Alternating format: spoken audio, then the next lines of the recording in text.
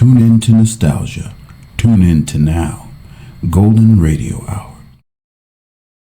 Howdy, folks, and welcome to Melody Ranch with Gene Autry. I'm back in the saddle again, out where a friend is a friend, where the lonesome cattle move down the road.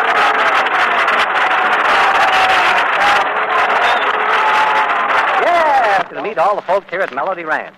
Johnny Bond, Pat Buttram, the Cass County Boys, the Pinafores, Carl Cotner, and yours truly, Charlie Lyons.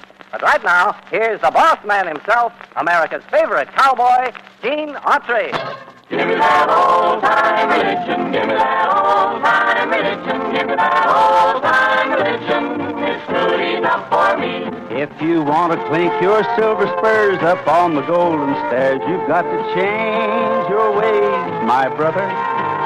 You've got to change your way of living, less taking, more giving. If you want to clink your silver spurs up on the golden stairs, that means you, mister, that means you, sister, that means me, and everybody's got to share. You can't be the devil's rooter, gotta be a square shooter.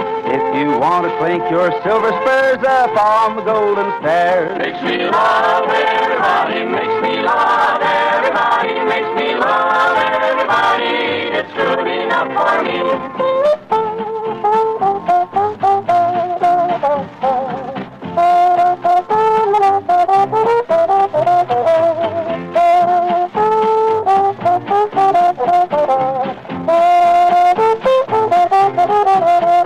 If you want to clink your silver spurs up on the golden stairs, you've got to ride the right road, brother. Make your sins all ski-daddle, get old Satan out of your saddle. If you want to clink your silver spurs up on the golden stairs, that means you, mister, that means you, sister, that means me, and everybody's got to share. You can't be the devil's rooter, gotta be a square shooter. If you want to clink your silver spurs upon the golden stairs.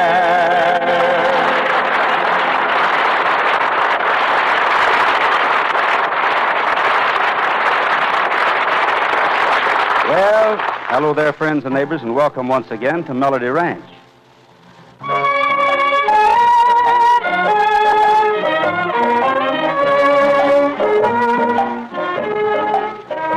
Got the starry sky for a roof above my head. That's my home. Got the rolling plains and the soft pine for my bed. That's my home. Got the sun on my doorstep every dawning. Moon on my pillow every night. Birds wake me early every morning to start my day off right. Got the mountain range for an altar when I pray. That's my home. And the running streams to go fishing any day. That's my home. Got my boots and saddles, my horse for company. Got the open space, far as any man can see. Long as I can ride the range, wherever that may be. That's my home. Got the mountain range for an altar when I pray. That's my home. And the running stream to go fishing any day. That's my home. Got my boots and saddle and my horse for company. Got the open range far as any man can see. Long as I can ride the range wherever that may be. That's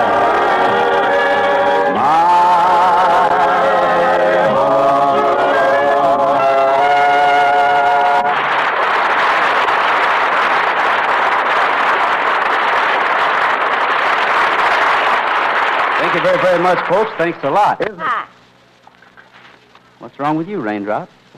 Oh, I got troubles, Mr. Gene. Bad trouble. Yeah? What happened? Well, for one thing, I had some x-rays taken on my stomach the other day. No kidding. What's wrong with your stomach? That's just it. I can't figure the x-rays out. Well, maybe I can. Where are they? At your neighborhood movie theater. You see, I'm so big, any pictures of me, well, they're released as a double feature. Hey, what's going on around here anyway? Well, Raindrop's not feeling so good today, Patrick. Oh, well, why didn't you say so? I got some pills in my room you can take. They're wonderful. Yeah, what kind of pill? Dr. Proctor's Alexis of the Century. Not only will they cure any sickness, but they're guaranteed to grow hair on a billiard ball and remove the dandruff from your pool table. Very funny. I thought so. But it just so happens that all I'm suffering from is a plain, ordinary, everyday common cold.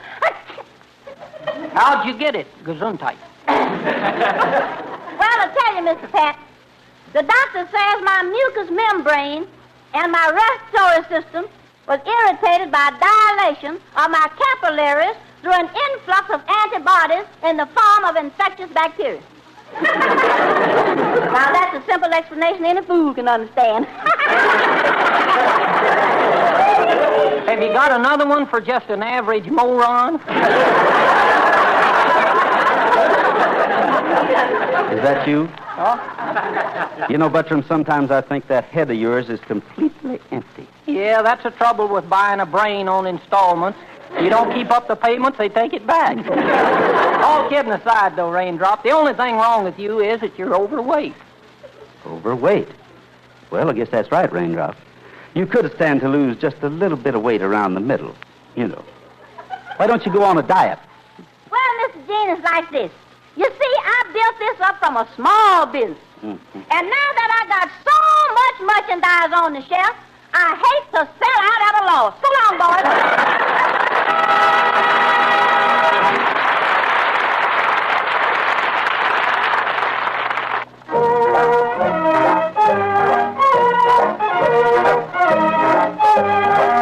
I got 160 acres in the valley. I got 160 acres of the best.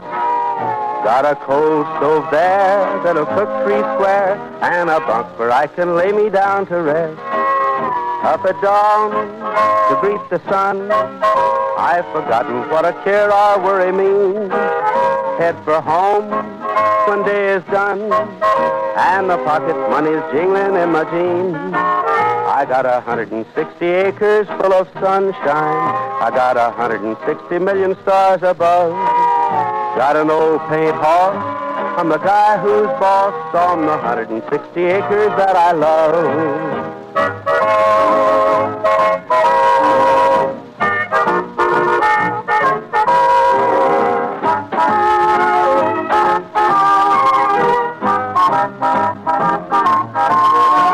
I got 160 acres full of sunshine. I got 160 million stars above. I got an old paint horse. I'm the guy who's boss on the 160 acres that I love. Thank you very much, gang. It seems to me this particular yarn all began one July day about 5 years ago. I'd been up north for 2 weeks on a little cattle buying trip. At any rate, the morning I got back, Johnny grabbed me right quick, told me the sheriff wanted me to come down to his office just as soon as I got in. So I did. Hello, Jim. What's up? Plenty, Gene. Sit down. I'll bring you up to date. Okay. Shoot. Well, to begin with, I'm sure you know the lake up on Old Man Larkin's place behind your property is the only source of water for this entire valley. So? So, while you were away, Old Man Larkin died. Gosh, Jim, I'm sorry to hear that. Me too, but that's not the half of it. The property was inherited by a nephew of his named Cody Bennett, who in turn has dammed up the lake and put a tariff on the water. What? You heard me. The valley's getting dry as a bone without the supply from that lake. And what's more, the only other source of water left is that small creek running across the south end of your property. And with everybody using it, Even that'll be completely dried up by the end of the summer. But, Jim, I don't get it. Why would anybody want to do a thing like that? Oh, it beats me. I just know the ranchers need the water from that lake. But the price this guy Bennett is asking is so high, nobody can afford to pay it. Well, what about Bennett's claim to the old man's property? Is it a legitimate one? As far as I know, yes. I can't find a flaw in it. Wait a minute, Jim. I just got an idea. Oh, good. We could use one. What is it? What would you say if I built a dam across my stream and not let anybody else use it? What? Are you out of your mind? Maybe. But if I can make Bennett think I'm playing the same game he is... Oh, you mean... Exactly, Jim. Sometimes it takes a crook to catch a crook. There's just one thing. Nobody else can know anything about this except you and me. And I mean nobody. I suppose you realize that if you block off your stream without explaining what you're doing, every rancher in this valley is going to be on your back. I know. But that's the way it's got to be. Now, if you don't mind, I'd better be getting back to my place and start building that dam. Because tomorrow morning I may just pay a little social call on Mr. Cody Bennett.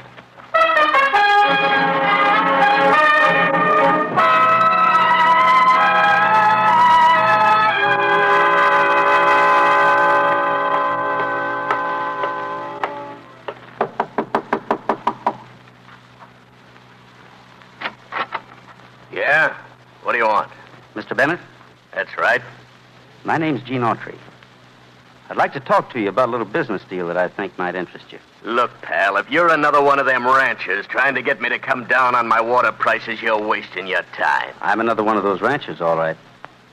But when you hear what I've got to say, Mr. Bennett, I think you'll agree that I'm not wasting your time. Okay. What's on your mind? Just this.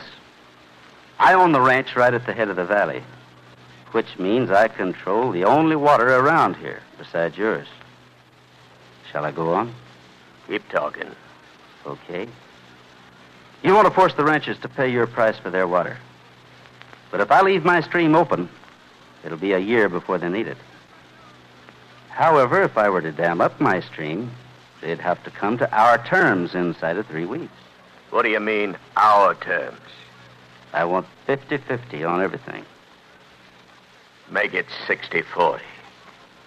Okay. You got a deal.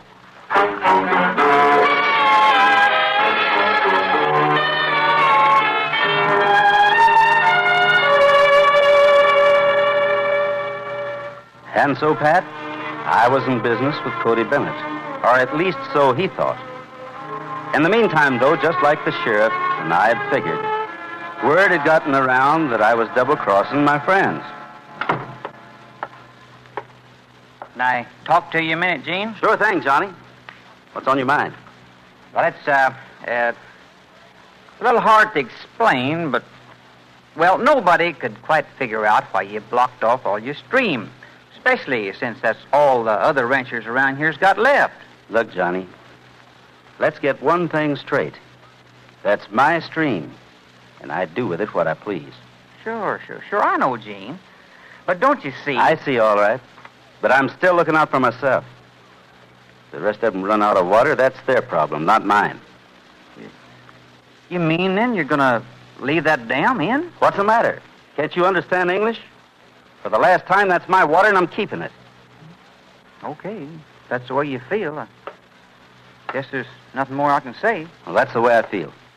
If you'll get my check ready, I'll go and pack my things.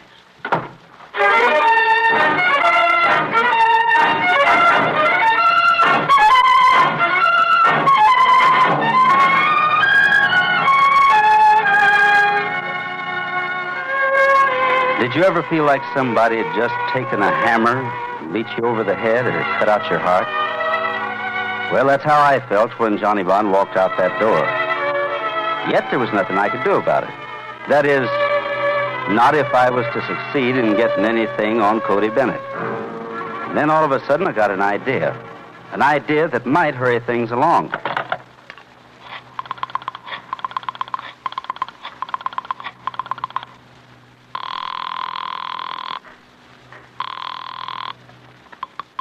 Yeah? This is Autry. What's up? Plenty. I just heard something that could blow our whole deal sky high. What are you talking about? The clerk from the county land office was just here. He said that if we didn't cut him in on our deal, he'd tell the sheriff how you got old man Larkin's ranch. Why, that dirty... Look, Bennett, I don't care how you got the place. That's your business. All I care about is that you keep it. In that case, I guess we better stop that land office clerk from talking. Okay, consider it done. Wait a minute. You mean... I mean, I'll fix him so he won't ever talk to anybody again.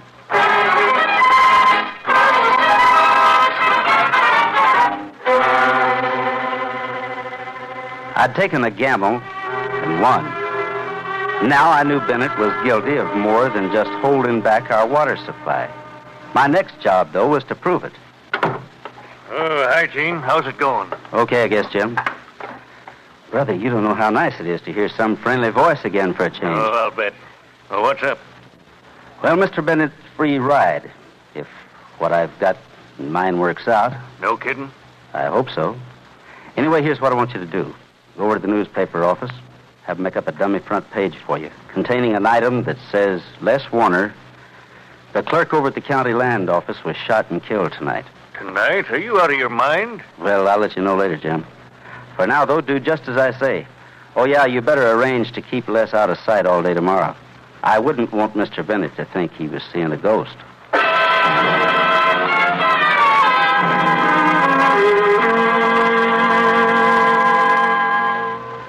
So, Pat, late that afternoon, I picked up Sheriff Dillon, and together we rode out to Bennett's. I mean old man Larkin's place. Then, as was prearranged, the sheriff hid outside in the bushes while I went on inside, the phony paper under my arm. Hey, anybody around? Oh, hi, Autry. I didn't expect you so soon. What's up? Take a look at the front page of this morning's paper and you'll see. Les Warner, clerk in county land office, shot and killed. Nice going. I wasn't sure you'd go through with it. I said I would, didn't I? Yeah, you sure did. By the way, Bennett, it's none of my business. You don't have to tell me if you don't want to. But just how did you get a hold of old man Larkin's place? You really want to know? We're partners in this, aren't we? Yeah, that's right. We sure are. Yeah, I guess that newspaper article proves it. It should. Okay, listen, and I'll tell you. In the first place, you don't really think old man Larkin died from a fall like the coroner said, did you? Didn't he? Oh, are you kidding?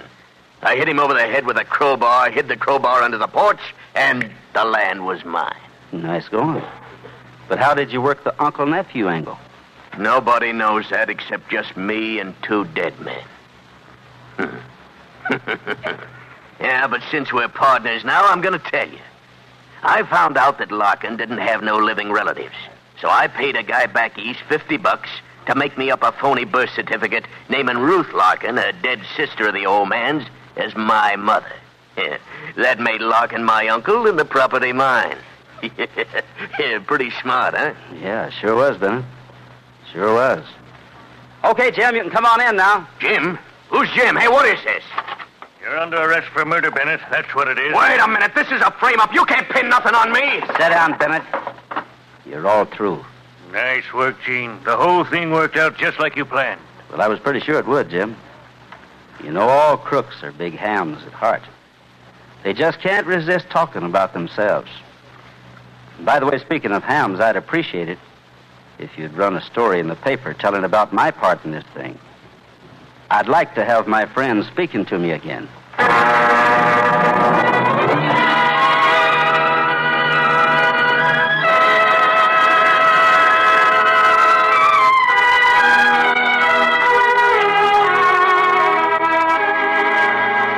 And so, Patrick, that's the story. How'd you like it? Fine. But all that talk about water made me thirsty. So excuse me, I'm going out in the kitchen and drink all the water my stomach will hold. All your stomach will hold? Yep. Better call the ranchers, boys. Looks like another dry summer.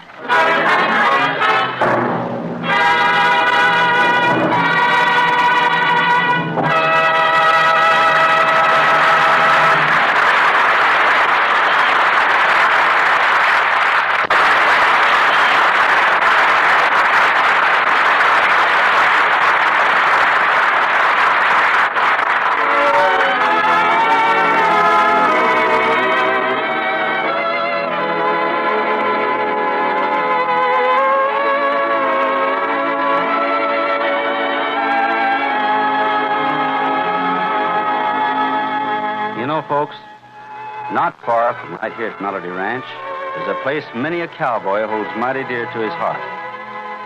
In fact, if you were to drop in on us tomorrow morning at about 11 o'clock, I'm afraid we wouldn't be here. Instead, we'll all be down at the little old church in the valley where I first learned of sorrow and joy. I can see Mother there with her head bowed in prayer as she prays for her wandering boy. It was there that I first found my Sally, like an angel on earth, so it seems, when she sang sweet and low in the long, long ago, in the little old church of my dreams. There's a little old church in the valley where I first learned of sorrow and joy. I can see Mother there with her head bowed in prayer as she prayed for her wandering boy.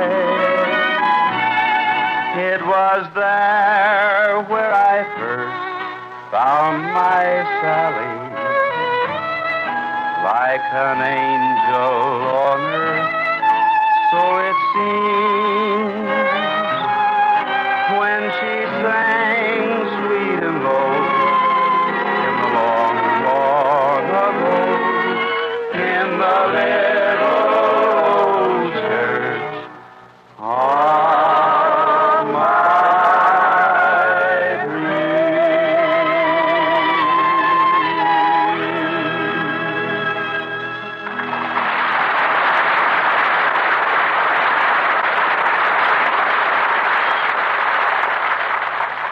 Well, good friends, that seems to be the last rung on the old ladder for this Melody Ranch party. But we've got another swell get-together lined up for you at this same time and over these same stations, so try and join us then, won't you?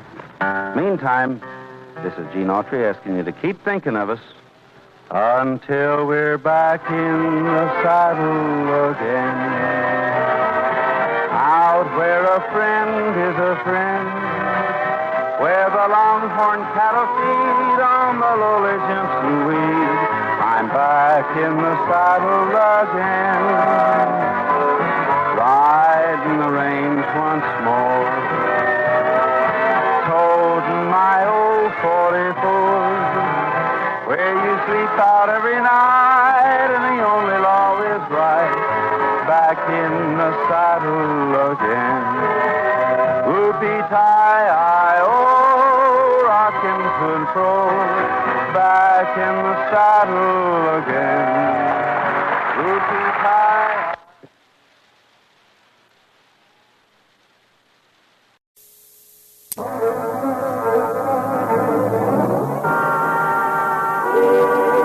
Back in the saddle again. Yes, it's time once again for Melody Ranch and Gene Autry. I'm back in the saddle again, out where a friend is a friend, where the longhorn cattle feed on the lowly.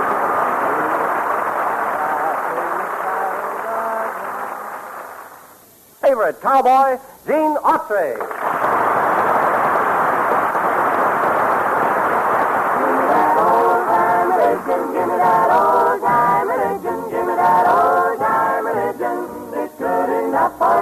If you want to clink your silver spurs up on the golden stairs, you've got to change your ways, my brother.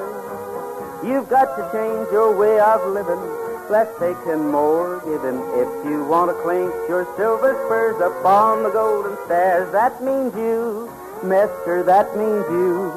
sister, that means me, and everybody's got to share. You can't be the devil's rooter, got to be a square shooter if you want to clink your silver spurs up on the golden stairs. Make me love everybody, make me love everybody, make me love everybody. It's good enough for me.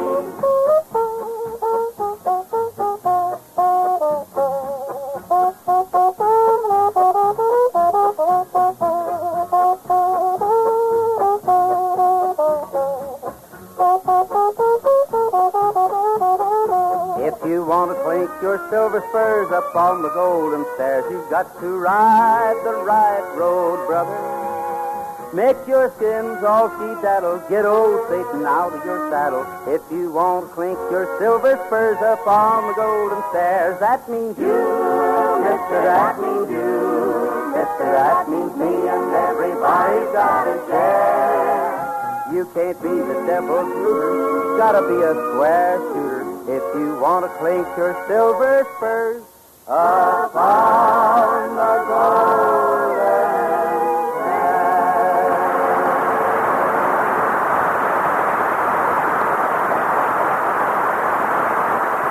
Thank you, friends and neighbors. Many, many thanks. You know, music and song figure mighty big in darn near everything we do here at Melody Ranch.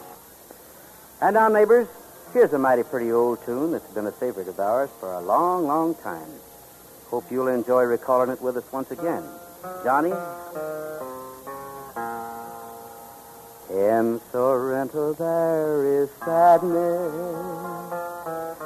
Since you've gone there is no gladness. It was nothing else but madness. Never should have let you go. Now I look for you in vain, dear, with my heart so full of pain, dear. Since you've gone, there's only rain, dear. No more sun up in the sky. Please return and bring the sunshine. Place your lovely lips upon mine. I confess that I've been so blind. Hurry back to old Sorrento.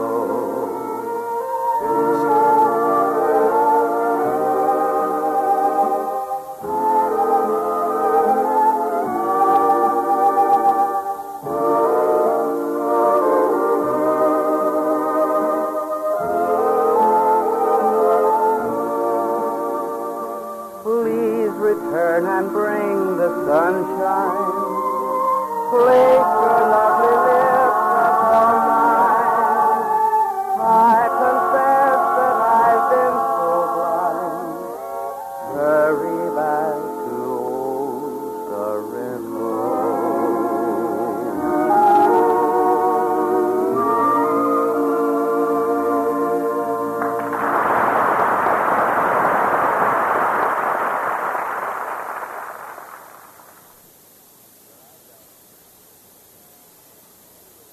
I love life and I want to live. I love life and I Just a minute. Hold it there, Bud. What's the matter? Would you mind moving back just a little bit? Way back? What for? I want to live, too. And by the way, do you have to wear that bear grease on your hair? Oh, you're just jealous, that's all. Jealous nothing. Does wearing bear grease on your hair ever get you a date with a beautiful girl? No, but I'm sure meeting a better class of bears. Okay, you two, break it up. Oh, hi there, Johnny. Hi, Gene. Where'd you shoot the bear at, huh? Now, cut that out. I was only kidding, Buttram. But tell me something, ain't you getting a little old for romance? Look, Buster, when you've been on the bench as long as I have, and you get a chance to get in a ball game, you don't ask questions. You just pick up a bat and start swinging. But, Pat, there ain't no need to get desperate about it. Just remember, boy, somewhere in this old world is a man for every woman and a woman for every man. Johnny's right, Patrick.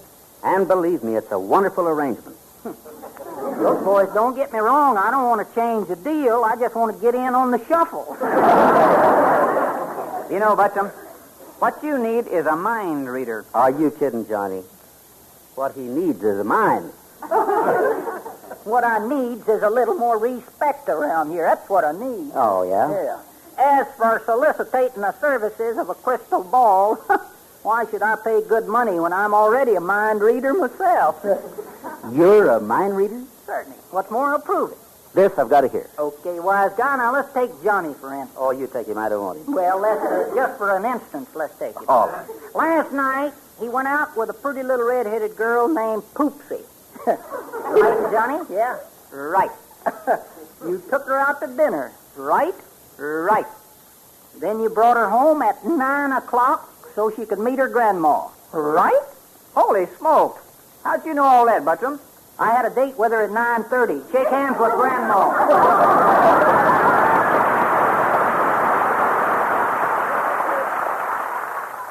Take me in your arms and hold me like I've been holding you in my heart. Take me in your arms and tell me that you've missed me since we've been apart. You just don't know how heartsick and lonesome I've been, or how much I've prayed that you'd come back again. So take me in your arms and hold me like I've been holding you in my heart. You just don't know how sick and lonesome I've been, or how much I've prayed that you'd come back again. Oh, take me in your arms and hold me like I've been holding you in my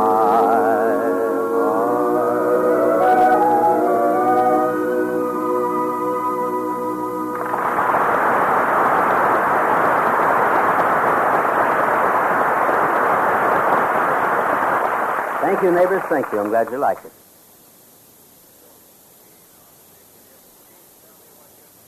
And now, I'd like to tell you all one of my favorite stories. A story that all began one morning quite a few years ago while I was out in back of the barn fixing a plowshare. Anyway, I guess my mind must have really been on my work, because before I knew it, Randy Marshall, a young attorney in town, had walked up behind him and was saying, You always chew your gum that hard when you're working? Huh? Oh, hi, Randy. What brings you out this way? You mean you haven't heard? Heard what? Clyde Martin died last night while Doc Reardon was operating on him. What? Yeah, Mrs. Martin was out of town at the time. Anyway, when she got back this morning, she claimed no one had given the doc permission to operate. So she had him arrested. What for? Involuntary manslaughter. Oh, no. Oh, yeah. Seems Clyde had been complaining of dizzy spells off and on for over 2 months. And recently he started having severe headaches. Doc advised him to see a specialist in town, but, well, I guess he didn't think it was necessary. Go on. Last night, his hired man called the doc on the phone and said Clyde had keeled over. When the doc got there 15 minutes later, the optic discs on the back of Clyde's eyes were badly swollen. Sounds like a brain tumor. It was. So he had to operate. Did he ask Clyde's permission? At that point, I'm afraid his permission wouldn't have meant very much. At any rate, even before he could finish the operation, there was a pressure on the medulla, and Clyde died on the table. Now they say Doc's a murderer. Funny, isn't it? How quick people forget. Yeah, you're right, Randy. But you know, I've got a hunch. Maybe we can make those same people remember again.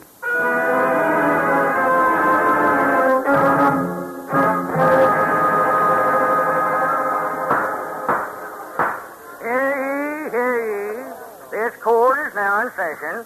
Judge Oliver Wentworth presiding. First case before the court, the State versus Dr. James Reardon. Charged involuntary manslaughter. Order in the court. Will the prosecuting attorney please state his case to the jury? Thank you, Your Honor. Ladies and gentlemen of the jury, during the course of this trial, I will prove to you beyond the shadow of a doubt that Dr. James Reardon acted far beyond the authority vested in him as a physician and surgeon. Furthermore, completely ignoring the ethics of the medical profession, he acted without permission of the patient or his nearest of kin, and in so doing, took the life of a fellow human being unnecessarily. I will, in conclusion, therefore, demand that you find the defendant, Dr. James Reardon, guilty of manslaughter in the first degree.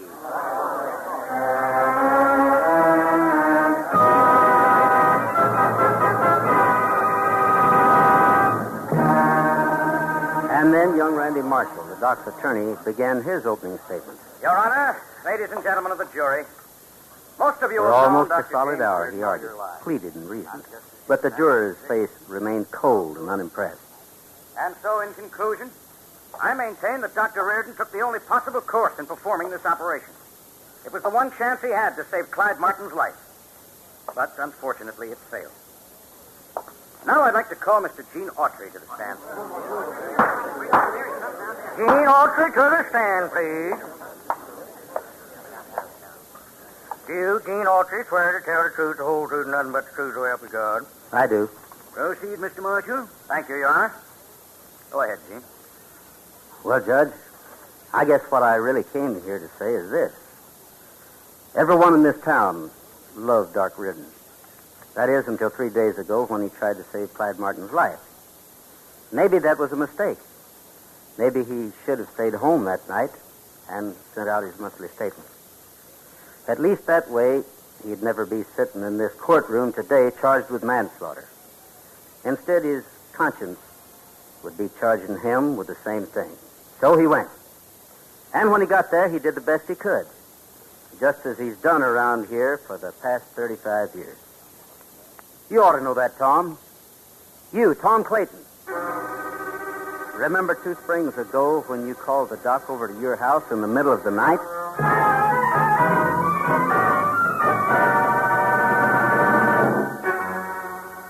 I'm afraid you've got a pretty sick little girl here, Tom.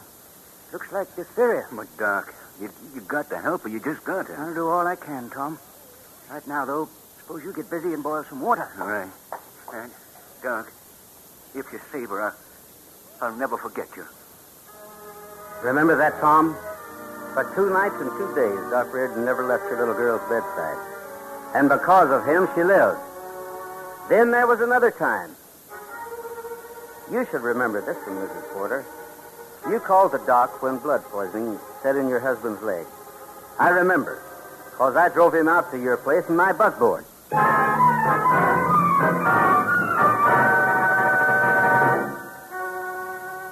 How is he, Doctor? I can't tell much till morning, Mrs. Porter, but, well, Sam may have to lose his leg. Oh, no. Oh, Dr. Sam's got to be able to walk again. He's just got to be able to walk and work. Can't you save it, Doctor? If you do, we'll never forget you. Remember, Mrs. Porter? Doc did save Sam's leg. He walks and works today, thanks to him. And do any of you remember another time? Doc Reardon Day, it was called. Everybody in town gathered in the square to pay tribute to him. Folks of every race, color, and creed. And so, as mayor of the city of Silver Springs, it gives me great pleasure to present you Dr. James Reardon this scroll on behalf of all the good citizens of this community. We will never forget you. Sure. You all remember those things about Doc Reardon. You remember how he let you pay him with potatoes, eggs, or in some cases, never pay him at all. You remember all that. Yet now he's on trial for trying to save a man's life. Why he saved the life of someone near and dear to almost everyone in this courtroom. Order! Order in the court! Mr. Autry, I'm certain that all you have just said about Dr. Reardon is true. The fact remains, however, that in this particular instance, he is liable, in spite of all the great things he's done in the past. In that case, Your Honor, with your permission, I'd like to call on one more witness. Dr. Randolph Bellamy of the State Medical Board. Dr. Randolph Bellamy to the stand, please. Dr. Bellamy, do you swear to tell the truth, the whole truth, and nothing but the truth, so help you God? I do. Tell the court what you just told me, Doctor. Your Honor, ladies and gentlemen of the jury, last night at 11 o'clock, I performed an autopsy on the body of Clyde Martin. Order! Order in the court. Proceed if you will, please, Doctor. After examining the tumor on Mr. Martin's brain, I found that it was of a fatal nature. Dr. Reardon ceased operating when the patient died, it's true. But had he gone further, he would have discovered that the tumor had grown to such an extent that regardless of what he had done, the patient would have succumbed within 24 hours.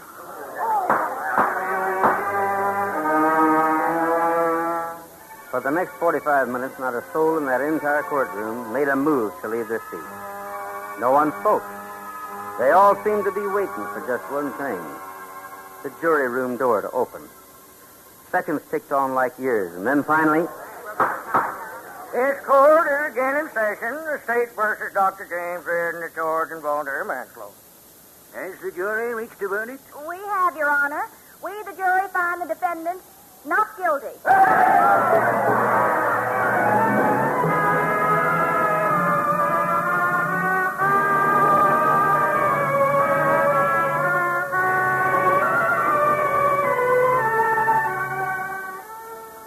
And so Dr. James Reardon went back to being just a plain country doctor.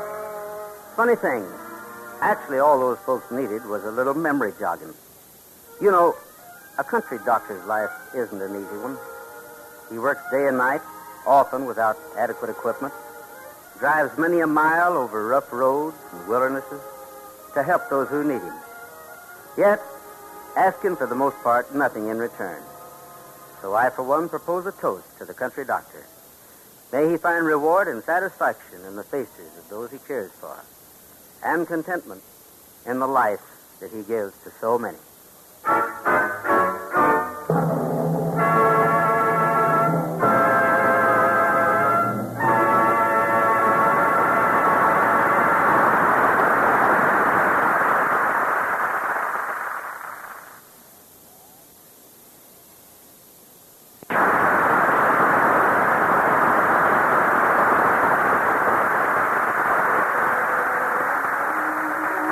You know, folks, every now and then, I get to realizing what a small part I play in the overall scheme of things. Like, for instance, just the other day, I was riding along a trail not far from here, when all of a sudden I got to thinking, who made the mountain? Who made the tree? Who made the river flow to the sea? And who hung the moon in the starry sky? Somebody bigger than you and I, who makes the flowers bloom in the spring, who writes the songs for the robin to sing, and who sends the rain when the earth is dry. Somebody bigger than you and I. He lights the way when the road is long, keeps you company. With the love to guide you, he walks beside you, just like he walks with me. When I am weary, filled with despair, who gives me courage to go on from there? And who gives me faith that will never die? Somebody bigger than you and I. He lights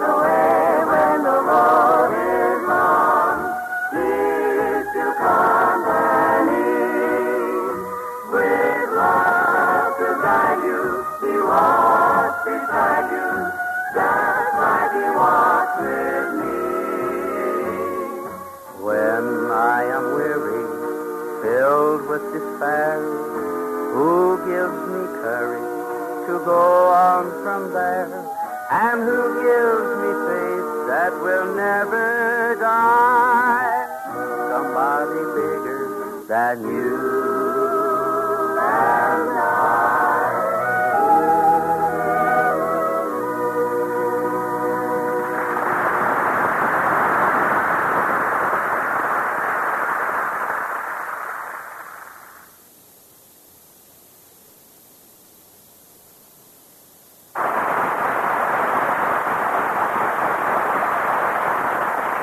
Well, good friends and neighbors, looks like that just about closes up shop for this current business. But we'll all be right back here at this very same stand, same time, same radio station. And now, this is Gene Autry asking you to keep thinking of us until we're back in the saddle again. Out where a friend is a friend, where the longhorn cattle feed on the lowly Jensen weed. I'm back in the saddle again, riding the range once more, holding my old 44, where you sleep out every night and the only law is right, back in the saddle again.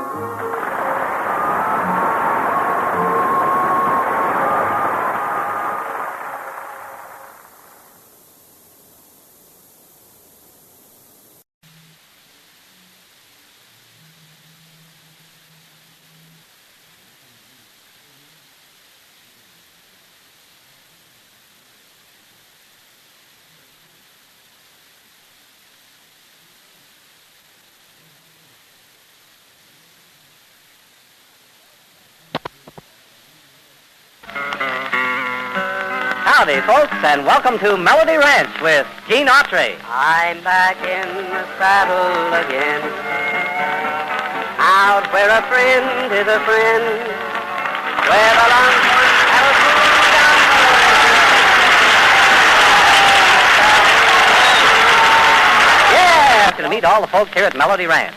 Johnny Bond, Pat Buttram, the Cass County Boys, the Pinafores, Carl Cotner, and yours truly, Charlie Lyons.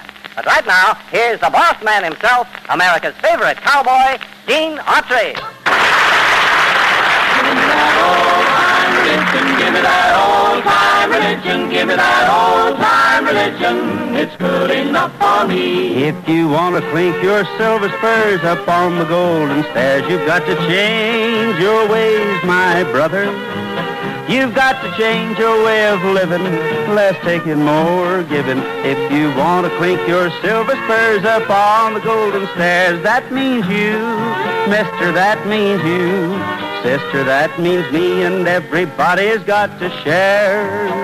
You can't be the devil's rooter, gotta be a square shooter. If you want to clink your silver spurs up on the golden stairs. Makes me love everybody, makes me love everybody, makes me love everybody. It's good enough for me.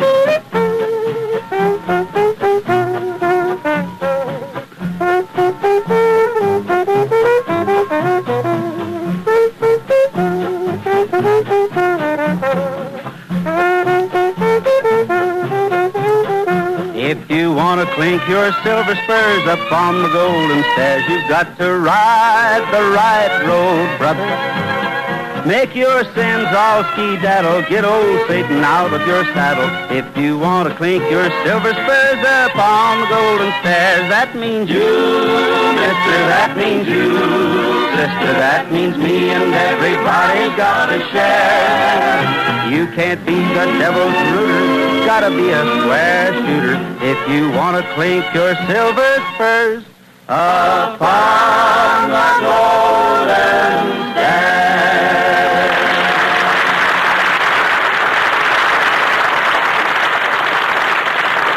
Well, thank you, folks, and welcome once again to Melody Ranch.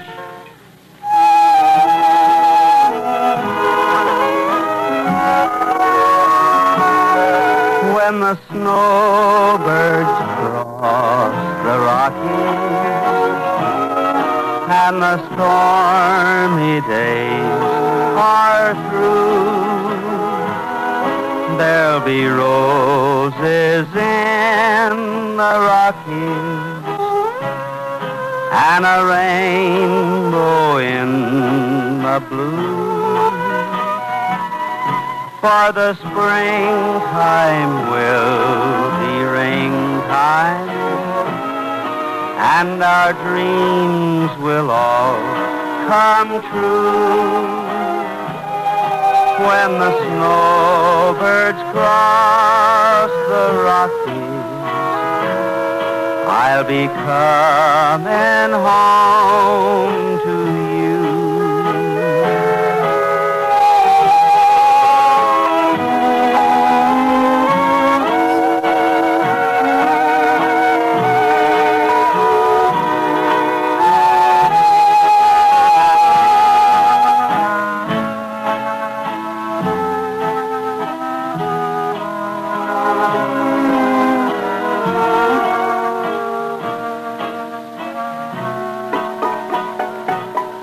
For the springtime will be ringtime, and our dreams will all come true.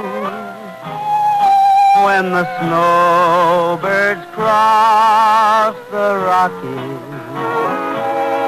I'll be coming home to you.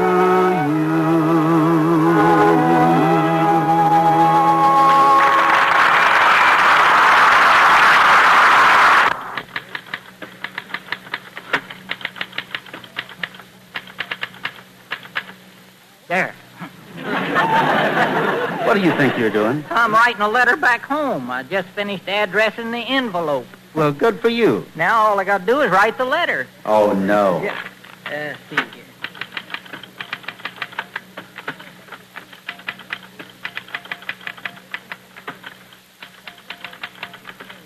Dear Papa. That's all, brother. Oh, no, it ain't. I'm just beginning here. Just wanted to drop you a line and let you know that everything is okay. Period. Semi-explanation point, close quotations, and new paragraph. That typewriter must take shorthand. Shorthand nothing. It's just as long as any other. You're now watching the Pat Buttram system of condensed typing. Now I've heard everything. Well, hurry up and finish writing that letter. You've got work to do. Got work to do. Got work to do. That's all I hear around here. Yes, you've got work to do. Well, I've got to take lots of time and write this letter very slow, because Papa can't read fast. Incidentally, did I tell you what Papa wrote me that happened to him last week? Well, unfortunately, no. Well, seems that old Manly Abercrombie, well, they decided to do a little barefoot hunting one day, him and Papa. And anyway, they was climbing a fence. And all of a sudden, Papa looked down, and he saw his big toe sticking through a knothole. So he yelled to Manly, he says, "There's a snake. Shoot him quick." Well, Manly's a little nearsighted, and he shot off Papa's toe by mistake. Holy smoke. What'd your Papa do then? He yelled back at Manly, he said, "Shoot him again quick. He just bit me."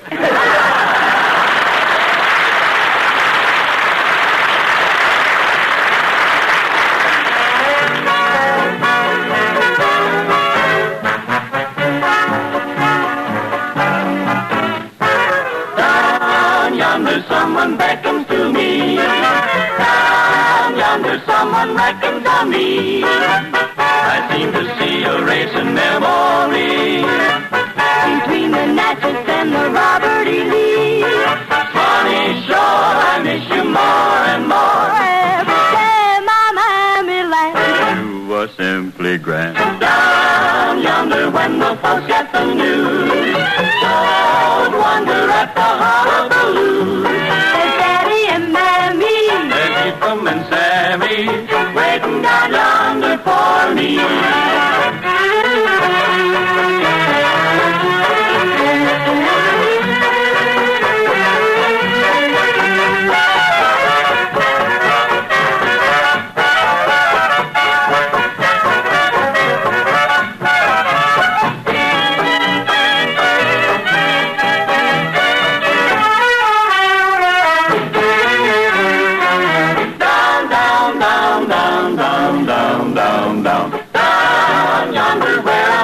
to be. There's Daddy and Bambi, there's Ephraim and Sammy, waiting down yonder, down yonder.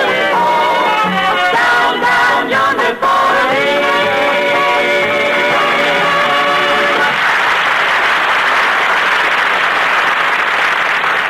Years ago, I used to get the urge every now and then to do a little roaming around the country.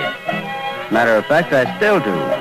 But nowadays, with so doggone many other things to keep me busy here on the ranch, seems like I just don't have the time that I used to have. Like, for instance, I remember one spring quite a few years back, Johnny Bond and I had covered quite a bit of land one day, and dark that night found us riding into the small cattle town of Mason Flats. Brother, if you ask me, we are now riding into about the dullest-looking burg I have ever set eyes upon. Now, don't be too sure, sonny boy. You can't judge a book by its cover, you know. Yeah, I know. Some fella named Shakespeare said that, didn't he? But I'll guarantee you one thing. Shakespeare never rode into Mason Flats. Maybe not, but just remember what I said. You know, I've been here before. So what? I am a man what craves excitement, and this town died with... Brother, they really give you service around here. What was that? Maybe the excitement you were just craving. Come on, let's find out. Come on, champ, up. But, Gene, you know, I wonder if I'll ever learn to keep my big mouth shut. Hey, wait for me, will you?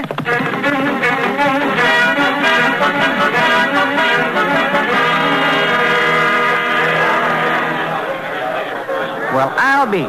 Hey, this is all right, you know it? Yeah, what'd I tell you? You sure this is where them shots come from? Positive. Look at the mirror over the bar. Yeah, but where's the bodies at? Just a second, you can find out for yourself. Here comes somebody I want you to meet. Well, well, as I live and breathe, if it ain't Gene Autry. Doggone my buttons, but it's good to see you, son. Oh, same here, Mother. Say, by the way, I want you to meet a friend of mine, Johnny Bond. This is Mother Miller. Well, glad to know you, ma'am. I mean, sir. Mother's just a nickname, Johnny. Comes from looking out after all my boys, I guess. You can say that again. Incidentally, Mother, what was all that shooting about a few minutes ago? Oh, that? A couple of the boys got jug happy. Started doing a little target practice on my mirror, that's all. Nobody got hurt. Good. Say, by the way, how's the chances of getting one of those steaks of yours under our belts? Are you kidding? For you boys, I got some sirloins put away that'll melt in your mouth like ice cream on a hot day. Just follow me.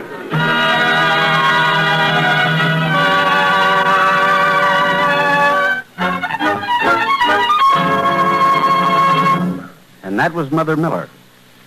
He was rough in his own way, but he had a heart as pure as gold. Anyway, Johnny and I told him we were looking for jobs.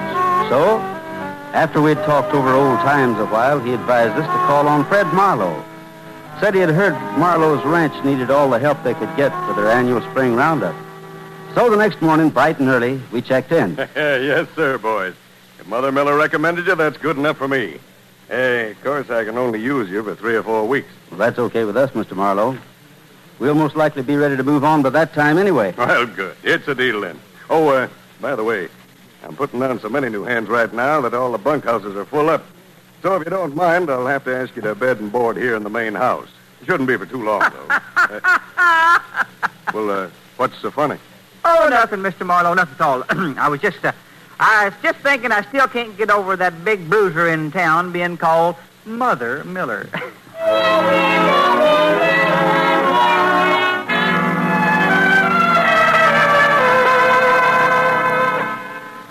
When Johnny and I got to the room Mr. Marlowe told us to bunk in, there was another guy there.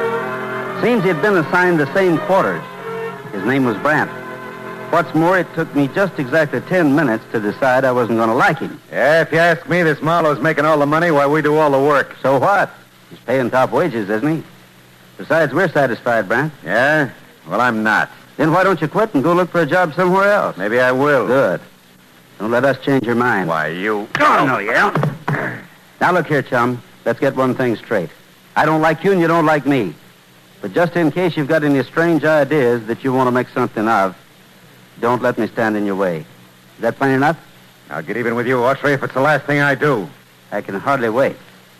Come on, Johnny, let's get out of here. I need some fresh air.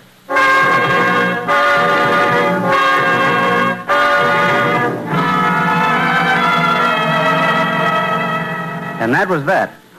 Strangely enough, though, during the next 4 days, Brant changed completely until at times he seemed almost friendly. Anyway, I remember it was on the following Friday. Johnny, Brant, and I were sitting out on the front ranch house steps waiting for the call to supper. Matter of fact, Brant was just showing Johnny and me the art of whittling when the sheriff and one of his deputies drove up front, unloaded a large strong box, took it in the house. Hey, tomorrow must be payday. Ain't that the payroll money the sheriff's carrying in? Yeah, that's the way they always bring it. Every Friday. Yeah, there's a job for me. Nothing to do but carry money around. Wonder why the sheriff's bringing it out tonight instead of in the morning. Are you kidding? Why should he when old man Marlowe's got a safe in his bedroom big enough to hold all the gold in Fort Knox? What are you laughing at? I still can't get over that big ox in town being called Mother Miller. Say, by the way, that reminds me. I saw Mother yesterday. He wants us to drop out and see him Sunday afternoon. Drop out and see him? I thought he lived in town. He just works in town. He's got a shack where he lives just a couple of miles up the road from here. Well, good. In that case, I'm all for riding out and seeing the old gal.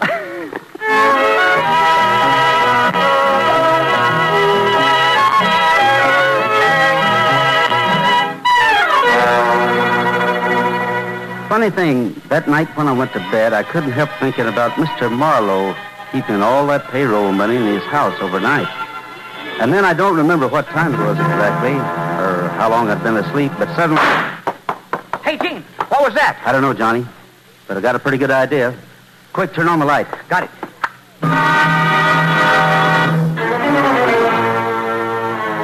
When Johnny turned on the light, I looked over at Brad's bed.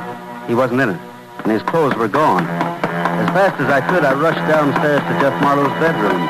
The door was locked. I didn't have to look twice. Jeff Marlowe lay face down on the floor in front of his open safe, a bullet through his head. He was dead. I then took a fast look around the room. The window was open, and an empty cash drawer lay on the floor. And then suddenly my eye lit on something that spelled Jeff Marlowe's killer in one word, Brant. But there beside the cash box was a small pocket knife, the same knife Brant had been whittling with earlier in the day.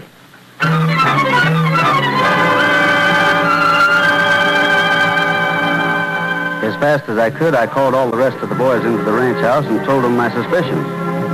20 minutes later, we'd split up in groups, and the hunt for Brant was on. Johnny and I rode together, heading out the Mound City Road. Till about 200 yards ahead, I saw the lights go on in a house over in the clump of trees to the right. And then it dawned on me. That was Mother Miller's shack. It was 2 a.m., just the time he'd be getting back from his place in town.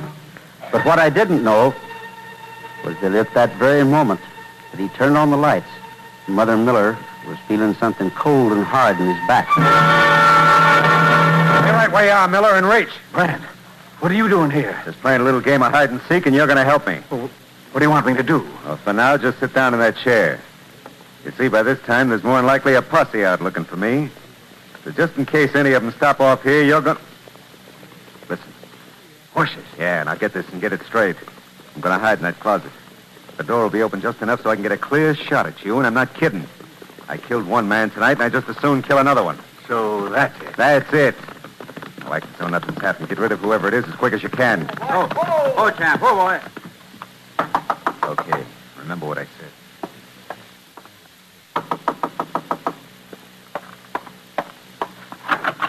Gene Autry. Howdy, Mother. What brings you out this time of night? We're looking for a guy named Brant. He just robbed and killed Jeff Marlowe. What? Yeah. Haven't seen anything of him, have you? Why, no. You probably won't.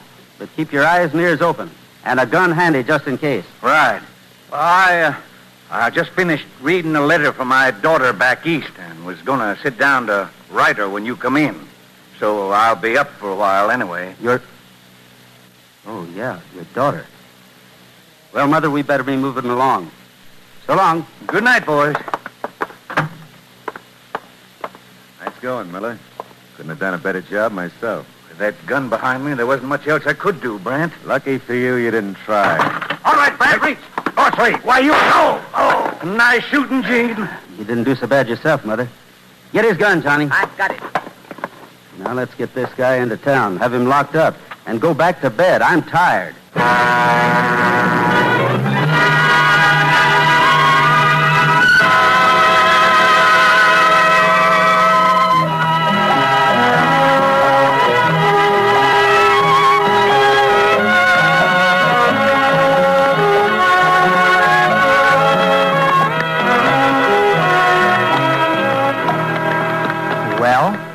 Well, what?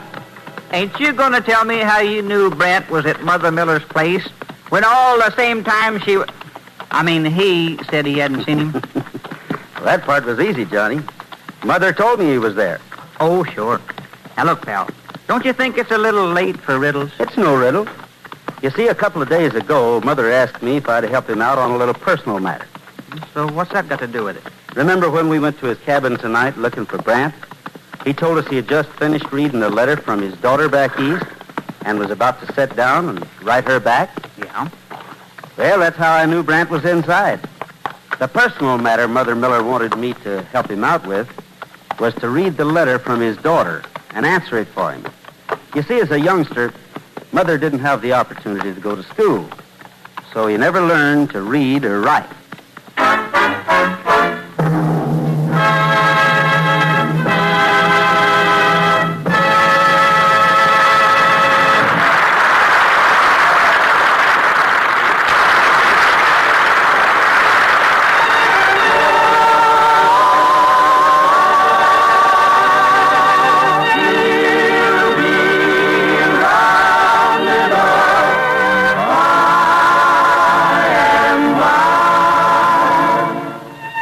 Now, friends, here's a wonderful song that's as western as the Texas Longhorn and just as beautiful as the place it describes must be. What's more, it's been a mighty inspiring song to many a cowboy for a long, long time. So if the boys and girls will join me, we'd like to sing it for you now. I've been thinking today as my thoughts begin to stray of your memory, to me worth more than gold. As we ride across the plain, midst the sunshine and the rain, we'll be rounded up in glory by and by. We'll be rounded up in glory. We'll be rounded up by and by. We'll be rounded up in glory. We'll be rounded up by and by.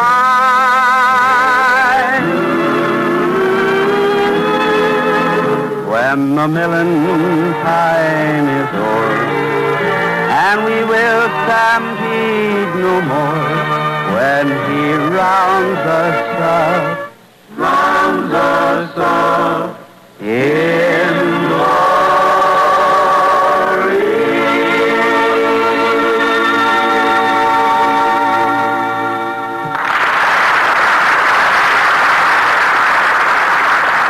Well, good friends, that seems to be the last rung on the old ladder for this Melody Ranch party.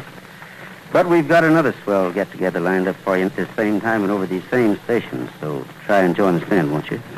Meantime, this is Gene Autry asking you to keep thinking of us until we're back in the saddle again.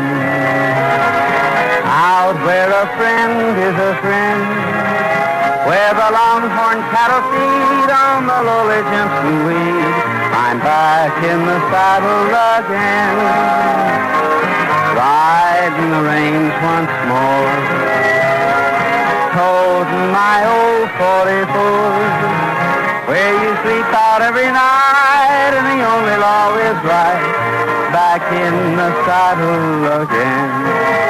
Whoopie-tie-I-oh, rockin' to and fro, back in the saddle again. Whoopie-tie.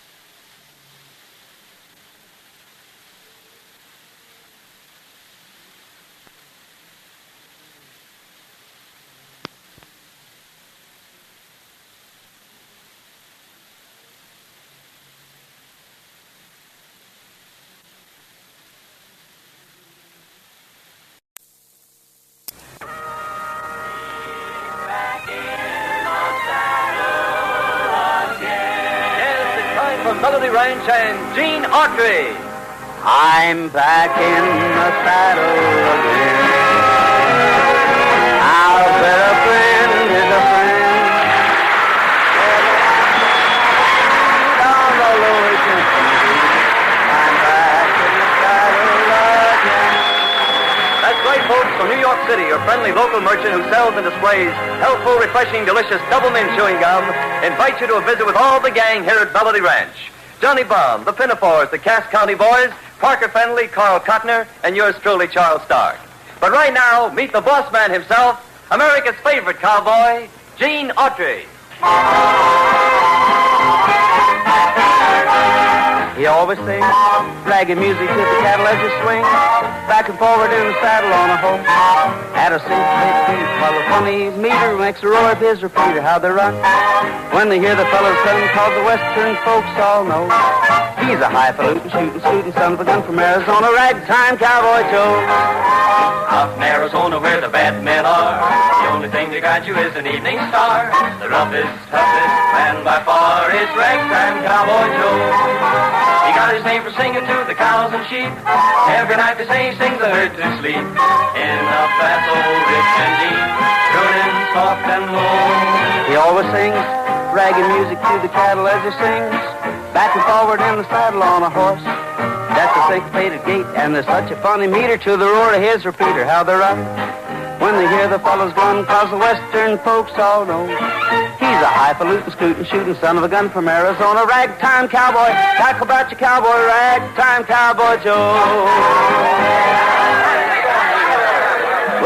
Well, thank you a lot there, friends and neighbors. Yes, sir, here it is Saturday night again, and time for our usual Melody Ranch get-together, which means, incidentally, it's the big day in the week for us because we sure do like company. And we like to see all of our guests who have a good time, too. But then I guess we're no different than you folks are in that way, because when guests come calling at your home, well, you want them to enjoy themselves, too. So let me give you a little hint. Pass around a couple of packages of refreshing, delicious double mint chewing gum. That's what we do at Melody Ranch, and it sure helps to make things more enjoyable. Yes, sir, treating your guest to that swell double mint gum is a friendly thing to do. Besides that, it costs mighty little. So remember, friends, refreshing, delicious double mint chewing gum.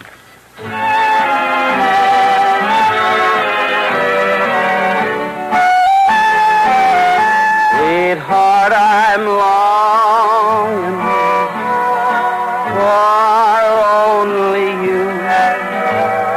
That's all I do the whole night through.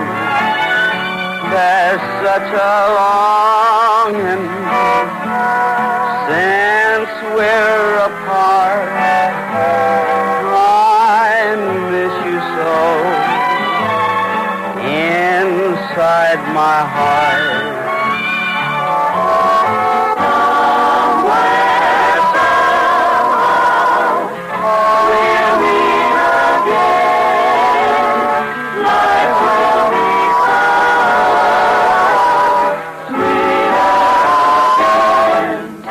Then I'm longing to know that you are longing too for me.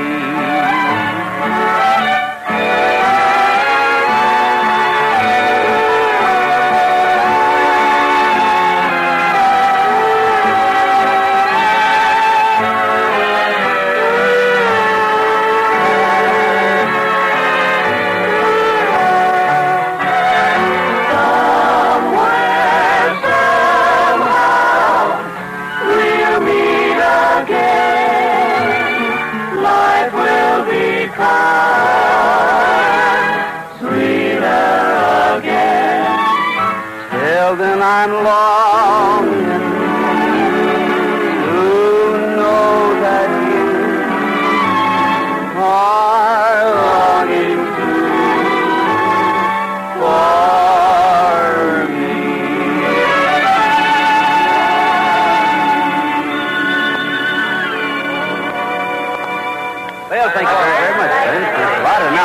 Yes, sir? Hold everything. Look who I just run into. Well, I'll be doggoned if it isn't Caleb Hooton.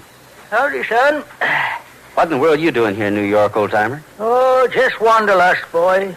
Sheer mad wanderlust. Well, I'll say one thing. You're sure looking good. I'm perky as a cowbird wearing a peacock's feathers, son. And you know why? No, why? 'Cause ever since I got here, all I've been drinking is that there Texas gopher water.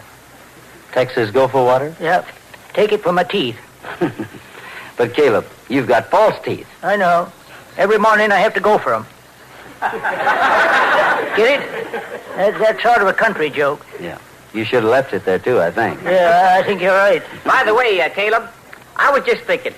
I bet you ain't seen many of the sights around the big city yet. So how about going out with me and taking in one of them great big department stores they have here? Why, I might just do that, Junior. Is it interesting? Is it interesting? Why, I went into one of them yesterday to buy my gal some nylons, and before I knew it, I was being poked and stabbed and trampled on by 200 women. That sounds wonderful. What'd you do? I stood it as long as I could. Then I just lowered my head and started swinging. Fine thing. Why didn't you act like a gentleman? I had been acting like a gentleman for an hour. I decided to act like a lady. Not bad, son. Not very bad. Incidentally, speaking of women, did I tell you boys about the new cow I got? No, you didn't, old-timer. What kind? Well, I ain't got the vaguest idea, son. I just called her McTavish. McTavish. Yeah, and that's where I made my mistake. Yeah? What happened? Don't rush me, son. I like to tell this my own way. I'm sorry. Go right ahead. Take your time. Much obliged. Anyway, she wouldn't give an ounce of milk. No. Finally, it got so bad, I had to call in one of them psychiatrist fellas. Did he find out what was wrong? I'll say he did. Seems like the cow heard that her name was McTavish. She thought that thing was a bagpipe, and she wouldn't give a drop. So long, boys. So long.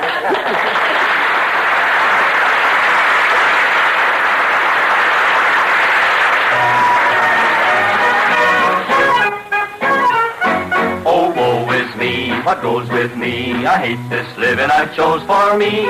Chinese misery should never roam. And left that home cooking. Life is cruel, I was a fool to roam. I climbed this hill, I tried to sail, and then I stepped on a rusty nail. Never even get no mail. I'm so far from all that goes with home cooking. I'm afraid I should have stayed at home. With a porch light, screen door, banner from Niagara Falls, green grass lawn north, home sweet home upon the wall. That's home cooking. Gonna have me some home cooking. Reach and get you some quiet life, quite the life for me. Quiet life is quite the life for me.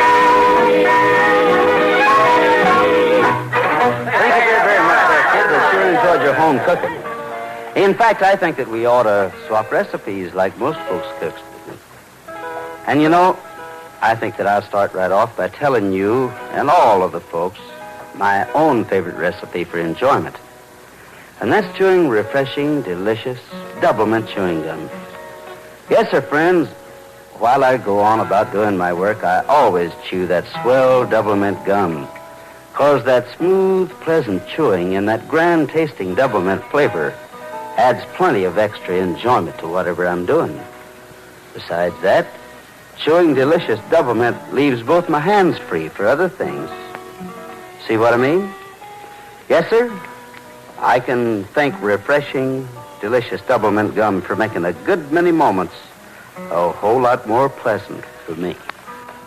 That's why I'm suggesting that you get a couple of packages of refreshing, delicious, double-mint chewing gum real soon.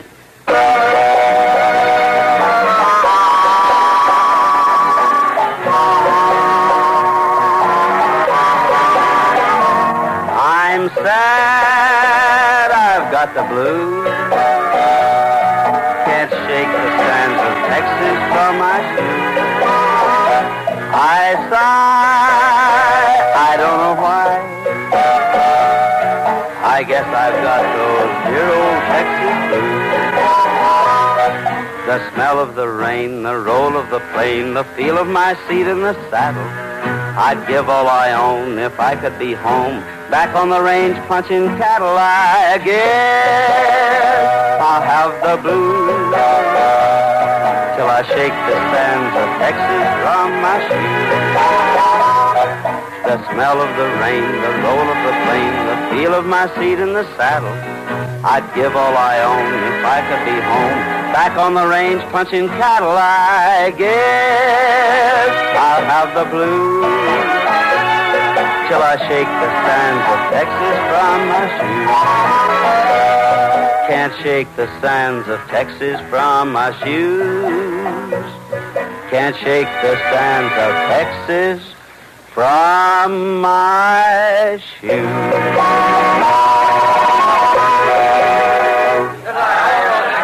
Thank you very, very much, gang. I'm glad you liked it.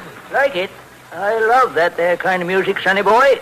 In fact, you might say it's prettier than a blue-bellied toad on a lily pad. You can say that again, Caleb. Okay, I said it's prettier than a blue-bellied toad. Never mind. Oh, on a lily pad. I hate to leave things just hanging there. I see. Golly, Gene, ain't it just like old times having Caleb around here again? Certainly is, Johnny. In fact, you know, I was just kind of thinking here. Remember the first time that we met old Caleb? Brother, I'll say I do. Well, don't just stand there, son. Tell the story. Who knows? I might win one of them Oscars. Well, you might at that, old-timer. But I doubt it very, very much. Anyway, folks, as I remember it now, the Caleb Hooten story all began late one afternoon a few years back. In fact, Johnny and I had just been up in Eagle Pass this particular day, chasing down a few strays, when we happened along a small mountain stream that I'd almost forgotten about. Anyway, sure enough, there in the middle of it was old Caleb, down on his hands and knees, panning for gold. Hi there, old-timer. How you making out? Oh, howdy, boys. I didn't hear you right up. Having a little luck? Oh, some good, some bad. Been sloshing a few hunks ago, but mostly sand. By the way, what you two doing up this way? Oh, just shagging down a few strays. How long you been up here? Why, a little over a week now, I guess. Mm-hmm. To a fellow like me, though, time don't mean much. By the way, my name's Hooten. Caleb Hooten. Oh, I'm Gene Autry. This is my sidekick, Johnny Bond. Well, glad to know you, boys. Same here. Say, look, old-timer, don't let us interrupt you. We just stopped by to say hello. Oh, don't be silly, son. My work can wait. Besides, I ain't seen nobody for so long, I'm kind of glad to have the company. You mean you don't ever get into town? Not very often, son. But just between us, I kind of think Clarence and me might be heading for level ground pretty soon now. That is, if this war starts panning out the way I think it's going to. Clarence? Who's Clarence? Oh, I forgot. You fellas ain't never met my mule, have you? He's the only living relative I got left. Clarence, this here's Gene and Johnny. Well, glad to know you, Clarence. Yeah, same here. Say, look, old-timer, just got an idea. How'd you like a good old-fashioned home-cooked meal for a change? Mister, if you just said what I thought you just said, my answer is 3 words. Yes, and how soon? Okay, how about tonight? That is, if you like mulligan stew. No, can't stand it. What time do you want me there? 6 o'clock, all right? Son, you just made yourself a deal. Oh, by the way, I forgot to ask. Where's your place? 5 miles due west of town, on the Ridge Rock Road. You know where that is? No, but I know where town is. And from there on, me and Clarence, we'll just follow the smell of home-cooked mulligan stew.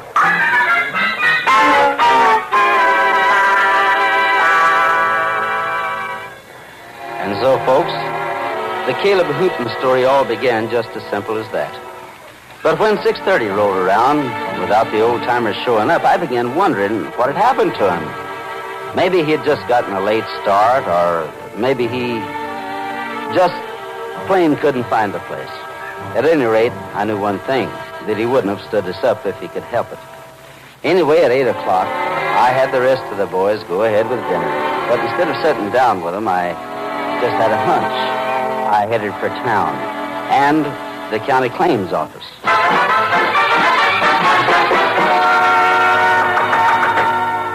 Hey, Wally! Wally, open up, it's me. Gene Autry.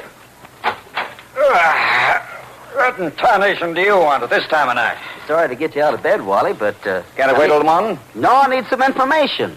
It's kind of important. Okay. Come on in. Thanks. Fellas like you make fellas like me wish we were rich enough to own a house instead of sleeping in the same place we work. I said I was sorry, didn't I? I'm only kidding. Just let me get on this rope. Okay, follow me and watch yourself. It's dark through this hall. Now, wait till I switch on this light. There we are. Okay, now what do you want to know? Well, I'm checking on an old man named Caleb Hooten, Wally. He wasn't in here this afternoon by any chance, was he? What? You mean you had me get out of bed and come all the way in here just to ask me that? I told you it was important. Okay, so it's important. The answer's still no. Only had 2 people come in all day, and neither one of them had a name that sounded anything like what you just said. All right. In that case, then, how about checking on a piece of property up in Eagle Pass section for me? Look, Jane Autry, will you please tell me what you're trying to prove? I just want to find out if a certain section up on Sandy Creek has ever been laid claim to, that's all. Whereabouts in Sandy Creek? Oh, just below the rapids. Maybe a quarter of a mile. Well, that shouldn't be too hard to check on.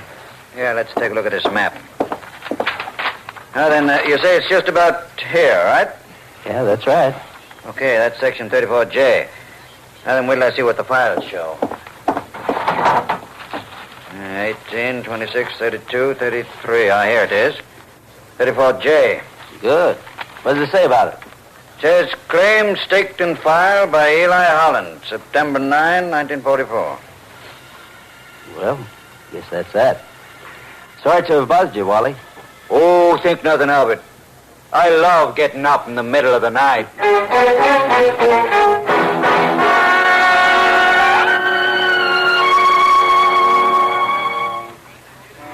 So, all I'd found out up to now was that the old-timer had been prospecting on land that he couldn't have claimed anyway. And then I got to thinking, maybe he'd just decided to pack up and move on. But I still wasn't convinced in my own mind. So the next morning, I saddled up Champion again and headed toward Sandy Creek for another look around. Oh, boy. Well, Champ, hold it a minute, boy. I'll just get off here and do a little checking over on that rig. You looking for something, mister? Huh? Oh, howdy, mister.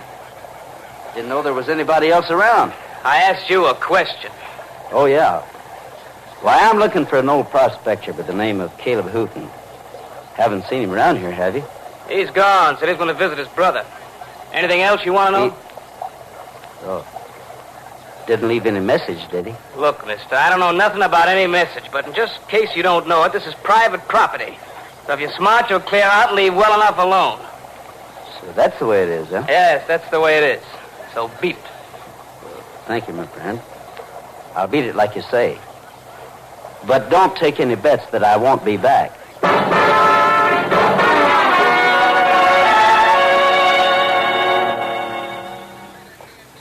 Now, I knew something was fishy because the old-timer had told me right on that very same spot that he didn't have any family left in the world.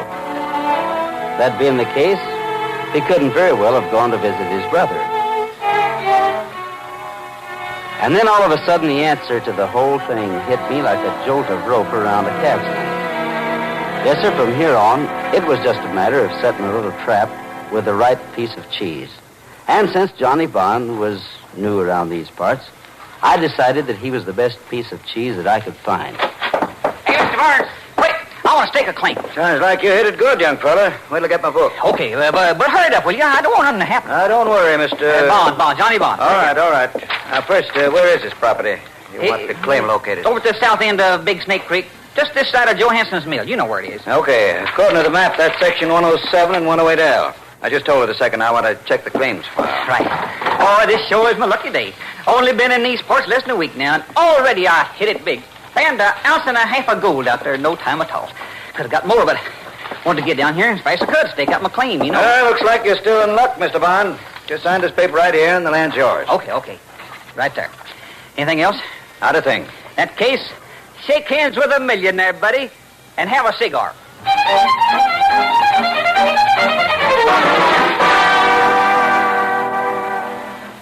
Now the piece of cheese was in the trap, and all we had to do was wait for the rat. So just as we'd planned, Johnny went back to Big Snake Creek and pitched camp. When he got there, it was just after dark. The sky had started to cloud over, and a little bit it looked like rain. All of which only made Johnny even more scared than he was already. Oh, me. Why did I ever get into... Who's that? Oh, must have been the wind. Good evening, Mr. Bob. Who are you? You mean you don't recognize me? Yeah. That better? Mr. Burns. Oh, what are you doing up here? I collect gold for a hobby. I thought you might have some you could spare. Okay, all right, but what are you pointing that gun at me for? Oh, didn't I tell you? I'm sorry. You see, I think it's important to point your gun at a man when you intend to kill him. Don't you? Oh, sure. What did you say? Forget it. Just start saying your prayers, cause... My hand. All right, you're lucky that it wasn't worse than that, Burns. Should I say Mr. Eli Holland? I don't know what you're talking about. Besides, you can't prove a thing. Well, we'll see about that. Time up, Johnny. Oh, wait a minute. Ain't you even going to thank me? Oh, sure. I'm sorry. Thanks for being my piece of cheese. Think nothing of it, old pal. Just one little thing. What's that?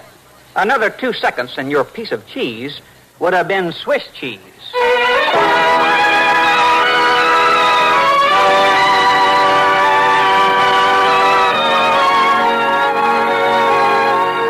And so, folks, that's the end of the Caleb Hooten story.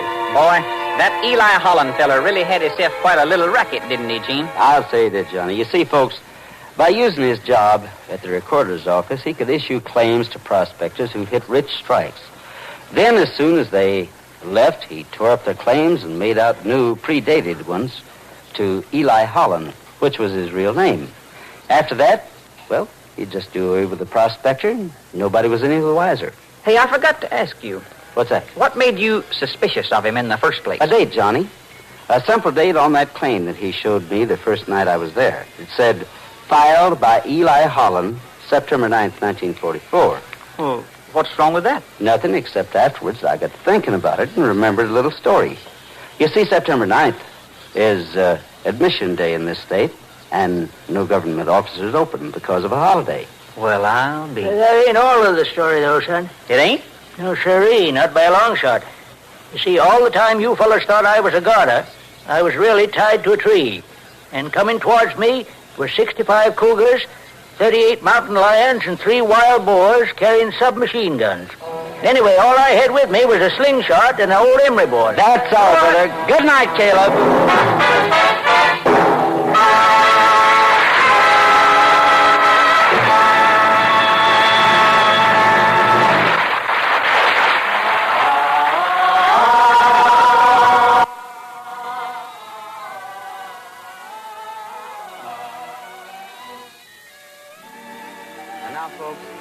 Here's a mighty pretty tune that many a cowboy has seen as well as heard.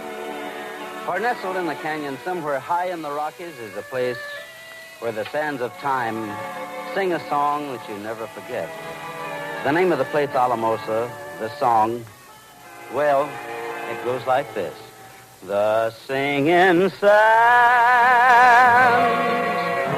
of Alamosa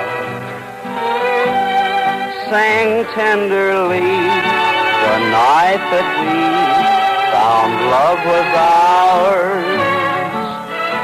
Deep in the sands of Alamosa,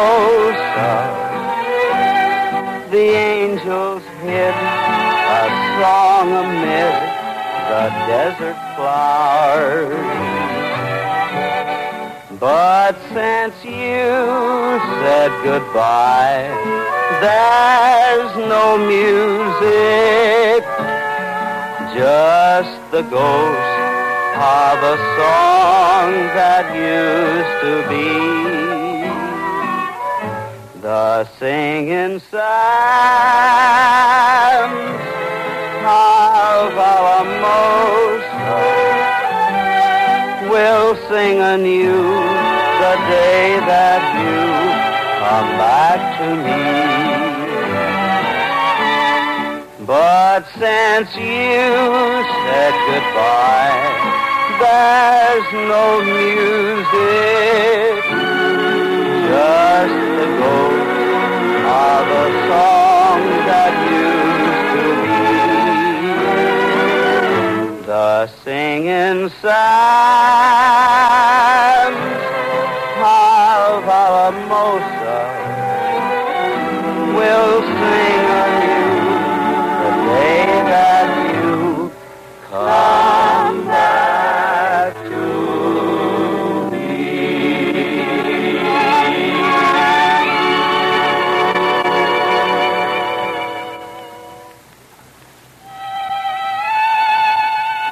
Oh, Gene, that was beautiful music. So soothing and relaxing. Kind of gives me a new lease on life. Well, I'll tell you, Charlie, music can do that all right. And you know, I found that chewing refreshing double mint gum is a swell help treat, too. Yes, sir. When I get going to the point where my nerves are tight and edgy, that smooth, pleasant chewing helps to ease me up a bit. And that nice, clean double mint flavor gives me a welcome lift, too. So remember, folks, that's refreshing, delicious double mint gum. I like it.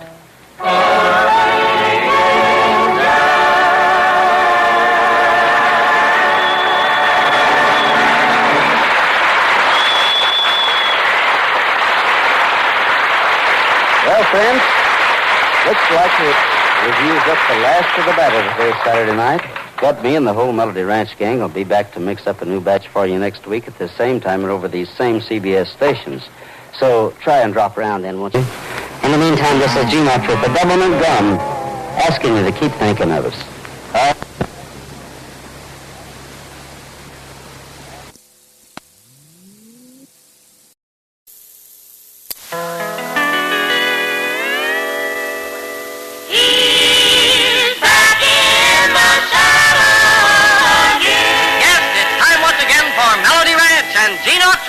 I'm back in the saddle again, out where a friend is a friend, where the longhorn cattle feed on the lowly Jimson weed. I'm back in the saddle again. That's right, folks. It's another visit with all the gang here at Melody Ranch. There's Pat Buttram, the Cass County Boys, the Gene Autry Blue Jeans, Carl Cotner's Melody Ranch Hardway 6, and yours truly, Charlie Lyon. Right now, though, meet the boss man himself, America's favorite cowboy, Gene Autry. I'm riding to Tennessee, Tennessee, Tennessee, because my true love just waits for me in Tennessee.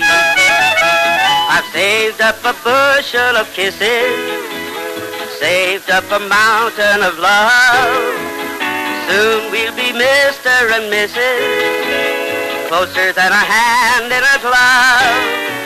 I'm riding to Tennessee, Tennessee, Tennessee, because my true love just waits for me in Tennessee. I saved up a bushel of kisses, saved up a mountain of love. Soon we'll be Mr. and Mrs., closer than a hand in a glove. That's why I'm riding to Tennessee, Tennessee, Tennessee, because my true love just waits for me in Tennessee, in Tennessee. Well, greetings, friends and neighbors, and welcome again to Melody Ranch. Friends and neighbors, it's unlikely today that we give much thought to the development of cross-country travel. The slow and cumbersome pack trains gave way to the prairie schooner. Then came the smaller wagons, buggies, and the two-wheeled gig. You know, when I was a very small boy, I can remember seeing the last version of the old prairie schooner with 5-inch tires, 8 wheels, not more than 40 inches high, pulled by 8 pairs of oxen, called log wagons. And you know, even in those days, all the new public roads seemed to be pointing westward. covered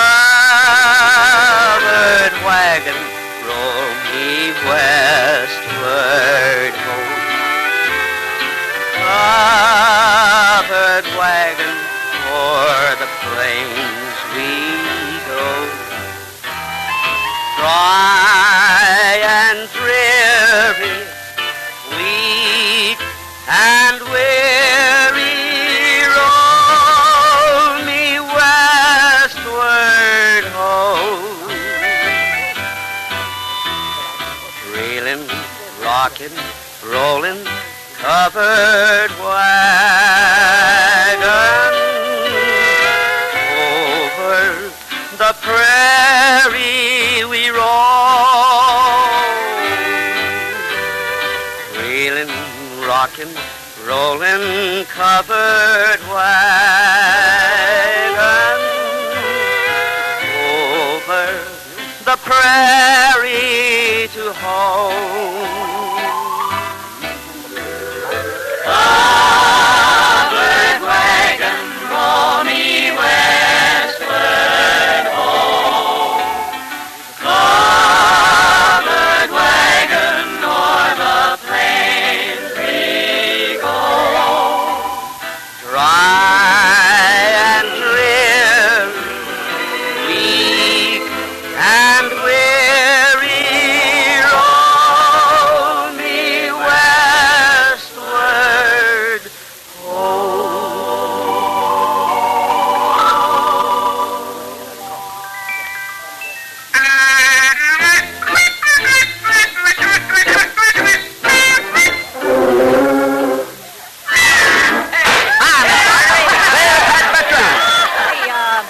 Hey, what? You ain't seen my old scout manual around any place, have you? Your old what? Scout manual. Don't tell me you didn't know I was once an experienced scout. You? You were a Boy Scout? No, a Girl Scout. I had more experience than you think. Well, I might have known. What patrol were you in? Well, now I'll tell you. In my day, if a guy could howl like a wolf, he was put in the Wolf Patrol. If he could track through the woods like a panther, he was put in the Panther Patrol. So? Shake hands with the platoon leader of the Skunk Patrol. Well, having been around you, I can understand the decision. Well, now, thanks a lot.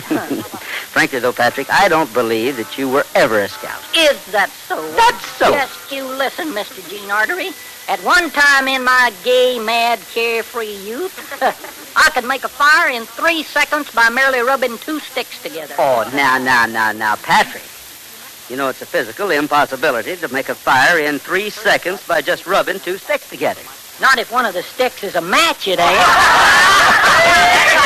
Brother, did I ask for that one? Yeah, you got it, too. Yeah, you know, Buttram, sometimes I wonder how you ever got to be such a dope. I worked a lot at night. Seriously, though, Mr. Artery, I was sick a lot. In fact, you won't believe this, but I couldn't see a thing till the family doctor finally gave me a prescription that improved my eyesight 100%. Oh? And what did the prescription say? Get a haircut. That does it, brother. I give up. Now, wait a second. I'll get my hat and go with you here. No. Now, I'm serious.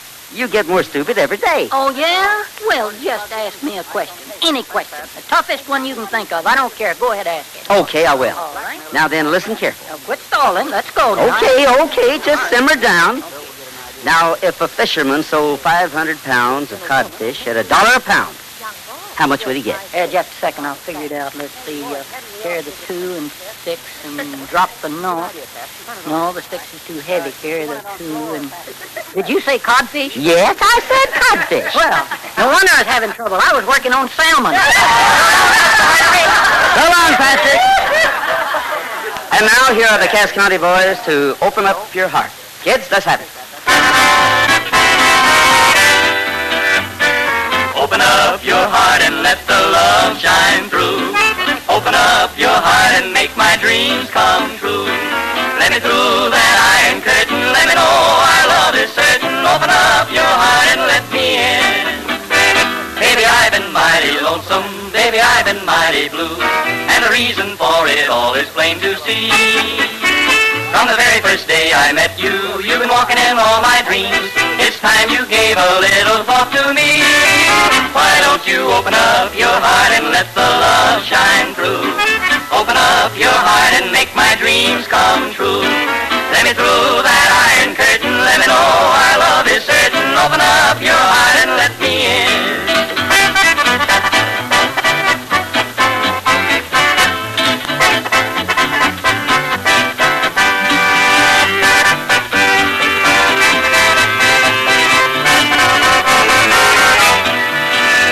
If I never do get to love you, if I never get that delight, if I never do get you for my blushing bride, if the wedding bells never ring out, if I never do hold you tight, well, it won't be because I never tried. Why don't you open up your heart and let the love shine through? Open up your heart and make my dreams come true. All the other birds are mating, why do you keep hesitating? Open up your heart and let me in. Open up your heart and let me in. Oh, many thanks, our Cass County boys.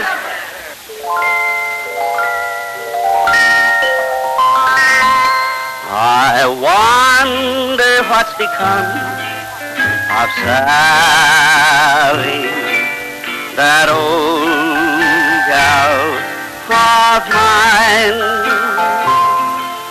The sun shines missing from our valley ever since the day Sally went away.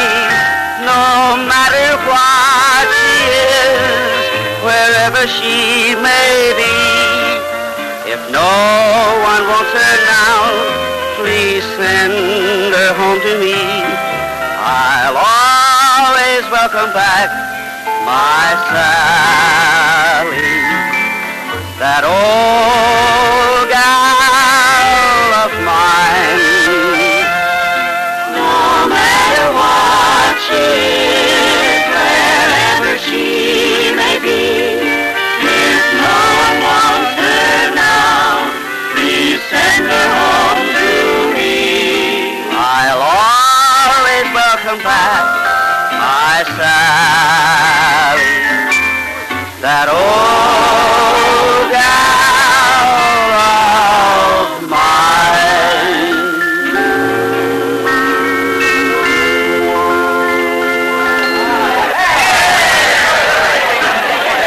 Ah, that's mighty fine singing there, Gene. Everybody seemed to enjoy it. Well, that's mighty fine, Johnny. Don't think anybody's having a better time than Bert and Sarah Clayton. I sure wish everybody could be as happy as them two seem like. Well, I do too, Johnny. But I can remember a time when things weren't quite so rosy for them. Well, why? What was the matter? Well, it started because of a little mix-up between Bert's father and Sarah's father. It was really an accident that caused the trouble, but it almost turned into a silly feud. You know, Johnny, I've always felt that a feud has a lot in common with gossip. It sure doesn't take much to get either of them started. A good many years ago, I was working as foreman on Charlie Clayton's spread. Another rancher named Clem Carter moved in from the neighboring state and bought the property adjoining Mr. Clayton's. And within a few months, he and Charlie had become mighty good friends. Hey, golly, Clem, you're the only fella I ever met that could hold me a light as a checker player. Well, that's 14 games for each of us, Charlie. What do you say we play off the tie? Well, sure. It's early yet. By the way, where'd them two young'uns of ours get off to? They rode out early this afternoon. Said something about going over to a party the Hawkins girl was giving tonight. Sure. You know, Clem, I've been watching your Sarah and my boy Bert. If we ain't careful, we're liable to wind up kinfolks to each other. Well, that'd suit me fine, Charlie. Just fine. Oh, well, howdy, Gene. Come on in. Hello, Gene. Well, hello, Mr. Carter. Charlie. Say, I hate to interrupt your game, Charlie, but I'm afraid that we've got a mix-up on our hands over in the south pasture. Oh, what's wrong? Well, I don't know whether somebody cut the fence or not, but it's down. And your herd is mixed up with Mr. Carter's. Oh, that's so. Well, we will separate them in the morning. Me and Clem here want to play off a 14-game tie. Sure. There's nothing to worry about, Gene. Well, I wouldn't be so sure about that, Mr. Carter. What do you mean? Well, if the two of you will ride over to the south pasture with me, I'll show you.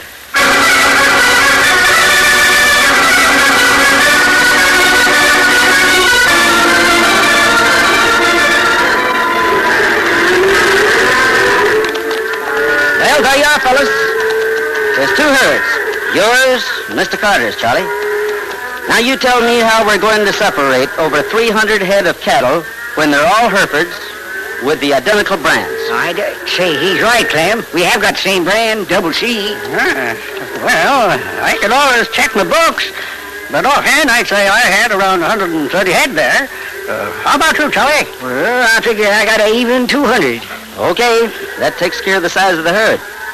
But how are you going to tell which is which? Easy, Gene. You take, for instance, them steers over there by the oak tree. I can tell you right off, they're mine. All except them two scrawny ones, that is. Wait a minute. Well, I'd recognize them steers a mile away. The patterns are mine. No. Hold on, Charlie. It's all right to joke. Yeah, well, who was joking? Why, only yesterday, me and my boys was commenting how much fatter my herd was than yours. Fair? Why, you ain't got a head on your whole place. That'll measure up to any of mine, and you'll know it. Well, you see, you old skinflint. What'd you say? You old skinflint. Say it again. I will, you old skinflint. I just decided my herd was rustled in the first place. You're accusing me of cutting that there fence, Clayton? I wouldn't put it past you. No, now wait just a minute here. Now wait a minute. Hold on, you two.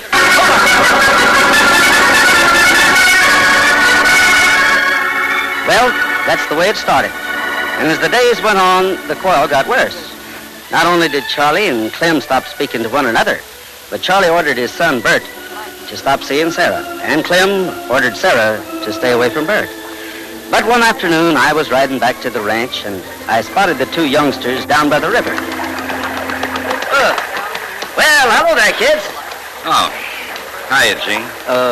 Hope I'm not interrupting, am I? Oh, no, Gene. I was just about to leave anyway. Oh, now, hold on, sir. You two haven't been quarreling, have you? I'm afraid we have. That's too bad. Look, kids, this isn't your fight. We know that, Gene. We've been trying to stay out of it, but, well, it's kind of hard not to take sides. Sure. I could understand that. After all, my dad isn't entirely to blame. And neither is mine. Nor is he as stubborn Sarah, I didn't say he was any more stubborn than Please, my dad. Bert. I'd rather not talk about it anymore. I think I'll ride back to the ranch now. Well, I'll go a ways with you. No, don't bother. I'd rather go back alone. Bye, Gene. Bye.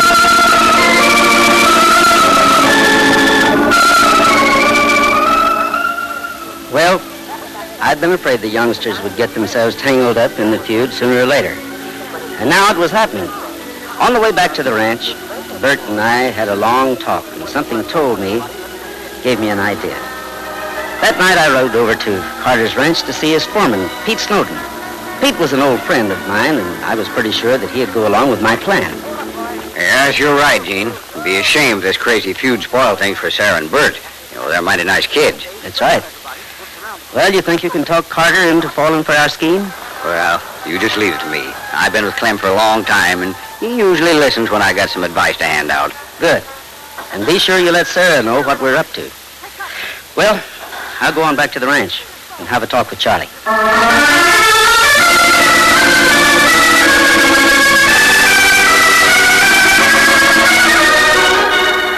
What do you mean I've been handling this all wrong? You've told Bert a dozen times to stay away from the Carter girl. But it hasn't done much good, has it? Well, no, it ain't. Well, I figured things would work out by themselves if you tried a different approach, Charlie. Like what? Well, you've been aiming to give Bert a herd of his own, haven't you? Yeah, that's right. Then why not give him the one in the south pasture? The one that's all mixed up with Carter's. What good would that do? Well, the youngsters are trying not to take sides in this feud. But if you were to give your part of the herd to Bert...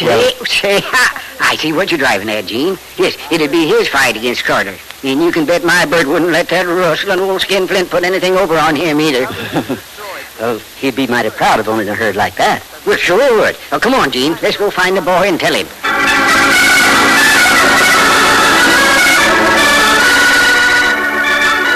And so Charlie signed over the cattle to Bert. The following morning, the three of us rode out to the south pasture. Clem, Carter, and Sarah were already there. Oh. Well, good morning, Mr. Carter. Sarah? Well, morning, Gene and Bert. Yeah, no one, no rustler speaking to me, nohow. Say, I've been thinking about this mix-up with the herd, Mr. Carter. Don't talk to me about it, son. It belongs to Sarah now. I give it to her as a present. What? You what? Wait a minute. I gave my part of the herd to Bert. Well, I'm a bow-legged curiosity. Well, it looks like it'll be up to the youngsters to straighten out this mess. Only I don't think it'll be such a problem. What do you mean by that? Well, he means, Dad, that we won't have to unscramble the herd. And why not? Well, you see, Mr. Clayton, Bert and I were married secretly over a month ago. Married? You and Bert married? That's right, Dad. Well, I'm a long-eared... See here, Gene Autry. Did you know about this? Now, you're the one that talked me into turning my herd over to Bert. Oh, he must have known, Charlie. Him and Pete Snowden. Pete talked me into turning my herd over to Sarah. I'd say it was a nice wedding present for the kids, wouldn't you? Yeah, well, Clem, we'd better get out of here before they make us look like we're so dumb we couldn't track a load of hay across a snowfield. Yeah, but what are we going to do? Well, if I remember right, the two of you still have a 14-game checker tie to play out. By golly, he's right, Charlie. Yeah. Well, what in the name of sweet misery are we waiting for, Clem? Yeah, well, one thing is sure. It's pretty hard to mix up checkers so you can't tell them apart.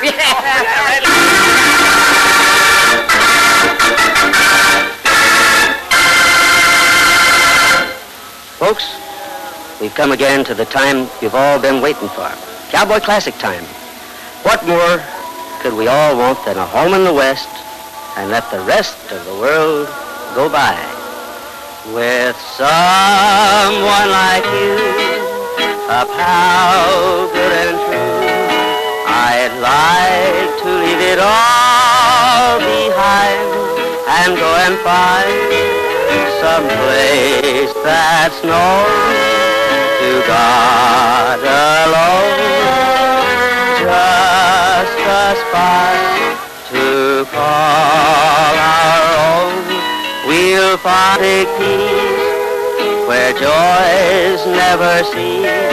Out there beneath the kindly skies, we'll build a sweet little nest somewhere in the West and let the rest of the world go by.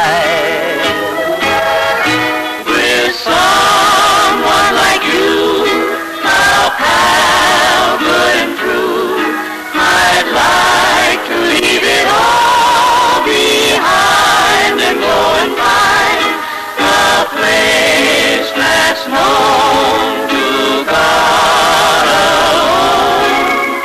Just a spot to call our own. We'll find perfect peace where joys never cease. Out there beneath the kindly sky, we'll build a sweet little nest somewhere in the West and let the rest of the world go by.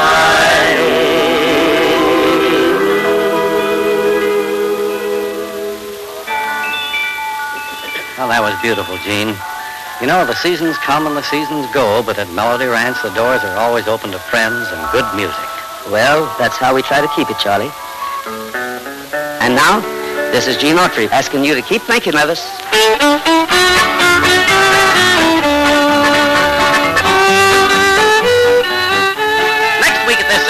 Gene Autry and all the gang from Melody Ranch will be heard over these same stations. This is Charlie Lyon inviting you to be tuned our way. This is the United States Armed Forces Radio and Television Service.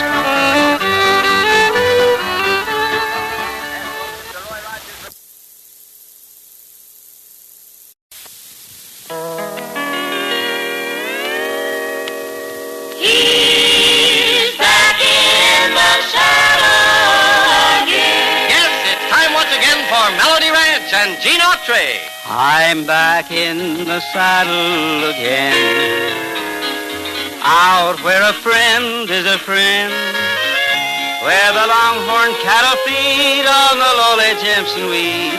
I'm back in the saddle again. That's right, folks. It's another visit with all the gang here at Melody Ranch. There's Pat Buttram, the Cass County Boys, the Gene Autry Blue Jeans, Carl Cotner's Melody Ranch Hardway 6 featuring Alvino Ray, and yours truly, Charlie Lyon. Right now, though, meet the boss man himself, America's favorite cowboy, Gene Autry. Deep within my heart lies a melody a song of old San Antone, where in dreams I live with a memory, beneath the stars all alone.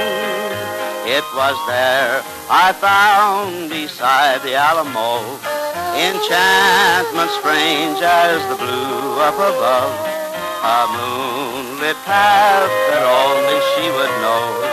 Still hears my broken song of love.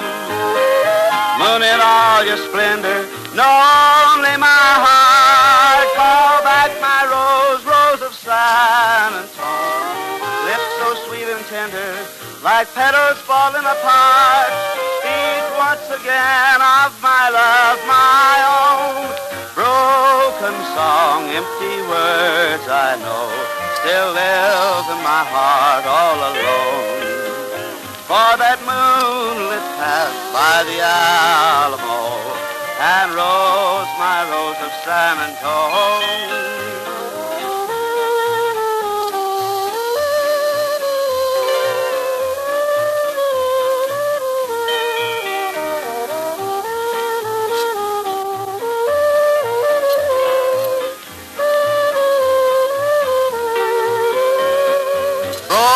Broken song, empty words I know, still live in my heart all alone. For that moonlit path by the Alamo, and rose, my rose of San Antone.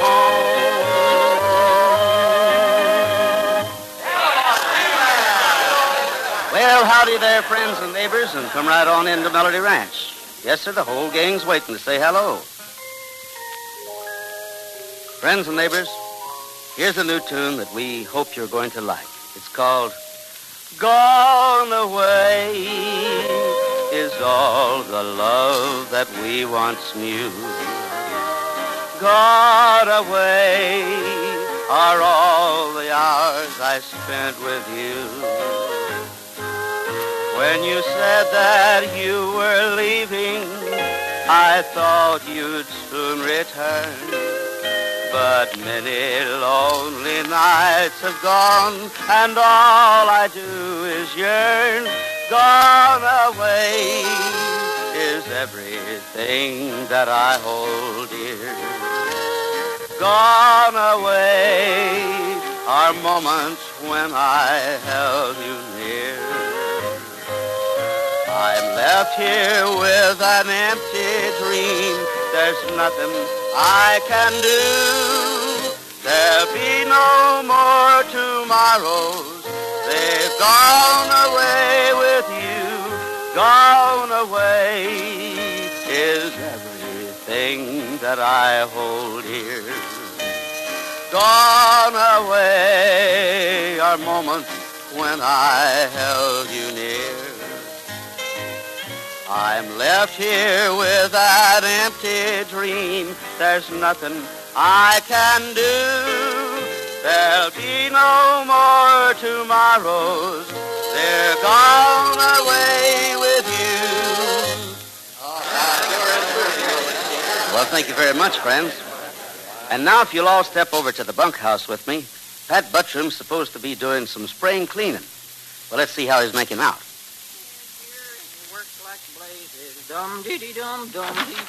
Get out of here, you ornery little... excuse me, Mr. Autry. I thought it was that darn shorty back again.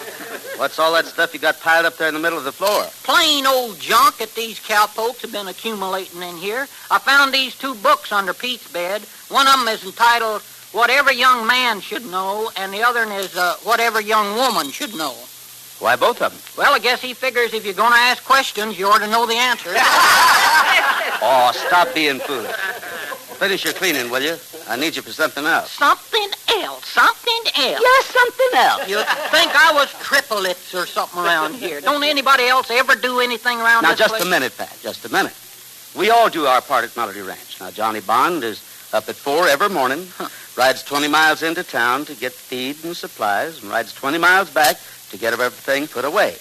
Well, now, I get up to see that the stock is all taken care of, that the men get their chow on time, and Everything is in tip-top shape. Why, I never give it a thought. Up at 5 a.m., clean out the barn, milk 15 cows, water 35 horses, carry the feed to 66 pigs, gather in the crops, and mend the fences.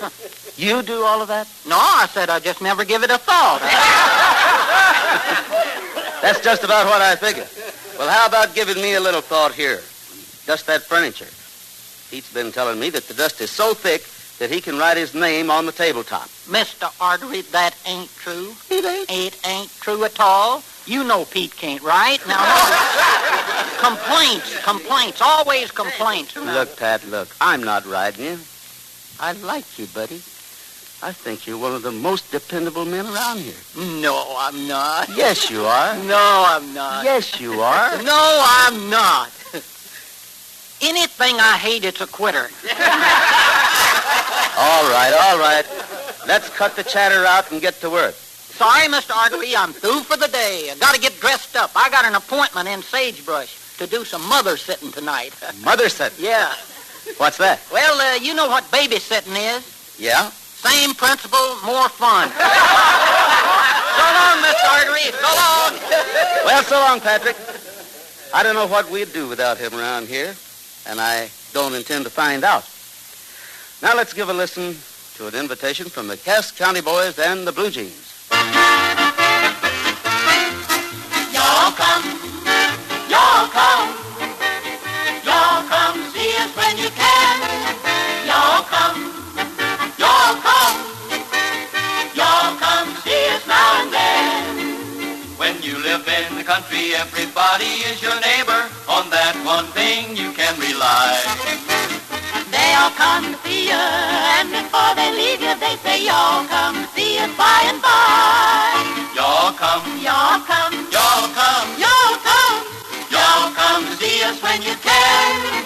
Y'all come to see us now and then. Oh, the kinfolks are coming, they're coming by the dozen, eating everything from soup to hay. Hi, the rooster! And right after dinner, they ain't looking any thinner, and here's what you'll hear them say. Y'all come. Chicken and dumpling. Y'all come. Ain't that something? Y'all come to see us when you can. Y'all come. Cider jug. Y'all come. Cut a rug. Y'all come to see us now and then.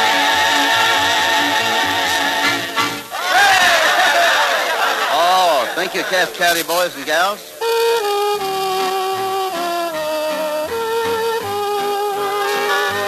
Dry the tears from your blue, blue eyes. Skies are gray when my baby cries. Don't believe all those jealous lies. Dry the tears from your blue, blue eyes. Why are your eyes of blue, so blue tonight? What have I done to make you cry?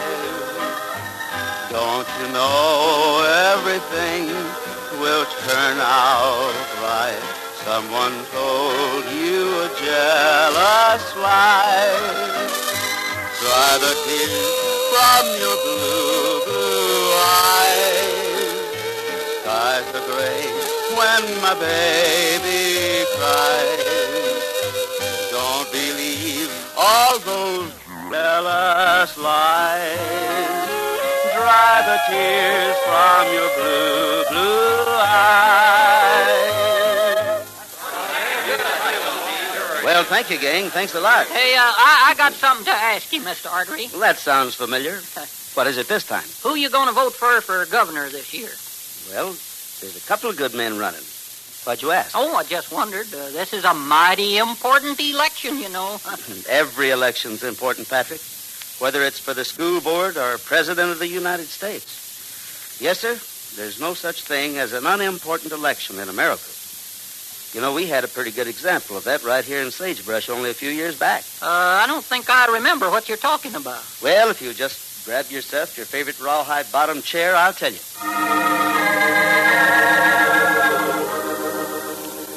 Just like this year, we had to elect somebody for all the local offices. But the activity of the sheriff's race seemed to outshine all the others.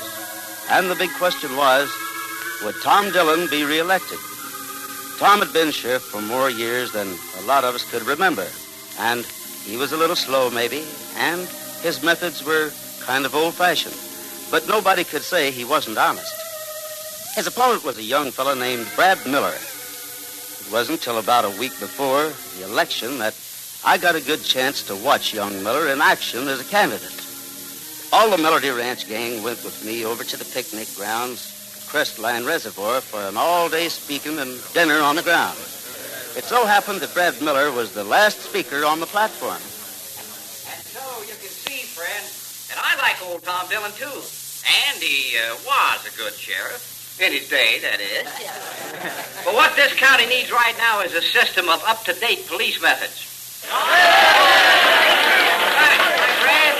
My friend, enough of this speech-making. Those of you who want a square dance, get yourselves a partner and fill up the platform. All right, boys, start the music.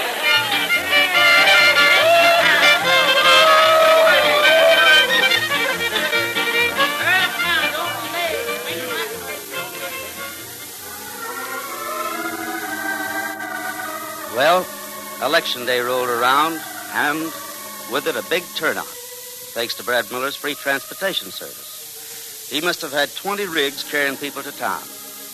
The next morning after the election, our paper, the Sagebrush Sentinel, read, Miller elected county sheriff. Well, just as you might know, Tom Dillon had never had a bigger disappointment, and we didn't see much of him for a few weeks. Not until one night about 1 o'clock when somebody woke me up knocking at the front door.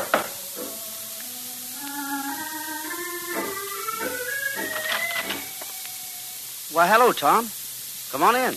I sure hate to get you up this time of night, Gene, but I got a bad case of suspicionitis. Gene, if it ain't asking too much, I wish you'd saddle up Champion and go for a little ride with me.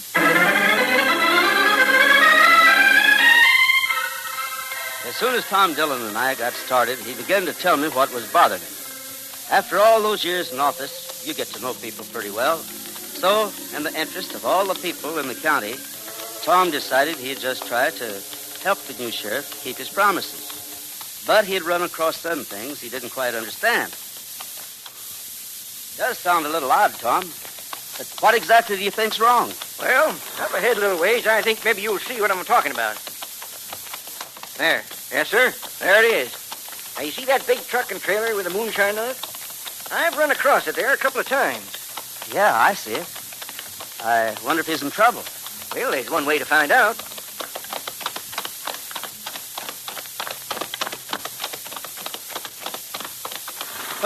Oh, champ. Oh, boy. Oh. Need any help, mister? No, thanks. Just ride on, cowboys. Everything's under control.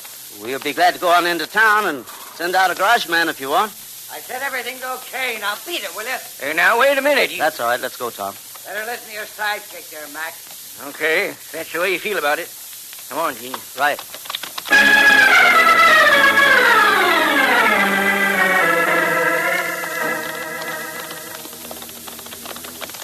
Pull in behind that clump of trees as soon as we round this next bend, Tom. What in thunder are you up to, Gene? Well, just do as I say. You find out. Oh, champ. Oh, boy. Unless I'm going deaf, I heard voices in that trailer. And they weren't speaking any language native to North America. After Tom and I had talked it over, we decided not to do anything more that night. The next morning, it seemed to be best that I go to the sheriff's office alone. Now, Autry, you can't expect me to believe a half-cocked story like that. A van full of foreigners parked on a highway at 2 o'clock in the morning. Well, that just isn't reasonable. Maybe not, Sheriff Miller. But the border's only a few hours from here. And I've heard that lots of people from all over the world are trying to enter the United States these days. Well, I know, but just the same, I hardly think you'd be... Oh, excuse me, man. Hello, Sheriff's office. Long distance from where? Okay, put him on. Yeah, this is Sheriff Miller.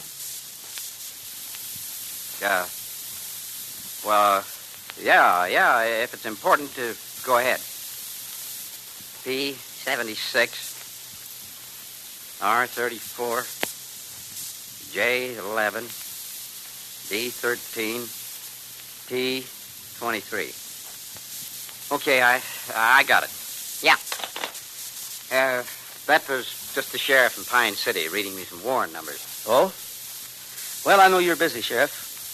If I hear anything more, I'll let you know. Yeah, sure. Drop in any time, Autry. Anytime.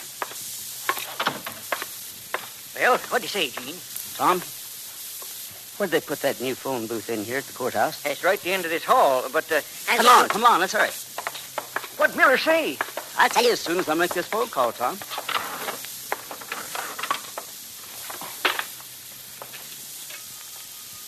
Hello, operator.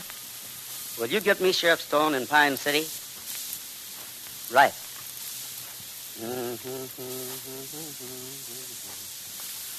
Here you are.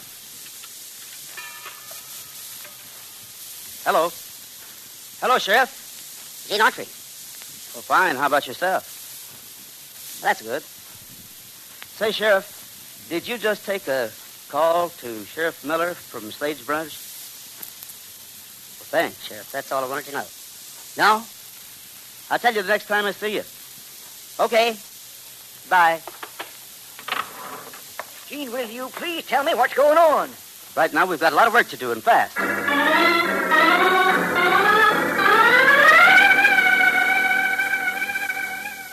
Okay, now let's see. P76 is the first number, right? Right. And we figured that P76 might mean passengers or persons. So now let's say that's right. What's next? R34. R. Rifles? Raid? Route? Race? Wait a minute, Tom. What did you say just before race? Why, route, I guess, but what's that got to do with it? Isn't 34 the number of the main highway from here to Red Man's Valley? Hey, that's right, it is. Then R has to mean Route 34. Well, it doesn't have to, but it could. Now, what's the next number you got there? J11. J. Could stand for junction. Junction 11. Well, I'll be... Yes. Route 34, Junction 11. Why, that's just beyond the Juan Sanchez ranch. Now, what else could a code tell a man? Well, now... The time, for one thing, wouldn't you say? Yes. Well, now, let's see here. The last letter's T. T23. Oh, Gene, there ain't no such time as 23. Now, wait a minute, Tom. Huh? The Air Force uses a 24-hour clock. That way, instead of starting all over again at 12 noon with the number 1, they don't have to say A.M. or P.M. So then 23 means 11 P.M. Well, is that what this means? Yeah. Then all we need is the date. What's the date today, Todd? It's the 13th. Hey, so is this number, D13. Well, what are we waiting for? It's 9 o'clock now. That means we've only got 2 hours. Right. Grab that 40-odd and let's go.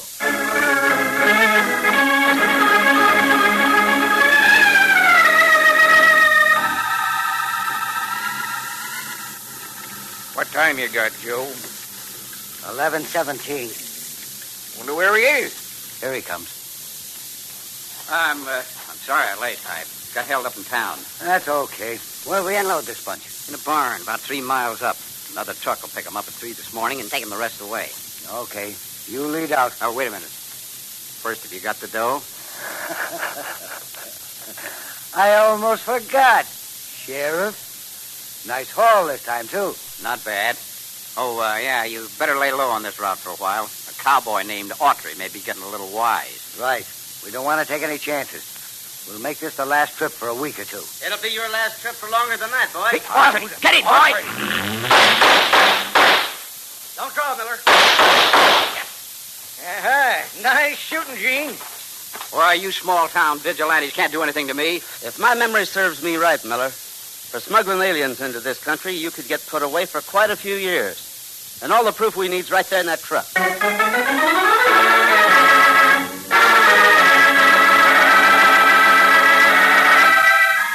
That's a good story, Gene. Of course, Tom Dillon went back into office as a Sagebrush sheriff, huh? You betcha, the very next day. And he wasn't even late to work. Which goes to show you, like the motto on Tom's own desk, honesty is the best policy. My grandpa had a motto that he always used. He said, keep a boy a-washing a hog, and you keep him out of mischief. And besides, you get a mighty clean hog that way. Well, Porky, I think you'd better get out of here and curl your beard.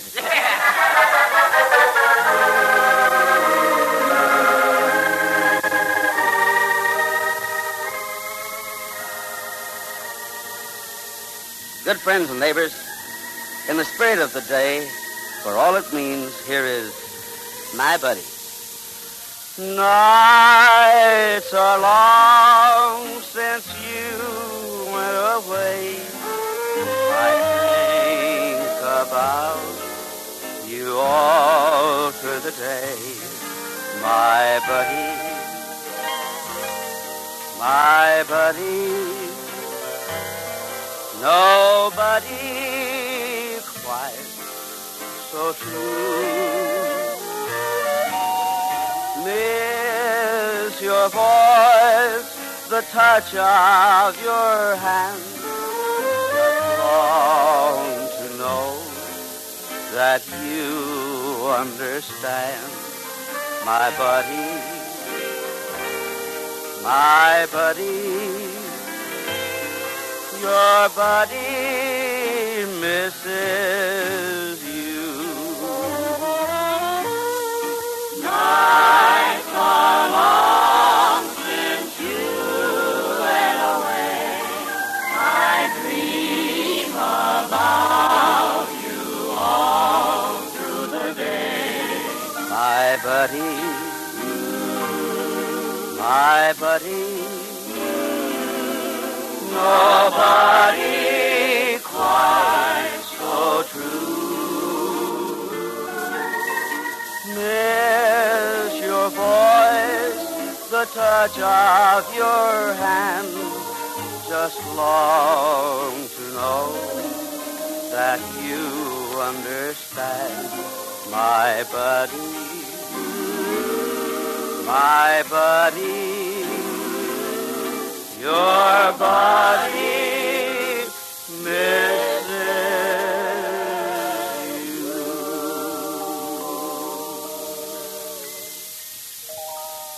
If I'm not mistaken, the Cass County Boys and the Blue Jeans are just about to sing one of my very favorite spirituals. Kids? Way up yonder on the mountain top, way up in the middle of the air, my Lord spoke and the chariot stopped. Way in the middle of the air, Ezekiel saw the wheel a-turning. Way up in the middle of the air, Ezekiel saw the wheel.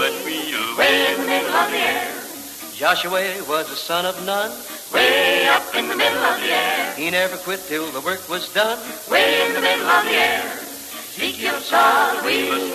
Way up in the middle of the air. Ezekiel saw the wheel. Way in the middle of the air. Now you see that sister dressed so fine. Way up in the middle of the air. She ain't got religion on her mind. Way in the middle of the air. Ezekiel saw the wheel. Way up in the middle of the air. Ezekiel saw the wheel. Way in the middle of the air. Ezekiel saw the wheel. Way up in the middle of the air. Ezekiel saw the wheel. Way in the middle of the air. For the big wheel run by faith, and the little wheel run by the grace of God. For the wheel in a wheel. Way in the middle of the air.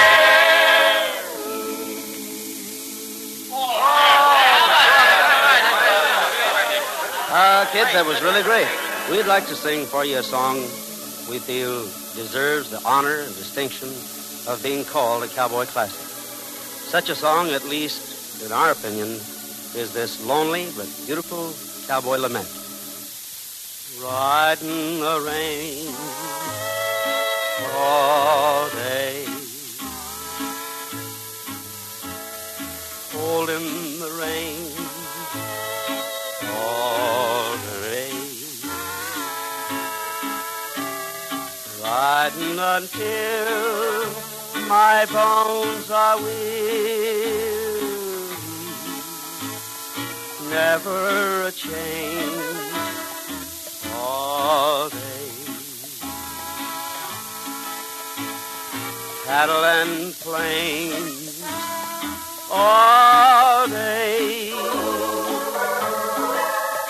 Neath a blistering sun, lots of work to be done while cattle graze. While cattle graze. When they're on the run and a stampede's begun, my saddle sways, rounding up strays. I'm riding the range all day.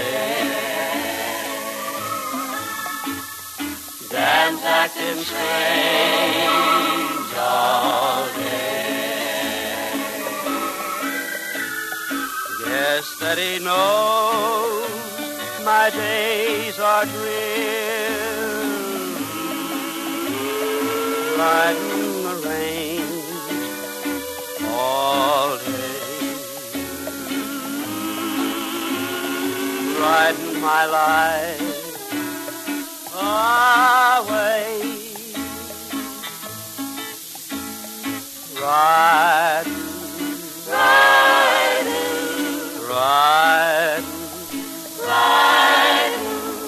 riding the range all day.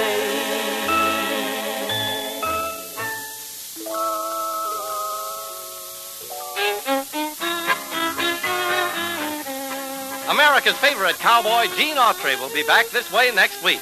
And he'll bring along Pat Buttram, the Cass County Boys, the Gene Autry Blue Jeans, Carl Cotner's Melody Ranch Hardway 6 featuring Alvino Ray, and yours truly, Charlie Lamb. For an exciting and entertaining half hour, be sure you're listening. Next time I say, it's time for Melody Ranch and Gene Autry.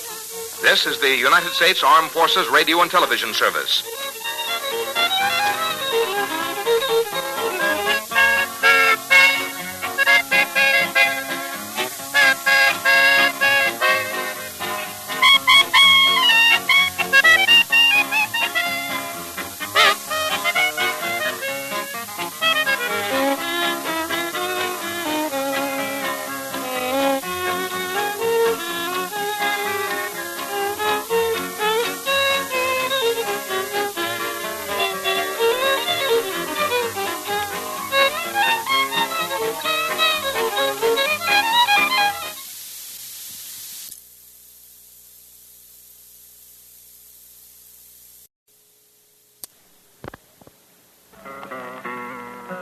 Howdy, folks, and welcome to Melody Ranch with Gene Autry. I'm back in the saddle again, out where a friend is a friend, where the longhorn cattle move down the lane.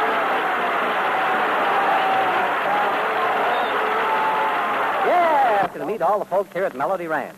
Johnny Bond, Pat Buttram, the Cass County Boys, the Pinafores, Carl Cotner, and yours truly, Charlie Lyons. But right now, here's the boss man himself, America's favorite cowboy, Gene Autry. I'm packing my grip. I'm leaving today. I'm taking a trip California way. I'm going to settle down and never more roam, and make the San Fernando Valley my home. I'll forget my sin. I'll be making new friends where the west begins and the sun set in, 'cause I've decided where yours truly should be, and it's the San Fernando Valley for me. I think that I'm safe in stating he will be waiting when my lonely journey is done, and kindly old Reverend Thomas made us a promise he will make the two of us one.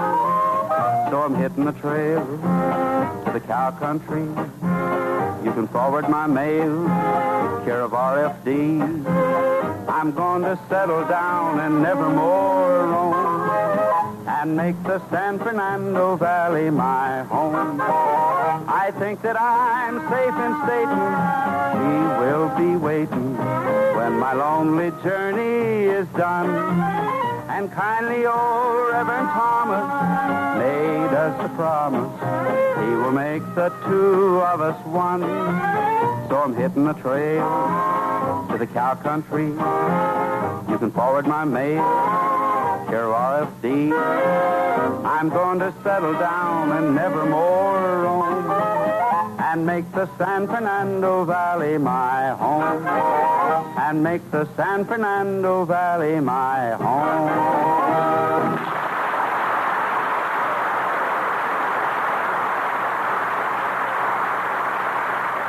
Well, thank you there, friends and neighbors, and welcome once again to Melody Ranch.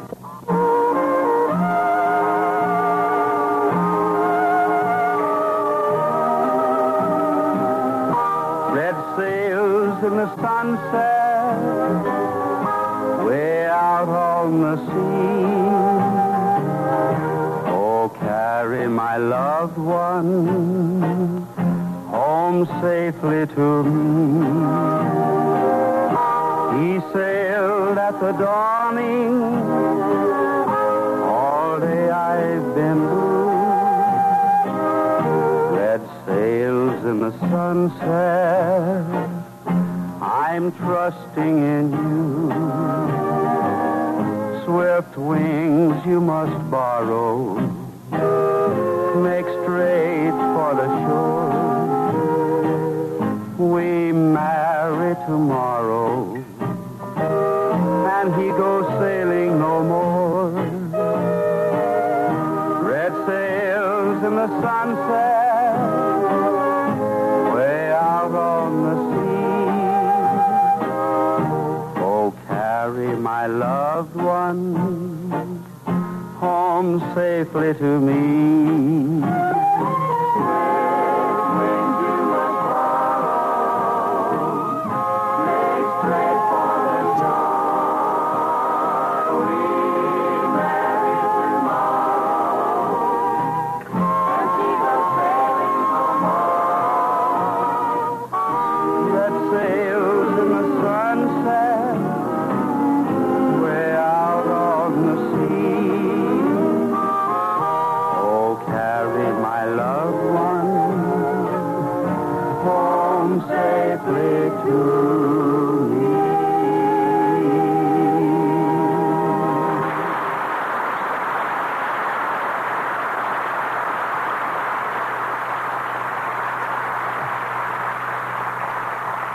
Many thanks there, folks. Many thanks. I'm glad you liked it. Yeah, why, shuckins, Mr. Autry. I even liked it myself. Oh, you did? Matter of fact, sort of reminded me one time back home. The Chapultepec's Women Choir give a recital out in the town square there. Oh, is that so? Yeah. How was it? Well, I'll tell you, my Aunt Blanche, she was sitting out on the front porch listening to the music and the singing, and right beside her was Uncle Clyde. And he was half asleep listening to some crickets a chirping sort of in the distance. Uncle Clyde was probably just as well off. Oh, he's smart, all right. Oh, yeah. Anyway, Aunt Blanche was sitting there all nice and contented, like admiring the women's choir singing. Finally, she turned to Uncle Clyde. He was still listening to the crickets. And she says, "Ain't that pretty, Clyde?" Uncle Clyde snorted once or twice. He said, "Yeah, just think. They make all that noise just by rubbing their hind legs together." Your Uncle Clyde. Your Uncle Clyde sounds like a real solid citizen. Oh, yeah, he was solid. By the way, Butterham. Yeah, but... Yes? I've been meaning to ask you for a long, long time. How did you ever happen to stray away from home and come all the way out in this part of the country anyway? You really want to know? Well, no, but it'll help kill a little time here. Go ahead and tell me. Well, it might at that. Now, well, you won't believe this, but my coming out here was all come about on account of because me living next to the railroad tracks. Now, what's living next to the railroad tracks got to do with your coming all the way out here to California? It's very simple. Uncle Newt, that's my uncle, he never would let me walk across the tracks. So, instead of crossing them, yes, I decided to walk around them.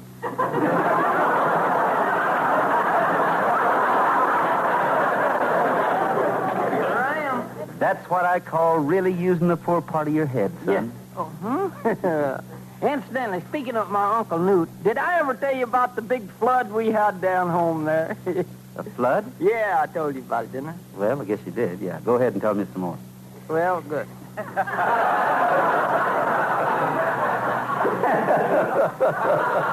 I'll correct you if you make any mistake. Yeah, right. I was staying with Uncle Newt. That's my Uncle Newt and Aunt Agnes at the time. And one morning, the water from the river flooded the house clean up to the windowsill. Mm-hmm. And, well, just then, a rowboat come along to rescue us. Yes. And just as me and Aunt Agnes started to go out, all of a sudden, she spotted Uncle Newt's hat floating back and forth across the field, back and forth, his hat. Holy smoke. Back and forth. What did she do? Nothing. She just looked down and she said, you know, your Uncle Newt sure is stubborn. He's going to do his plowing, flood or no flood.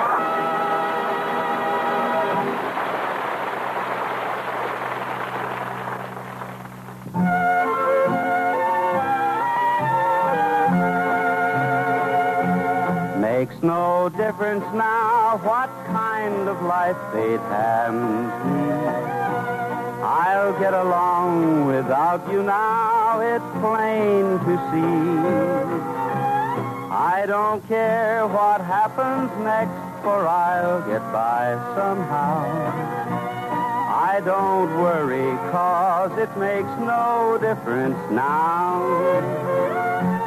It was just a year ago when I first met you. I learned to love you, and I thought you loved me too. But now that's all in the past, and I'll forget somehow. I don't worry, 'cause it makes no difference now. After all is said and done, I'll soon forget you. Although I know that it will be so hard to do. Let things happen as they will, and I'll get by somehow. I don't worry, 'cause it makes no difference now.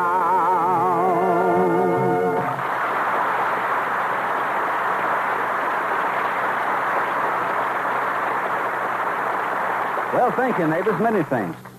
You know, over a period of the last 10 years, I've probably been asked one question more than any other. And that question is, how and when and where did I get champion? Well, sir, here, to the best of my knowledge, is the answer. To begin with, it's hard for me to remember just when Champ first came to me and came to be my horse. Seems now like he's been with me all of his life. But there was a beginning. And to my best recollection, this was it. One fall day many years back, a bunch of us cowboys were out on our yearly wild horse roundup. But what made this particular roundup important wasn't the size of the herd. No, it was a beautiful stocking-legged chestnut stallion that stood out from the rest of the horses like an icicle on a summer night. Funny thing, too, I knew right then and there that was my horse. In fact, the next morning, I was up at dawn, all ready to start breaking. Easy now, boy, easy. All right, Johnny. Try and throw a saddle on him while I hold this rope. Watch it, he's wild. Okay. Easy, feller. Easy now. Just hold still a second while I put this little present on your back for you. Like that. Good boy, Johnny. Easy now, fella, easy. I'm not going to hurt you. You and I are going to be friends. Just wait and see. Okay, Gene. All set. Right. Now, you come around here and hold the rope while I get on him. Don't turn him loose till I tell you. Don't worry about me letting go. Just try and stay on yourself. I'll do my best. There, now, easy, fella, easy. Remember, I'm your friend. Okay, Johnny, turn him loose. Well,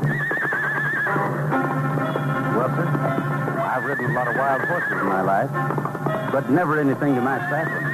The first time he threw me before I even had a chance to get the saddle warm. So I got on him again. This time he spun, kicked, dug dirt, and then he jumped what seemed to be about 10 feet in the air. As he did, he spun again. This time kicking his legs high and coming down with the force of a pile driver. But when he did, I wasn't on him.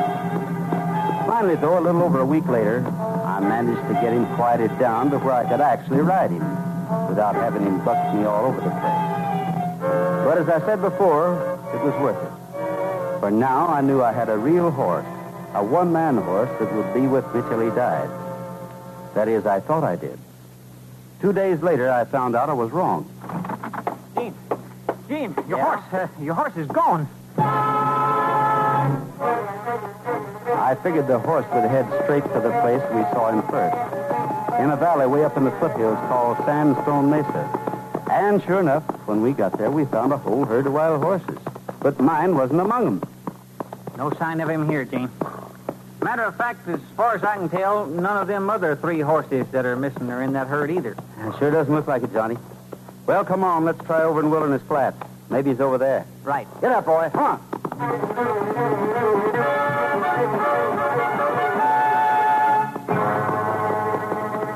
The boys have scoured the whole section, Gene. No sign of any horses around here. Did they look clear down in that dried-up riverbed? All the way. Look, don't you think we ought to head back home? Maybe he'll show up there. You can go home if you want to, Johnny. I'm going to keep on looking. Besides, I've just been thinking. Maybe that horse didn't run away. Huh? What are you talking about? I know he run away. He ain't back at the range, so he must have run away. That's not what I mean. I mean that maybe my horse and those other horses didn't leave of their own accord. Maybe they were stolen.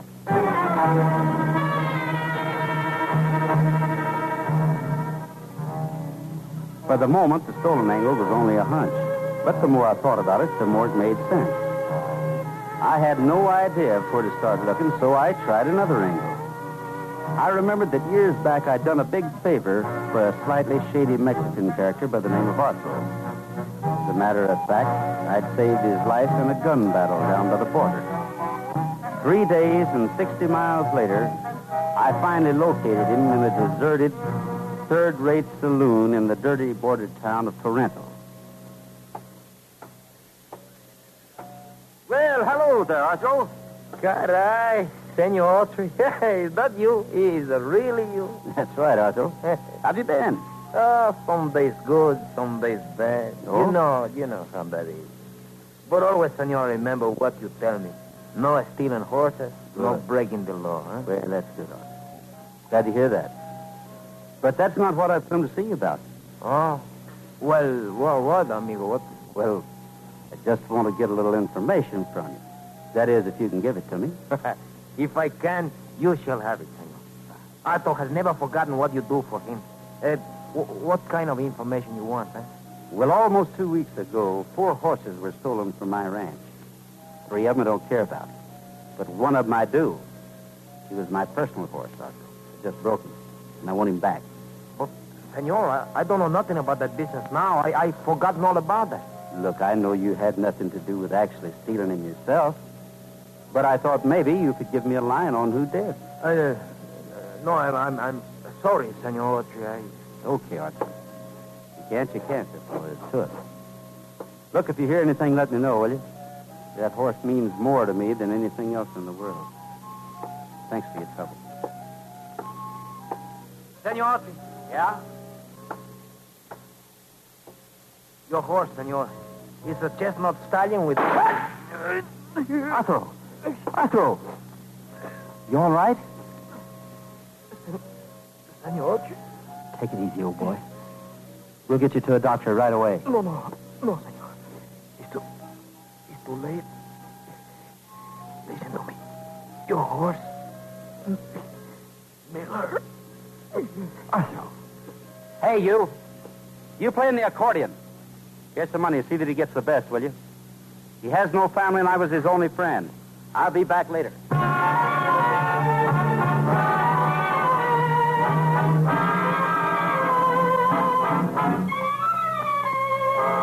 Now I was more determined than ever. Now that the man I was looking for, I not only wanted for horse stealing, but for killing my friend as well. I remembered what Arthur had just said as he died. He mentioned a man named Miller. The next morning, 18 miles outside of town, I found a horse dealer by that name. I'm sorry, cowboy, but I can't recall a horse of that description coming through my stables. Of course, I buy and sell mighty fast these days. He might come back in, say, a week, though. Maybe he'll have showed up by then. Yeah, maybe he will. Well, so long, Mr. Miller. Thanks for your trouble. Oh, don't mention it. Sorry I couldn't help you out. As I walked toward the door, I looked around Miller's makeshift office. I remember wondering whether or not Miller was telling the truth. And then I saw something that made me darn sure he wasn't. Because there hanging in a corner was a fancy hair bridle. The same bridle that I'd left on Champ the night he was stolen. The same bridle I'd made with my very own hand. That night I was back at the Miller stables. But this time I wasn't there to ask questions. Not in this stall. I wonder how many of these horses have been stolen. Hello there, Blackie. Good fellow. No, you're not the one I'm looking for either. I wonder if That you, boy?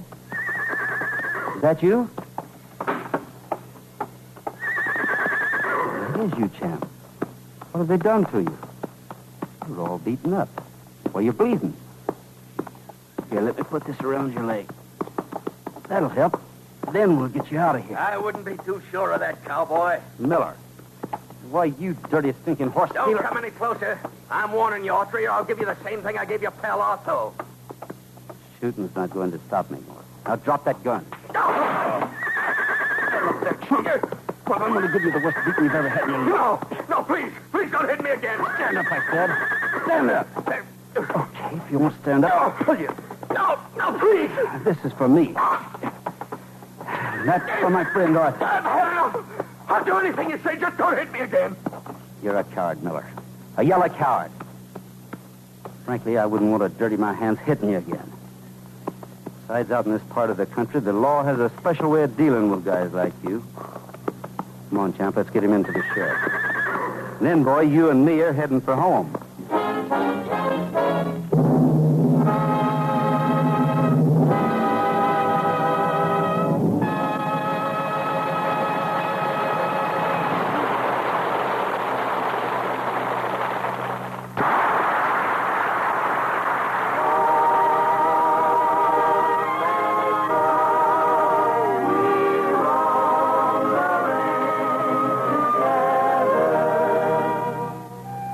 And so, folks, that's how I came by Champion. Since then, he's never left my side. Of course, he's quite a bit older now. We've ridden an awful lot of trails together. But that stocking-legged, blaze-faced stallion is still the most loyal friend I ever had. So here's to you, old boy. May all your pastures always be green.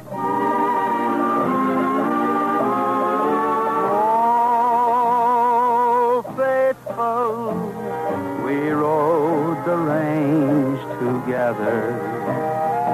Oh, faithful in every kind of weather. When your roundup days are over, there'll be pastures white with clover for you. Oh, faithful cow of mine. Hurry up, old fella, 'cause the moon is yellow tonight. Hurry up, old fella, 'cause the moon is mellow and bright. There's a coyote howling to the moon above, so carry me back to the one I love. Hurry up, old fella, 'cause we gotta get home tonight.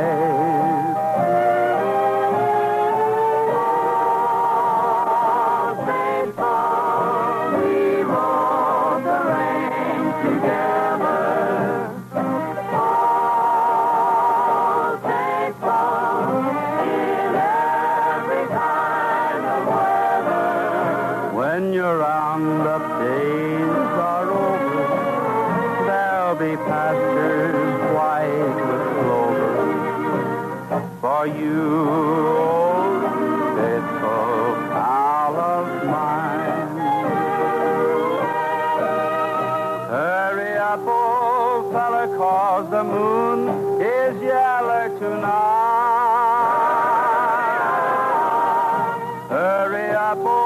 feller, 'cause the moon is mellow and bright.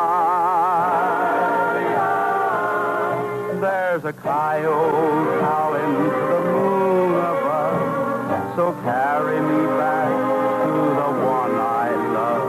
Hurry up, old fella, 'cause we gotta get home tonight.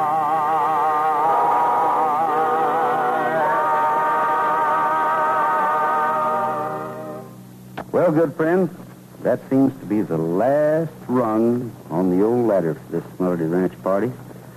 But we've got another swell get-together lined up for you at the same time and over these same stations, so try and join us then, won't you?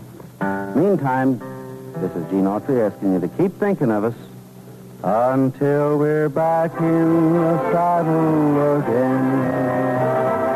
Out where a friend is a friend, where the longhorn cattle feed on the lowly Jimson weed, I'm back in the saddle again.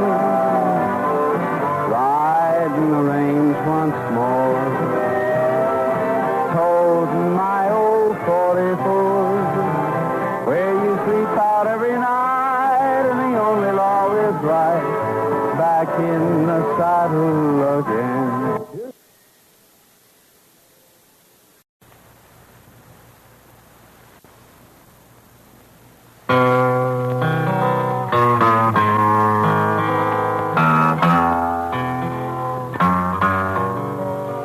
I'm back in the saddle again, out where a friend is a friend.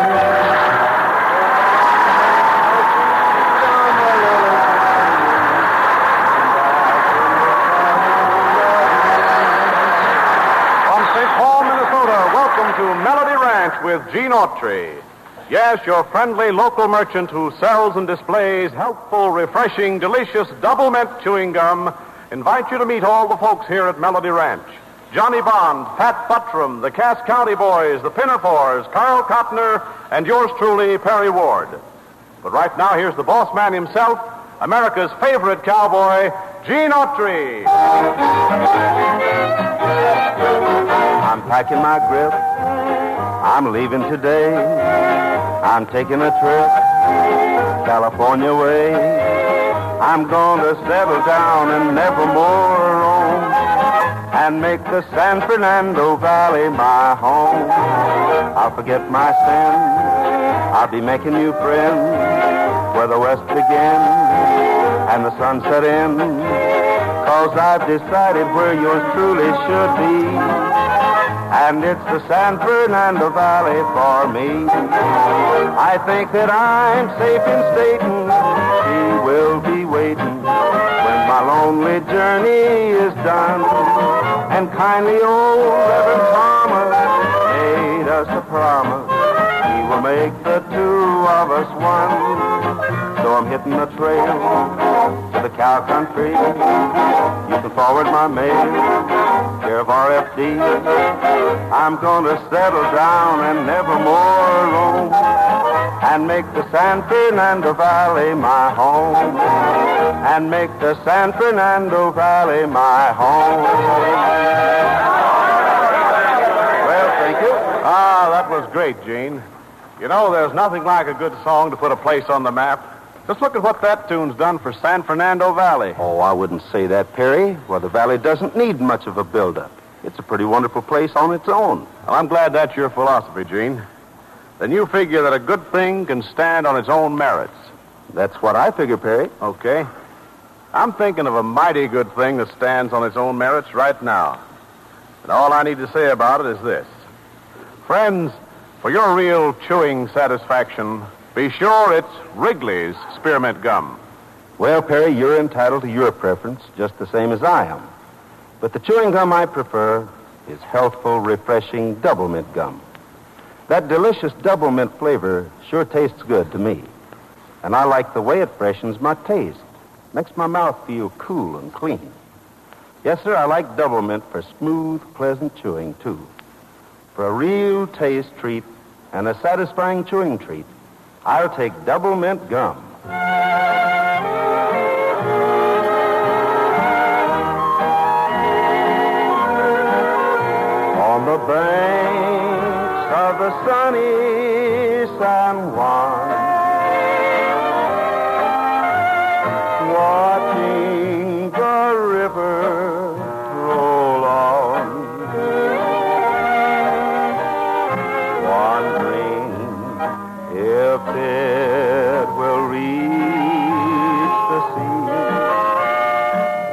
wondering if she still cares for me. All the days are so weary and long. Nothing seems right when she's gone. Maybe some of these days, on the crest of your wave, she'll come back, dear old sunny San Juan. Roll on, dear old river, roll on. Carry this message for me. Tell her I'm lonesome, forlorn and blue. Say that I'm sending my love so true. When the long dreary nights turn to dawn, nothing seems right when she's gone. All that's left of my schemes is to sit with my dreams on the bank of the sunny San Juan. Well, thank you, folks. Thanks a lot. Say, Johnny Bond. Yeah? Come over here a minute, will you? Well, just a second, Gene. I'll be right there as soon as I finish this. Say, what are you doing over there anyway? Writing a letter? No, I'm making a list of names of all the guys I can whip. Oh, I see. Well, say, tell me, is my name on that list? Your name? Yeah, my name. I'll take a look. Yep, there it is, right at the top of the list. Number 1, right there, see it? Now, wait just a minute. You don't think you can whip me, do you, buddy? It says here I can whip you. I don't care what it says there, bud. You can't whip me. I can't whip you? No, you can't whip me. Okay, I'll rub your name out. Hey, that's telling him, Johnny. Now, on my list here... Oh, your list. Don't tell me you're making a list of all the guys you can whip, too. Yeah, but don't worry. You're both on it. Well, buddy, you better take my name off, or I'll clean up the floor with you. Yes, you will. Yes, I will.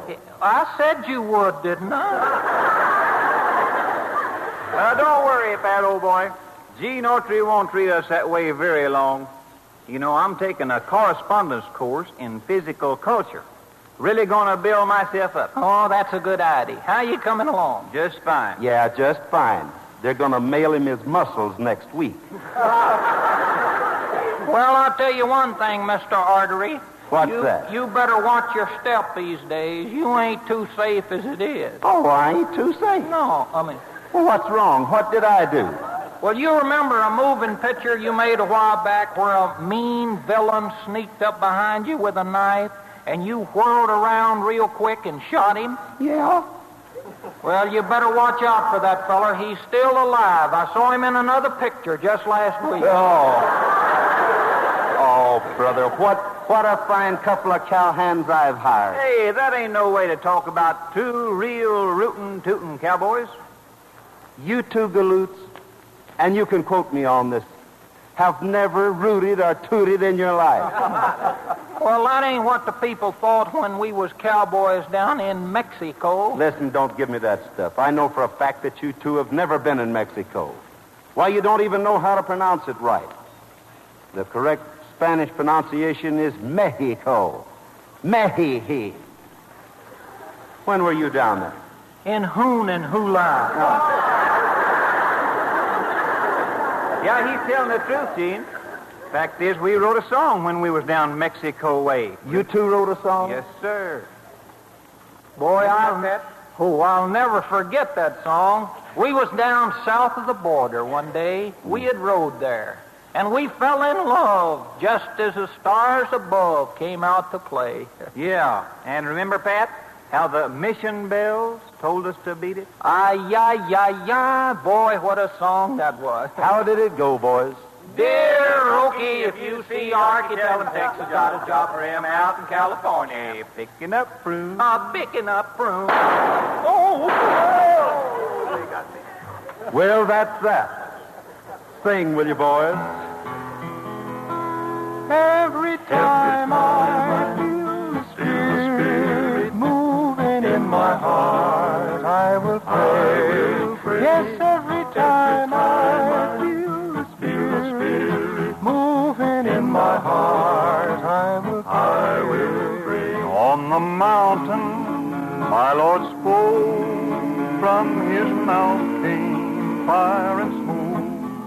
Every time I feel the Spirit moving in my heart, I will pray. Every time I feel the Spirit moving in my heart, I will pray. Looked around me, looked so fine. Asked my Lord if it were mine. Every time I feel the Spirit moving in my heart, I will pray. Yes, every time I feel the Spirit moving in my heart, I will pray. Ain't but one train on this track, runs to heaven and right back. Every time I feel the Spirit moving in my heart, I will pray. Every time I feel the Spirit moving in my heart, I will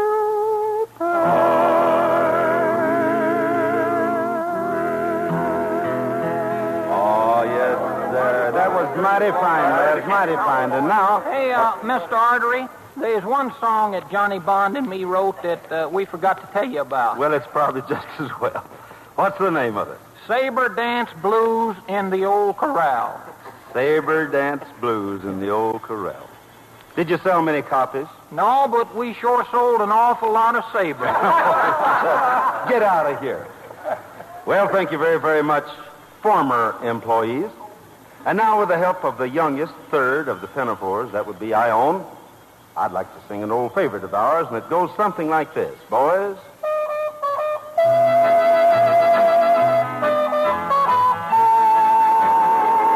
No letter today. I have waited since dawn. I've waited each day since you have been gone. No letter today.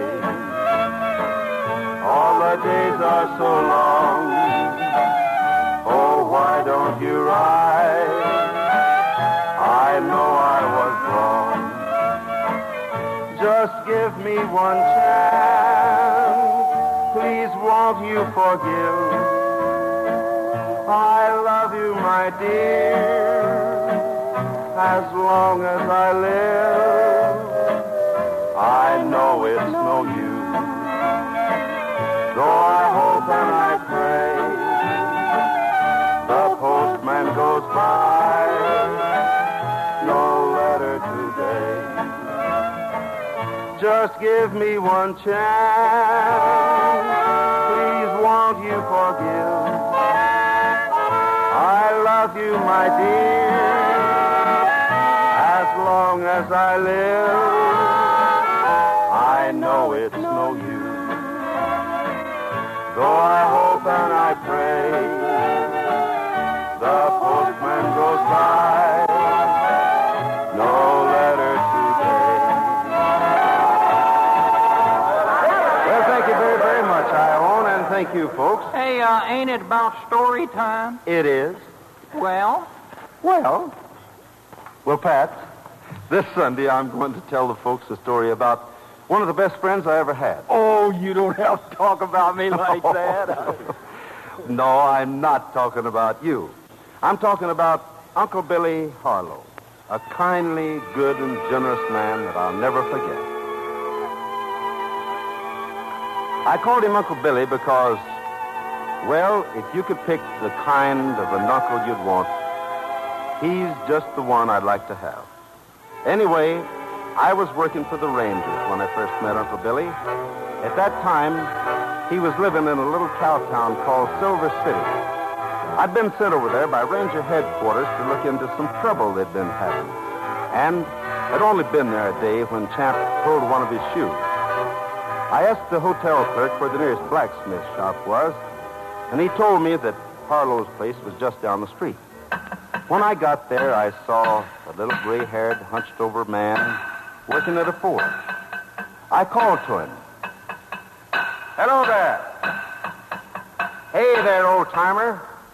I didn't hear you, my friend. Hey, what can I do for you? Why, I'd like to get a new shoe here put on my horse. Can you take care of it? Been doing this for over 50 years now, son. I reckon I can help you out. That's good.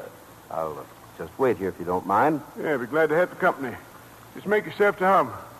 I'll be with you soon to finish this other job here. Thank you. Stranger in town, ain't you? Yeah, that's right. How long you been here? Oh, just since yesterday. You a cowpoke? No. Salesman? No.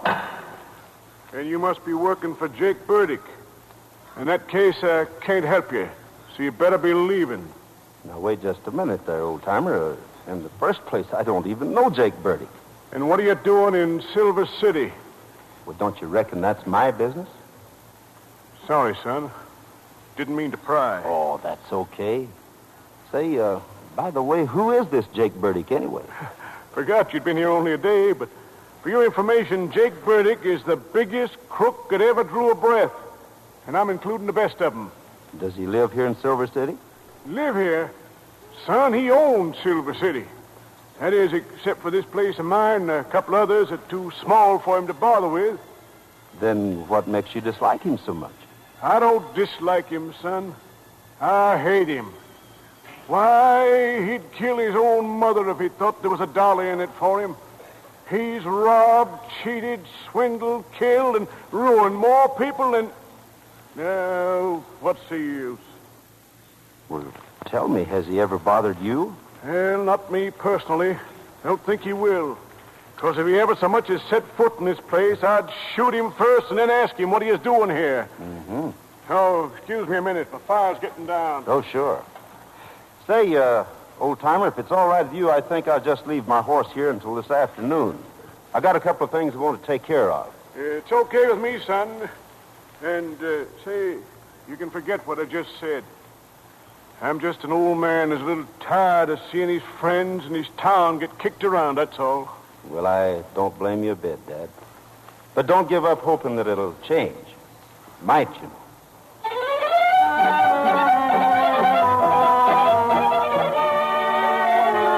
Well, I couldn't tell Uncle Billy right then that I was in Silver City to look into the same things that we'd been talking about.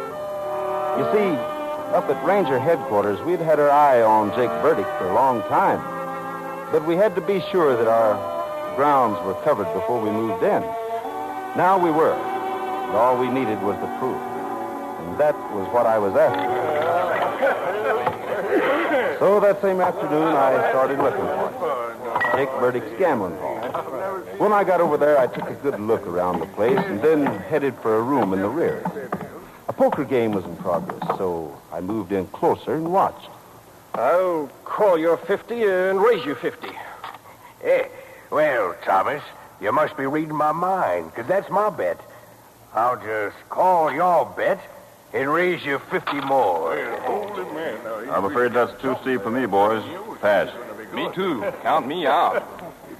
In that case, Morgan, I'll just raise you back 100. Getting in a little over your head, ain't you, Thomas? I'll worry about that. You just deal. Okay. Just don't want to see you get in trouble, that's all. How many cards you want? I'll play these. All right. Hand, huh? In that case, I'll just take 3 and check. I'll bet another 100. And I'll call. What do you got? King's full. Sorry, Thomas.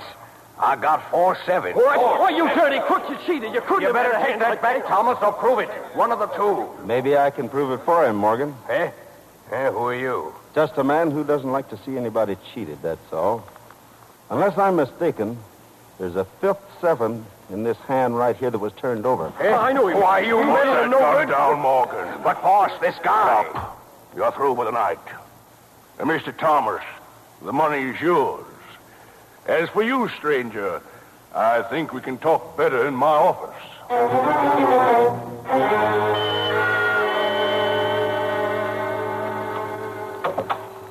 Care for a drink? No, thank you. What'd you say your name was? I didn't say. I like guys who don't drink and can keep their mouths shut. You're new in town, ain't you?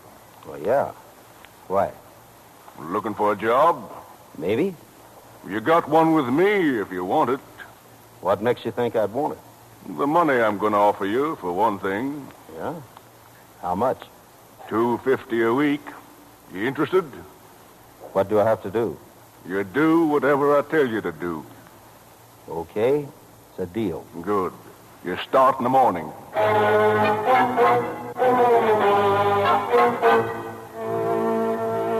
Well, I won't try to tell you all the things that happened during the next 2 weeks, except that I got an eyeful of just about the most crooked operation I'd ever seen. Uncle Billy had been right 100%, but the proof was going to be even harder to get than I thought.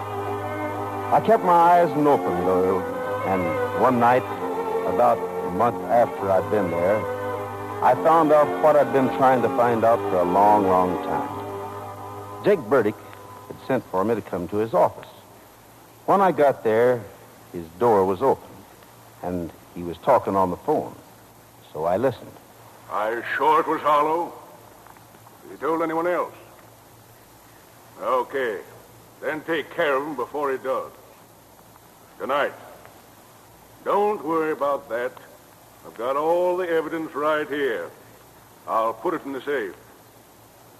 Yeah, and make sure there are no slip-ups. Burdick hung up the phone, walked over to his safe, and I watched him open it, and then headed downstairs.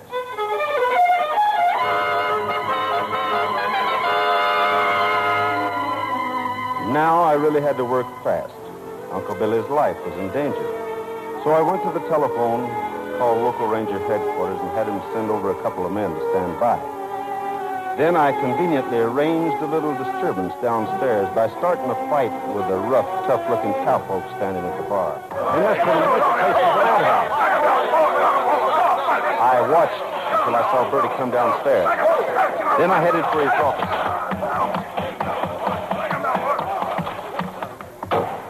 I went over to the safe in the corner. I could only remember the combination I'd seen Bertie use just an hour earlier.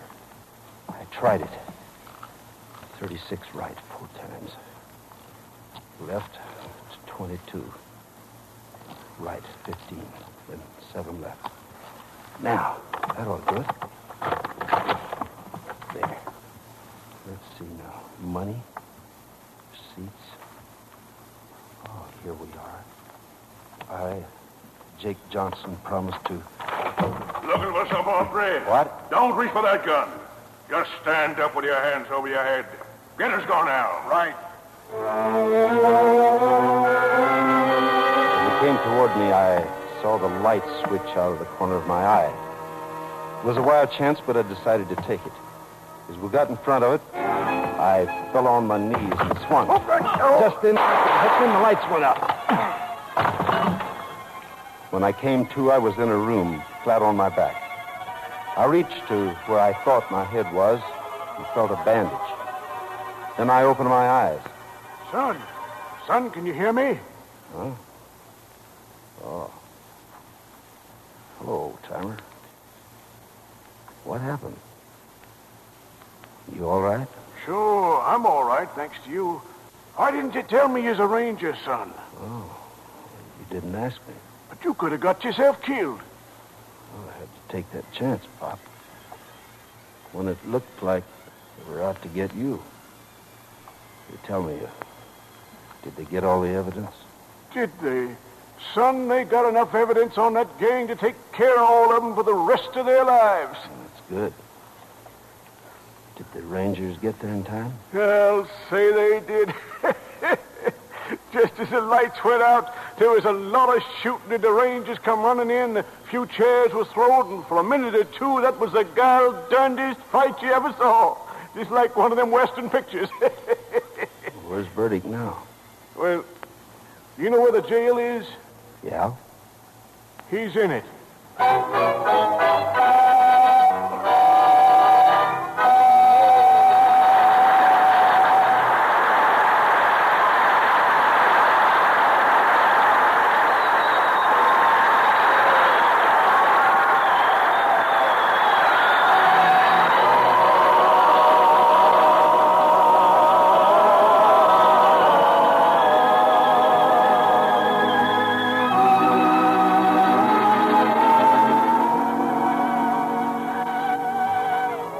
You know, folks, one of the best parts of the day out here in the West is along about sundown. Usually by that time, the cowboy's work's done, and he gets a chance to just sort of sit back and relax. So picture, if you can, the end of a long day's cattle drive. You and your horse have been going since sunup. You're both mighty tired. But up ahead is a cool valley where you'll make camp for the night. It's not far now. So start singing, we're weary and tired, our work is all through, but we'll rest at the end of the trail. We'll stand by the fire where there's nothing to do, when we rest at the end of the trail. If we feel like roping, we'll hitch to a star. So just keep on walking, it's not very far. We're weary and tired, our work is all through, but we'll rest at the end of the trail. If we feel like hoping, we'll hitch to a star. So just keep on hoping, it's not very far. We're weary and tired, our work is all through, but we'll rest at the end of the trail. At the end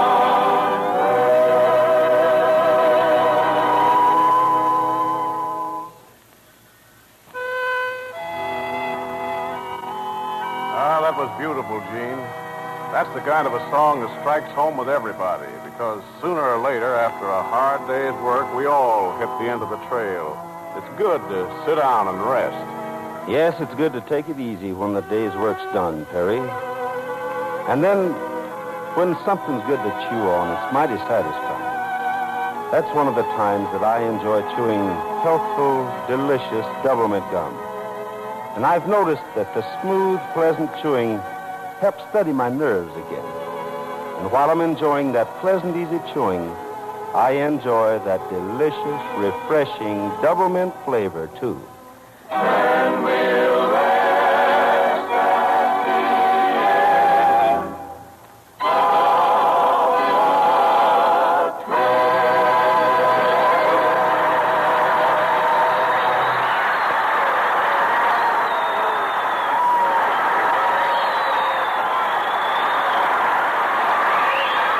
Well, folks, I guess that's just about the end of the trail for us, too. But next week, along about this same time and over these same stations, we'll be dropping around for another Melody Ranch visit with you. We'd consider it a real compliment if you'd join us.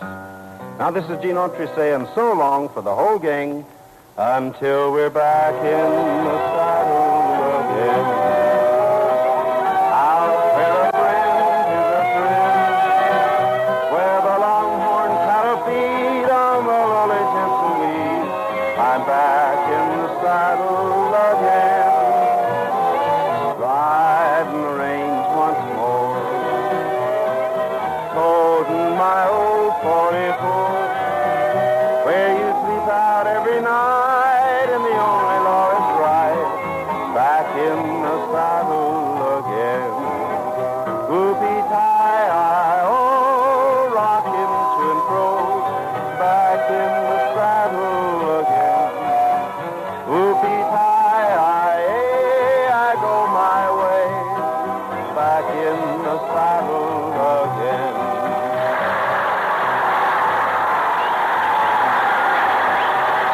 Be sure to join us again next week at the same time and over the same station.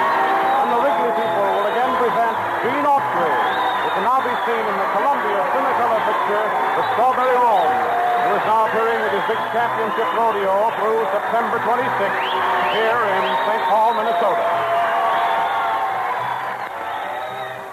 Good spare time pay, new friendships, training with modern equipment. Young men in America's National Guard have all these things. These days, the Guard is filling up fast, and you've got to be good to get in. If you're 17 or over, physically strong, mentally alert, there may be a place for you. Get full information. Find out if you can qualify. Contact your local unit or write to the Adjutant General in your state capital now. Join a fighting outfit, the new National Guard. Harry Ward speaking. This is CBS. There are 99 million people gathered each week. The Columbia Broadcasting System.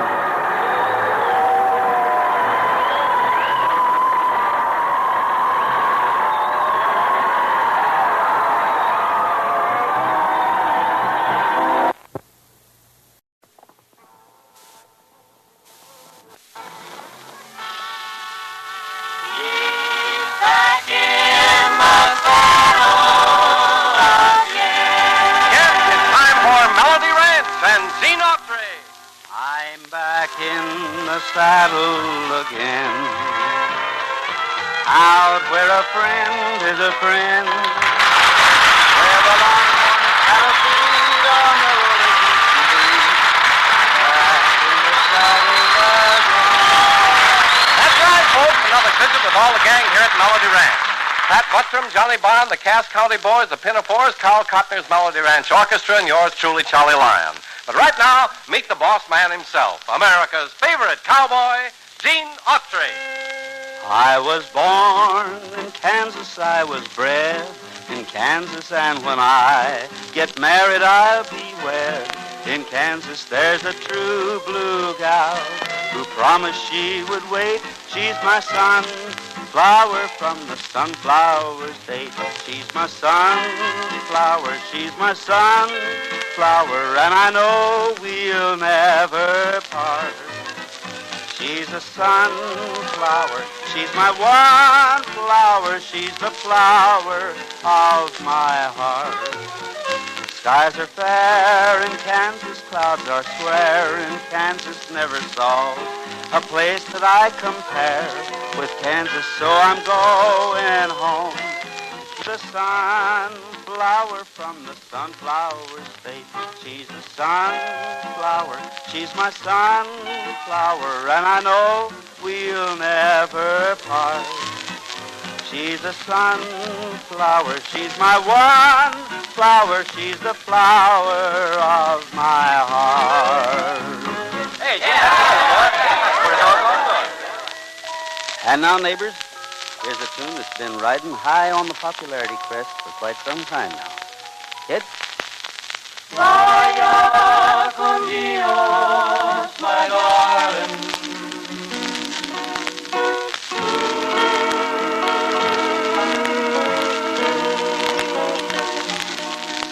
Now the hacienda's dark, the town is sleeping.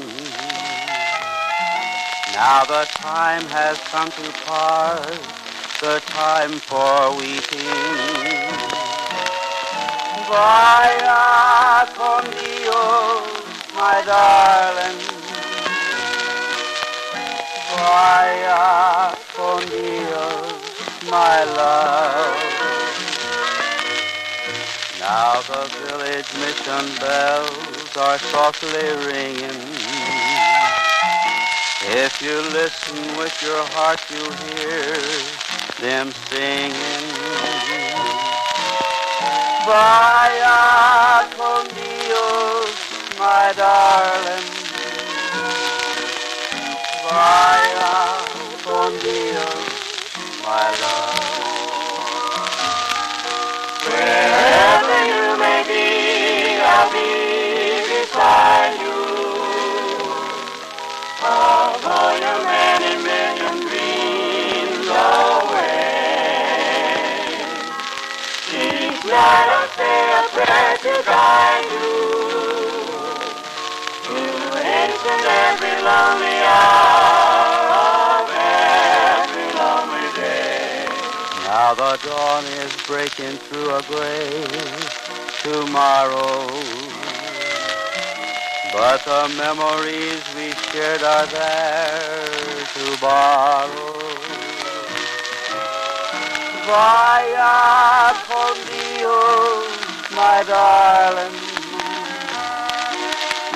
Vaya con Dios, my love. Vaya con Dios, my Vaya con Dios,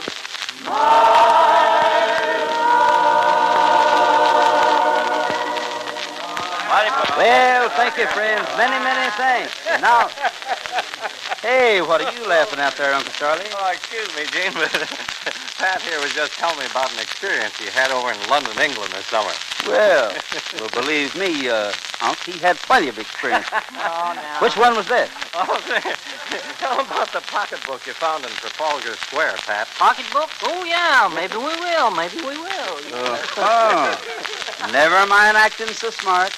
Did this pocketbook that you found have any money in it? Okay, so it had $19.33 in it. And what did you do with it? Well, if you must know, I went for a ride on another bus.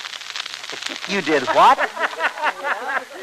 Tell him about the conductor. Tell him about the conductor. Tell him about the conductor. Why don't you go back to making the early morning smudge pot announcement?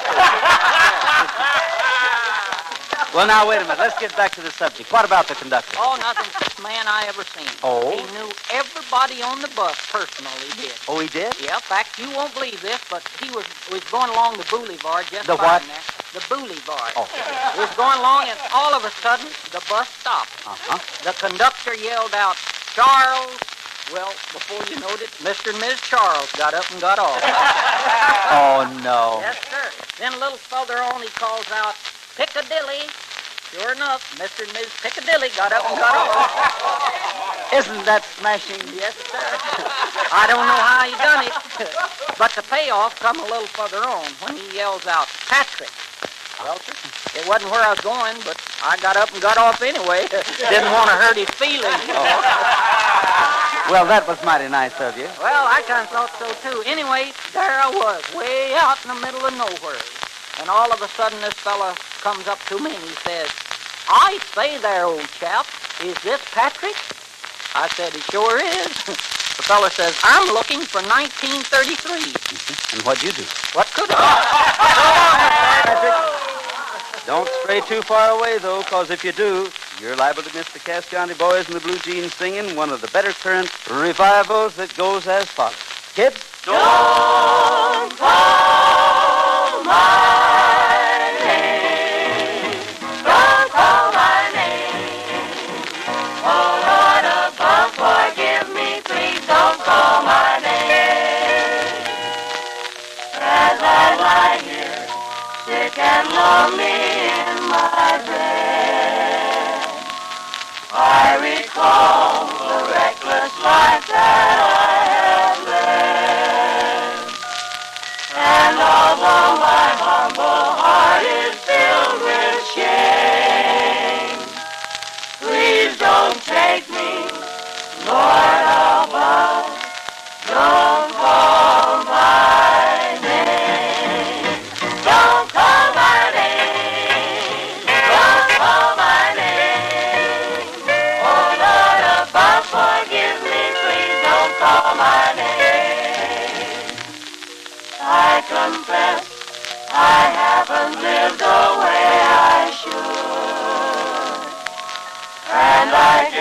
I've done a lot more bad than good.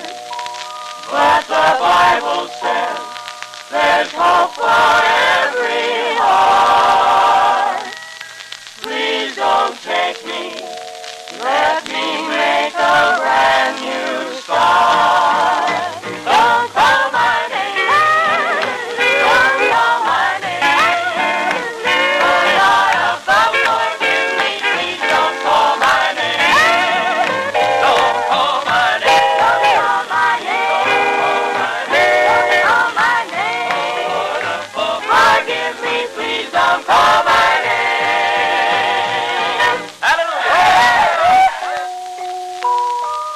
Well, sir, if the girl in this next song hasn't caught on yet that I'm following her, here's one more last reminder. I'm walking behind you on your wedding day, and I'll hear you promise to love and obey. Though you may forget me, you're still on my mind. Look over your shoulder. I'm walking behind. Baby, I'll kiss again with a love that's new. But I shall wish again I was kissing you. 'Cause I'll always love you wherever you go. And though we are parted, I want you to know that if things go wrong, dear, and fate is unkind, look over your shoulder. I'm walking behind.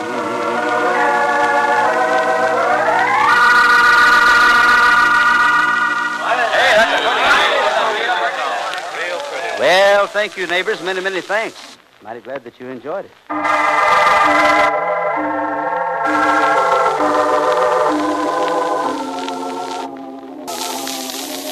And now, since once more it appears to be yarn spinning time here at Melody Ranch, suppose I get right on with the story that I call Double Poison.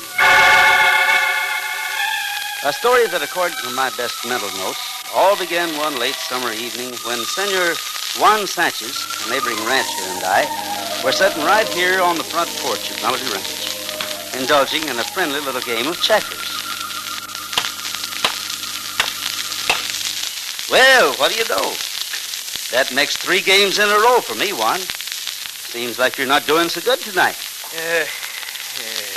I'm afraid, Senor Autry, that my mind is, how you say, not on my business this evening. You see, I'm most worried about my cat. Yeah, I know. You're not the only one who's worried, though. Just before you got here, Chet Simmons called. Oh? He's lost 10 more steers in the last 3 days. See?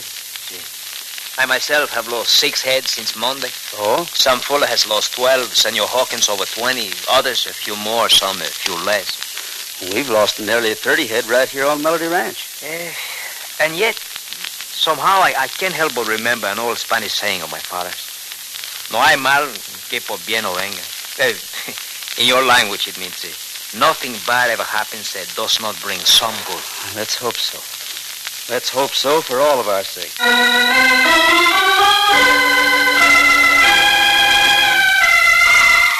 Well, sir, after Senor Sanchez had left, I got to thinking that this cattle dyeing business was really getting serious.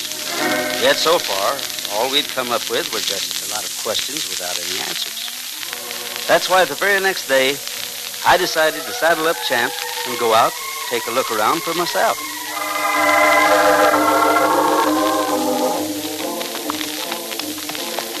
I remember it was just 3 o'clock in the afternoon and hotter than the $3 bill. As a result, both Champ and I were pretty thirsty. So we pulled up at Whistling Springs. Oh, Champ. Oh, boy. I don't know about you, old fella, but I'm as dry as a bone. What do you say we take on a little water? Okay. Wait till I get off. Brother, this is really going to taste... Hey, what's the matter, boy? What are you grabbing hold of me for? Hey, now, wait a minute. Are you by any chance trying to tell me that this water's no good? Is that what you're trying to say, Champ? Well, you're done. So that's it. This water must be poison.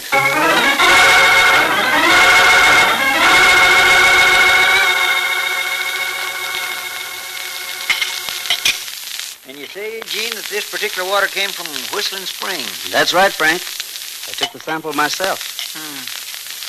Does it show anything? Nothing. Absolutely nothing, except that it's just plain, everyday H2O. But that can't be. Otherwise, why wouldn't Champ... Take a drink? Maybe he just wasn't thirsty. Did you ever think of that? Yeah, maybe you're right.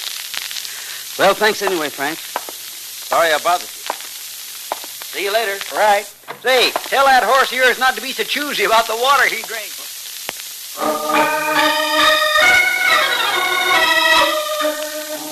Well, sir, I'd no sooner left Frank Parker's assaying office and gotten back to Melody Ranch than Pat Buttram came running in, all excited with a copy of the latest Sagebrush Weekly Gazette.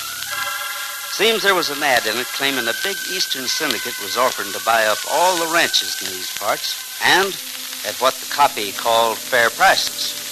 Well, needless to say, that was the clincher. 2 hours later, every rancher within a 10-mile radius was at the Cattlemen's Exchange in town, waiting to hear from Ed Thompson, our association president. All right, men, now let's quiet down. Quiet, please. Now then, I'm sure by now you've all seen the ad in the paper telling about some Eastern syndicate wanting to buy up our land. Momentito, por favor.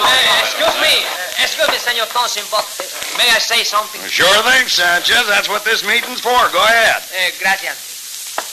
Señores, I too love my rancho as much as any of you. But, well, I have been hit so hard by my recent cattle losses that, well, I'm afraid I will have to sell my land. Now, wait a minute. Hold it down. Quiet, I said. Now, you look here, Sanchez.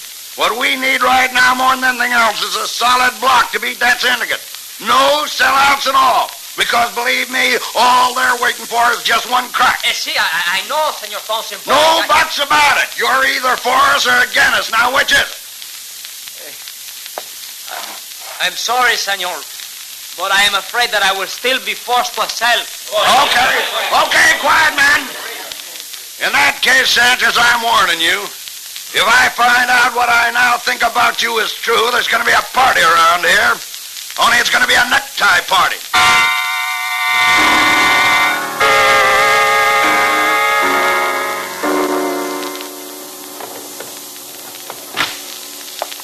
Brother, it sure is dark in this here barn of Senior Sanchez. I can't see it. Holy smoke, Gene, look. Over on that bench.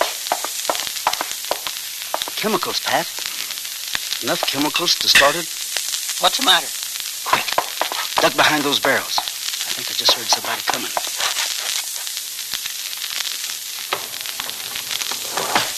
Okay, you in there, whoever you are, come on out in the light with your hands up. Hey, Gene, it's Frank Parker, the assayer. Yeah. It's just us, Frank. Gene Autry and Pat Buttram. Well, I'll be. What are you two doing out here in Sanchez's barn? We might ask you the same thing. Well, yeah, I guess good at that. You see, that water you brought me was poison, Gene. What? Are you sure? Positive. I told you it wasn't because I didn't want to get you and the rest of the ranchers around here all stirred up. At least till I had a chance to do a little checking on my own. But now that I've seen those chemicals over there, I'm afraid Senor Sanchez is going to be in for a pretty rough doing, Mr. Parker? Going for Ed Thompson and some of his boys just quick as I can, Pat. In the meantime, I suggest you two grab Sanchez and hold him till we get back. Then we'll fix his double-crossing clock once and for all. See you later. God dang it, Mr. Autry, I still can't believe Senor Sanchez would do a thing like this. He didn't do it, Pat. Of course he didn't. That's what... Hey, wait a minute. What do you say? I'll explain it to you some other time. Right now, though, I want you to get Juan and go where I tell you to just as fast as you can. In the meantime, I've got a plan. A plan that involves a little white lie, some water, and our ass-air friend, Frank Parker.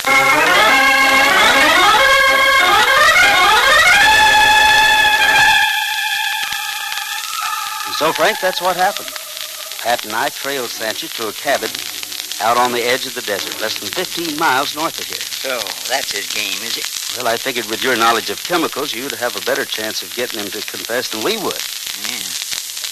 Yeah, maybe you're right at that. I know I'm right. Where'd you say this place was? Just across that stretch of desert north of town. Shouldn't take us more than 2 hours at the most to get there. Okay, let's go.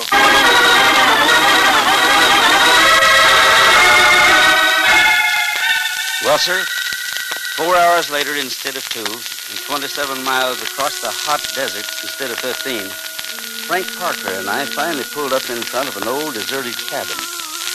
Anyway, just as I'd planned, at the time we got there, poor Frank was so hot and thirsty from that beaten desert sun, the only thing he wanted was a drink of water. Water, Autry. Where's the water you've been promising me? My throat is burning up. Don't you want to talk to Sanchez first? That can wait. All I want now is some water. Okay, you're the boss. Hey, Pat. Yeah? Bring out your canteen, will you? Coming right away, Gene. Oh, hi, Frank. Quick, give me some of that water. Sure thing. Here you are. I could drink this whole thing dry. I don't blame you. That water from Whistling Springs is just about the best there is. Did you say Whistling Springs? That's right. But that water's poison.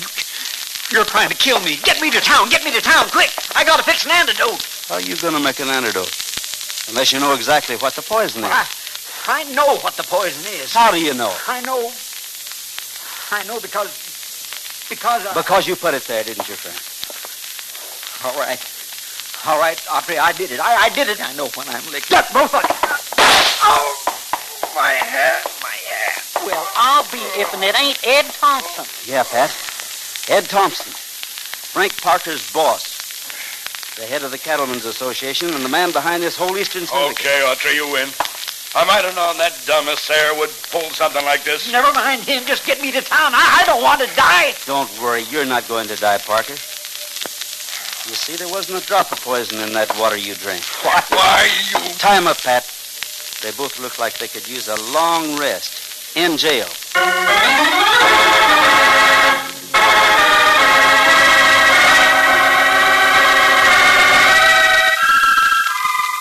And so that wound up what almost turned out to be quite a little land swindle. Yet you know something?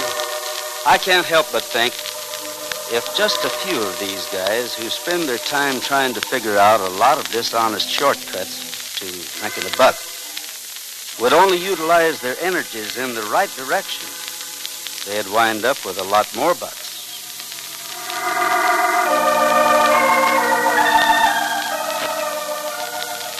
Well, sir, let's see here. Oh, yeah. What do you say right now that we recall for you a great song that not only tells how a cowboy feels about his life on earth, but about his life to come in the great hereafter. A song that's been a favorite of all of us out here in this land of the boots and saddles for quite a long, long time. It goes like this. I've been thinking today as my thoughts begin to stray of your memory, to me worth more than gold. As we ride across the plains, midst the sunshine and the rain, we'll be rounded up in glory by and by. as we ride across the plain with the cowboys that have famed, with the storms and lightning flashing by your side. There we'll meet to part no more upon that golden shore when he rounds us up in glory by and by. We'll be rounded up in glory, rounded up by and by. We'll be rounded up in glory. We'll be rounded up by and by.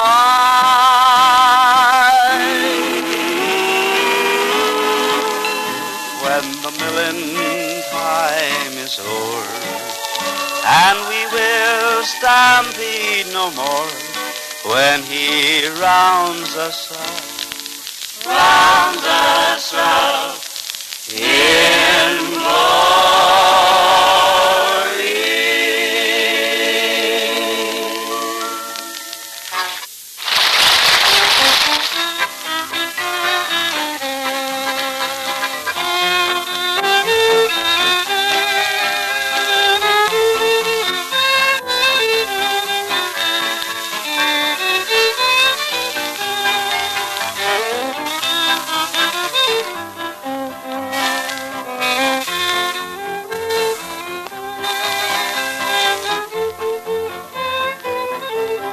You have been listening to Melody Ranch with Johnny Bond, Pat Buttram, the Cass County Boys, the Pinafores, Carl Cotner, and America's favorite cowboy, Gene Autry.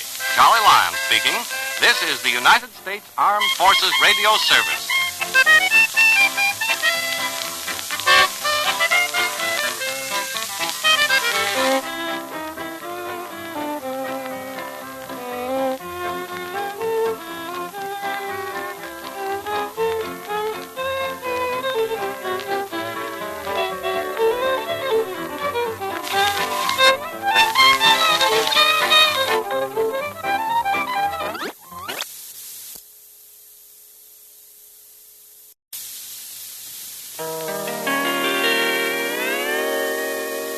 He's back in the saddle again. Yes, it's time once again for Melody Ranch and Gene Autry.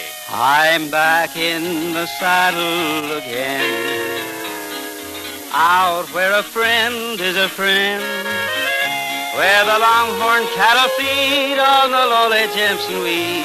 I'm back in the saddle again. That's right, folks. It's another visit with all the gang here at Melody Ranch. There's Pat Buttram, the Cass County Boys, the Gene Autry Blue Jeans, Carl Cotner's Melody Ranch Hardway 6 featuring Alvino Ray, and yours truly, Charlie Lyon. Right now, though, meet the boss man himself, America's favorite cowboy, Gene Autry. I drove a herd of cattle down from old Nebraska way. That's how I come to be in the state of Iowa. I met a gal in Iowa, her eyes were big and blue. I asked her what her name was, she said Sioux City Sue. Sioux City Sue, Sioux City Sue. Your hair is red, your eyes are blue, I'd swap my horse and dog for you. Sioux City Sue, Sioux City Sue. There ain't no gal as true as my sweet Sioux City Sue. Now I'm admitting Iowa, I owe a lot to you. 'Cause I come from Nebraska to find Sioux City Sue. I'm gonna rope and tie her up, I'll use my old lasso. I'm gonna put my brand on my sweet Sioux City Sue. Sioux City Sue, Sioux City Sue. Your hair is red, your eyes are blue, I'd swap my horse and dog for you. Sioux City Sue, Sioux City Sue. There ain't no gal as true as my sweet Sioux City Sue. Hey, Well, howdy, everybody. Yes, sir, it's nice of you to drop by Melody Ranch today. And it's our intention to make you glad you came. Here's a song we told you about only a few weeks ago. Now, just about everybody is playing and singing. Wanted someone who kissed me and held me closely, then stole my heart. Wanted someone I trusted who gave no warning we'd ever part. She was last seen hiding out in someone's arms. She knew nothing of the danger in her charms. A jury may find her guilty, but I'd forgive her if I could see a sign confession that she's repented and really wanted no one but me. She was last seen hiding out in someone's arms.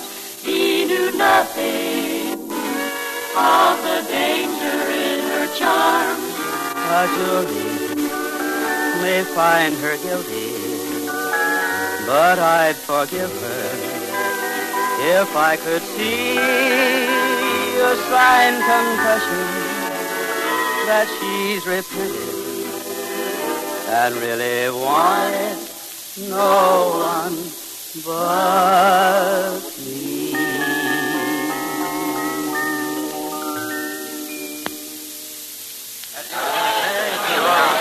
Well, sir, much obliged to you, friends. And now, before we get started here with the... Say, Mr. Autry, would you take a look at my mule Dandruff here? She don't feel so good.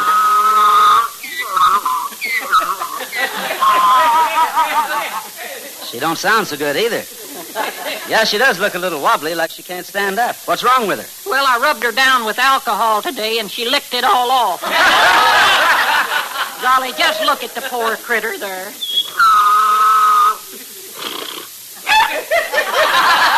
That stuff's made her real ornery. She just kicked a man up a tree today. Oh? Did you go up and get help? I couldn't. I was up the tree. You know, Patrick, that mule of yours has rheumatism. No wonder she's ornery. Well, I know she's got rheumatism. She tried to cure it by sitting in my lap. Do you mean to tell me that you let Dandruff sit in your lap? Certainly not. I ain't gonna let no mule make a hot water bottle out of me. Oh, gosh. Just look at poor Dandruff, Mr. Autry. She's getting a little more sway back every day. A little sway back. She's the only animal I ever saw whose stomach starts from a kneeling position. I know. I rode her into town today, and, I dribbled her down the road like a basketball. As a matter of fact, a policeman, he tried to give me a traffic ticket for riding her along the highway. Well, is taking a mule on a highway against the law? No, but her stomach kept erasing the white line down the middle of the road. But the laugh was on the policeman, though. Oh? Why was that? Well, I found out that little white line in the middle of the road, that was just a milk truck with a leaky can. Just look, that poor little Dandruff. Do you feel bad, honey? Oh. Maybe, I'll tell you, I'll make you feel better. I'll sing you a song, huh? Oh, no, don't do that.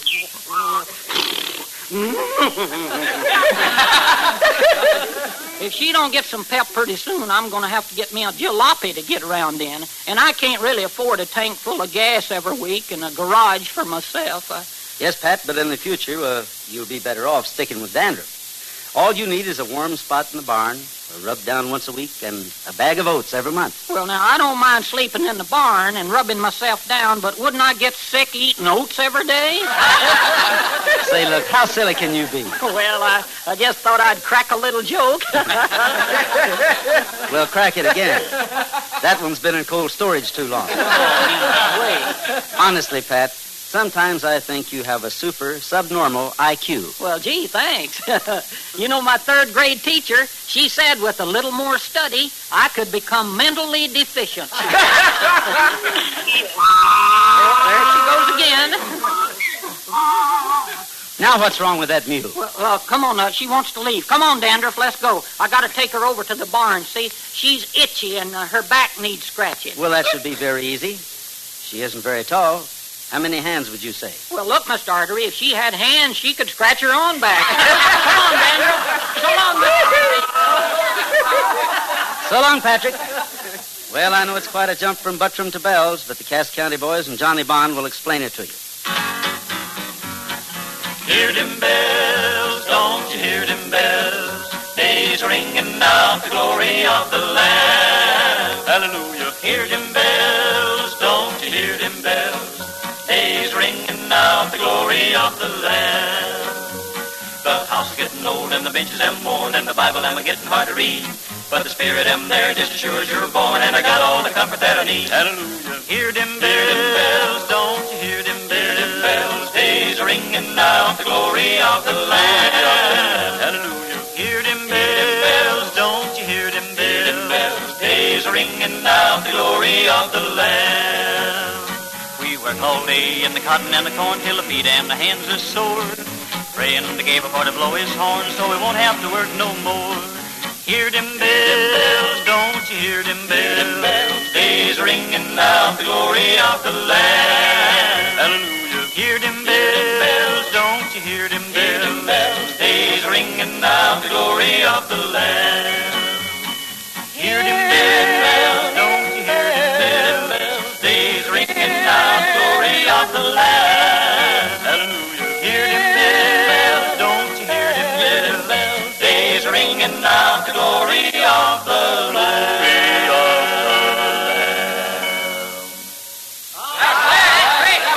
Ah, thanks for a swell song, Cass County boys and Johnny Bond.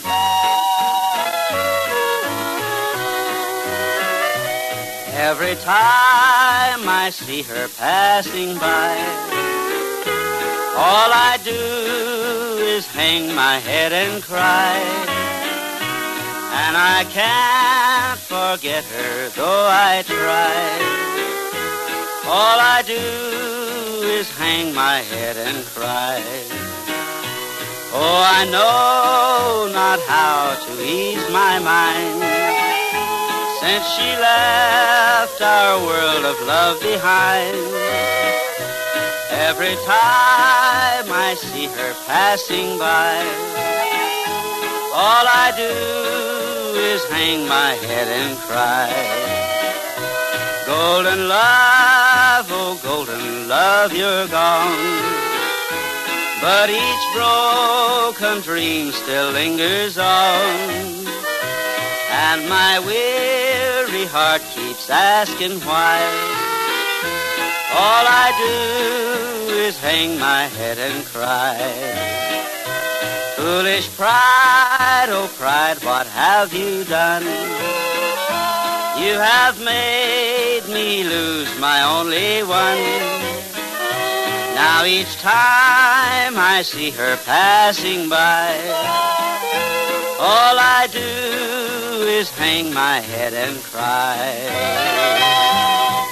Nice going there, Mr. Autry. Nice going. Well, thank you, neighbors, and thank you too, Johnny. Maybe this ain't the time to ask you, but you never have told me whether I could go with you on that cattle drive over to Carsonville.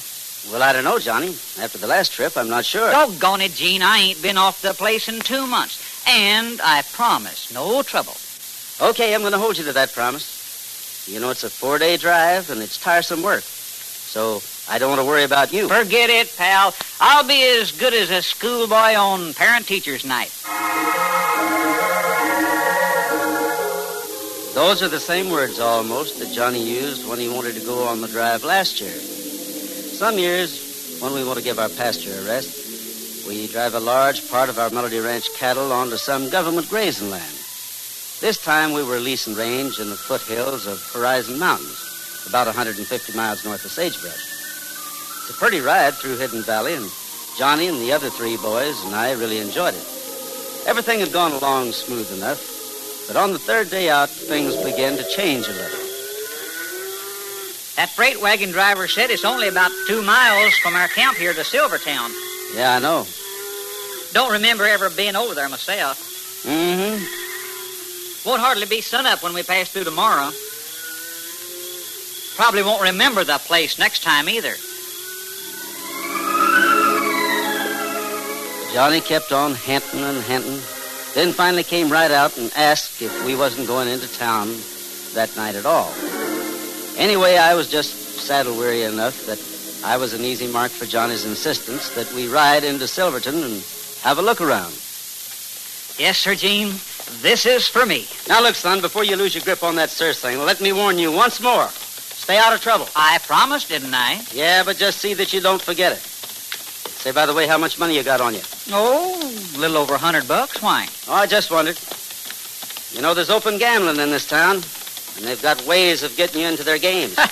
Not Johnny Bond, they ain't. I hope not. Oh, boy. Oh. Well, there's still a light in the office of the Cattlemen's Association. I'm going in and have a visit with them for a while. Okay, I'm going next door there to the Silver Dollar Saloon and see what's going on. I'll see you later. All right, Johnny. But remember what I told you. Don't worry.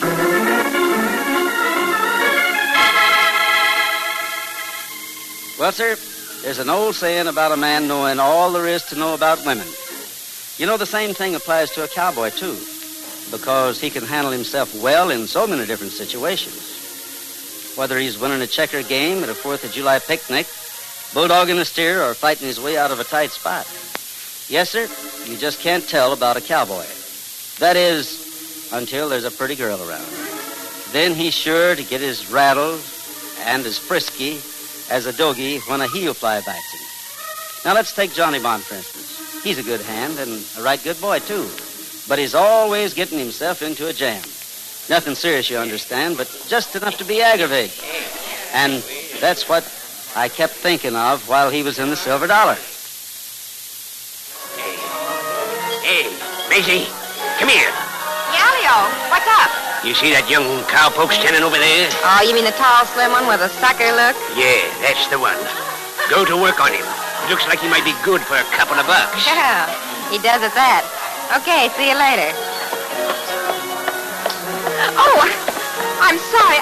Oh, excuse me, miss. It was my fault. Hey, wait a minute. What you crying about? Oh, it's nothing really. I just don't know how to do this kind of work. Work?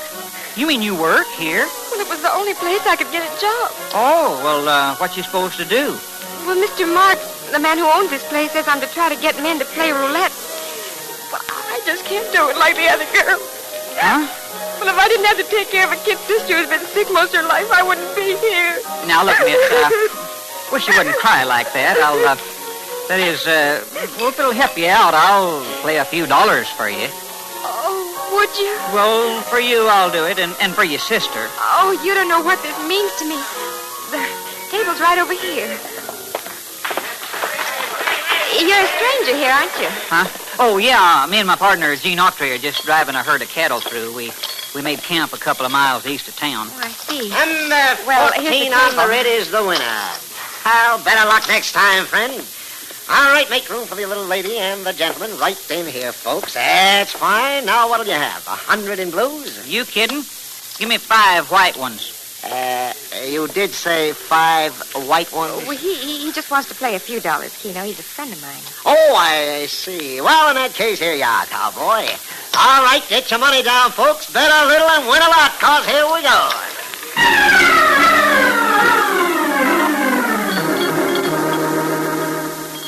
Well, Maisie, that cleans me out. Oh, gee. And I was pulling for you to win, Johnny. But I do appreciate what you've done for me and my sister. No, it's okay. Well, Johnny, having a big Gene, time? now look, Gene, I can explain this. You see... Yeah, forget it. Come on, we better get back to camp. Oh, Gene, I was just helping Maisie out of a tight spot. I didn't know that... Hey, where'd she go? She's gone looking for another sucker. Let's get out of here. Well, on the way back to camp, Johnny admitted he'd been taken. He told me all about how Maisie had gotten to him, got him gambling on the little black ball at the roulette table. And I figured maybe it was a lesson well learned, since it had cost him about $100. I guess it hadn't been more than 20 minutes since we'd unsaddled our horses, when who should come riding into camp but Maisie from the Silver Dollar. Oh, boy. Oh, Johnny, I'm so glad I found you. Hey, what are you doing here? After what you done to me? Oh, please don't be mad, Johnny. I want to talk to you. You done enough talking for one night. Now, wait a minute, Johnny. What's this all about, miss? Well, Mr. Autry, tonight when Johnny was in the Silver Dollars, the men overheard him tell me that you were driving cattle through here. Is that so? Well, I just found out that they're planning to break up your herd, drive off part of it. What? Are you sure? Now, wait a minute, Gene. This ain't another trick of yours, is it, Maisie? Oh, no, honest, Johnny, this is the truth.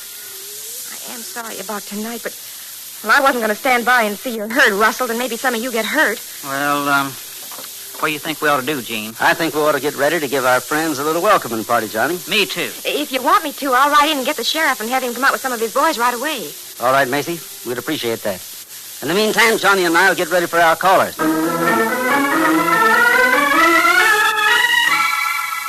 As soon as Maisie left, Johnny and I worked out a plan and set back to wait for the sheriff Maisie had gone after, or the rustlers, whichever showed up first. We didn't have to wait long. Are you Gene Autry? That's right. Good. I'm Sheriff Jenkins, Autry. Maisie Clark told me you boys were expecting trouble. That's what we hear, Sheriff. Well, don't worry too much. The boys and I will see that nothing happens. Right, boys? What should we do first? Well, I think the first thing for us to do, Autry, is to ride over and get your other 3 men that are riding herd. That way we can all stand our ground against them rustlers together. What do you think? Sheriff, I think the rustlers are already here. What are you talking about? Just what I said. Now reach, all of you. Get the guns when these guys hit the ground, Johnny. Okay, Gene. Slim, ride into town and get the real sheriff. Right, Gene. Pitch those guns over here.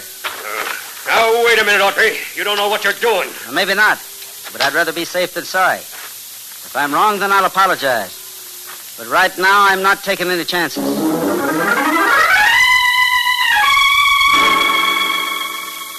Well, I didn't have to apologize, to say the least. Maisie was gone long enough to give the phony sheriff and the rest of her boys time to get the situation well under control, she thought. And then she came riding back. But she was right in the middle of camp before she realized what had happened. Oh, boy. Whoa! Well, Mr. Autry, how does it feel to be taken for a... Hey, what's going on here? Get down off that horse, Maisie. Now line up over there with the rest of them until Slim brings the real sheriff out here.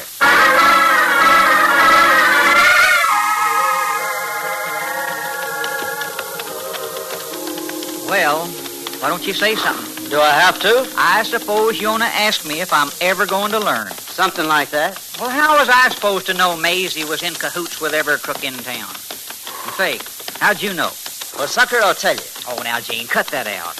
Well, Johnny, do you remember when that phony sheriff said he thought it would be a good idea for us to go over and get our other 3 boys who were riding night herd? Yeah, so what? So, how did he know that there were only 3 men? Unless he had already been over there and looked. Oh, I get it. I guess. Mm-hmm. But, Gene. Yeah? Gene. What? You know something? What? I'm glad I ain't smart like you. 'Cause then we'd both be smart, and I wouldn't get in no trouble, and then you wouldn't get a chance to show me how smart you are.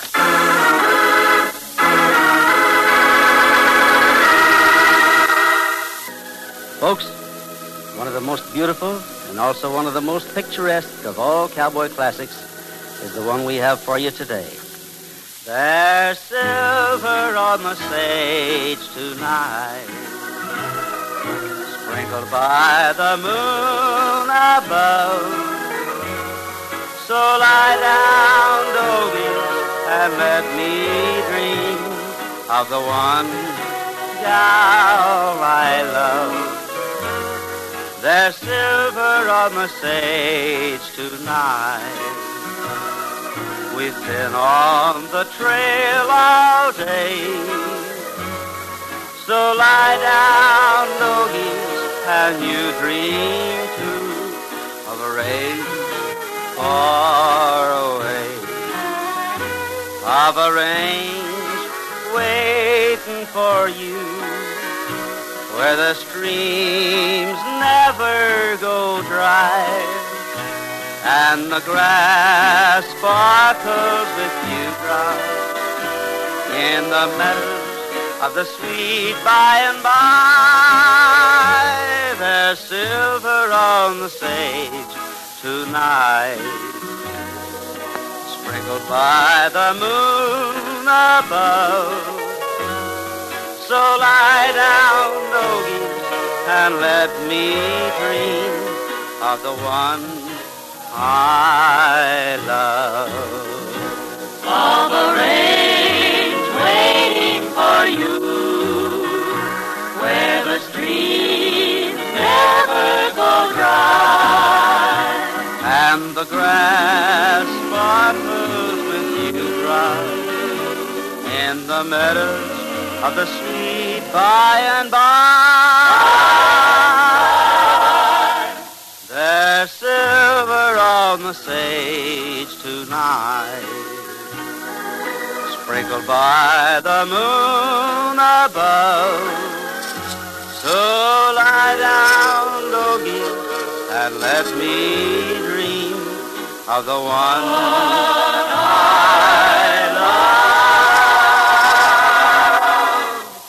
love, of the gal I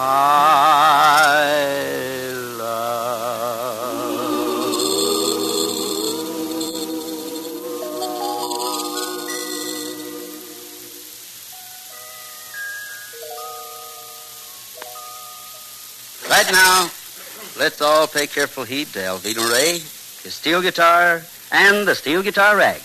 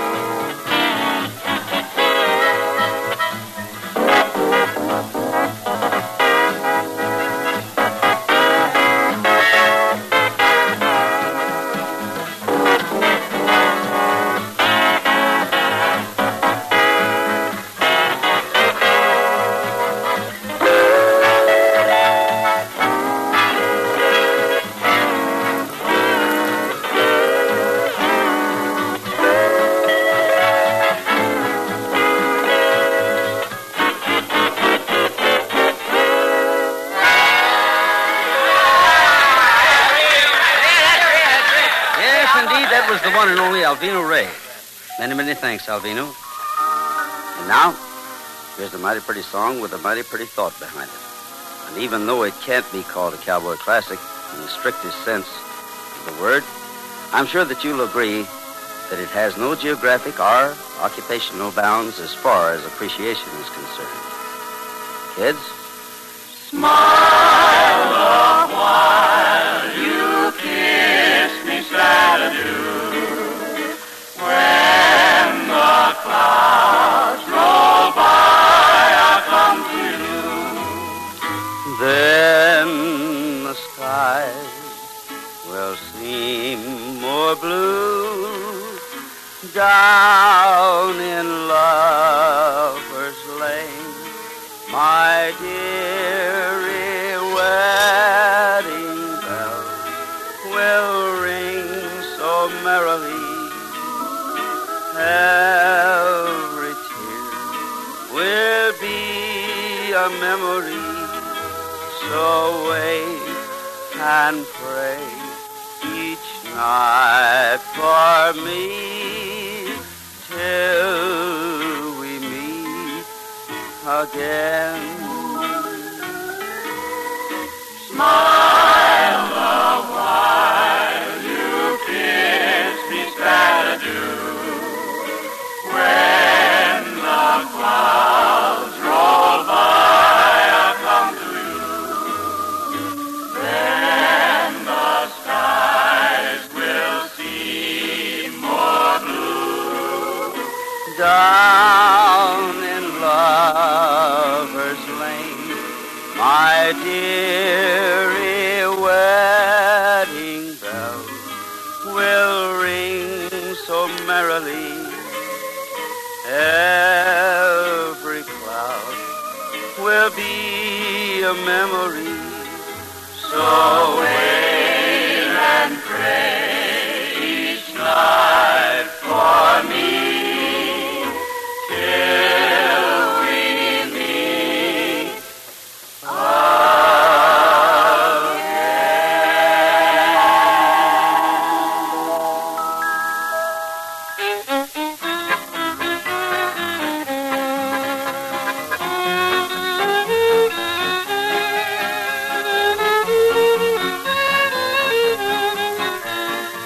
week at this same time, Gene Autry and all the gang from Melody Ranch will be heard over these same stations.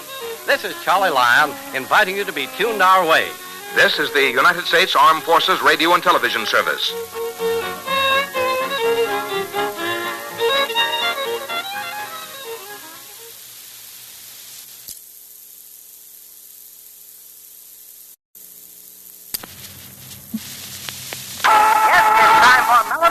And Gene Autry. I'm back in the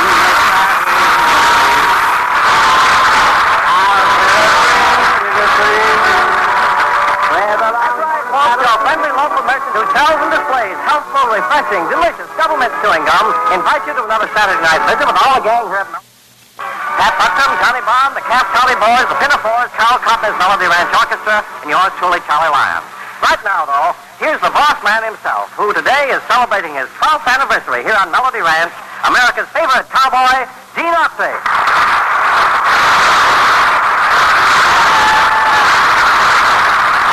Thank you very much, Charlie Lyon, ladies and gentlemen. Thank you, Mr. Birch. I appreciate those cues you're giving me. Yes, sir, today marks quite a milestone in our life, one of which I'm terribly and tremendously proud.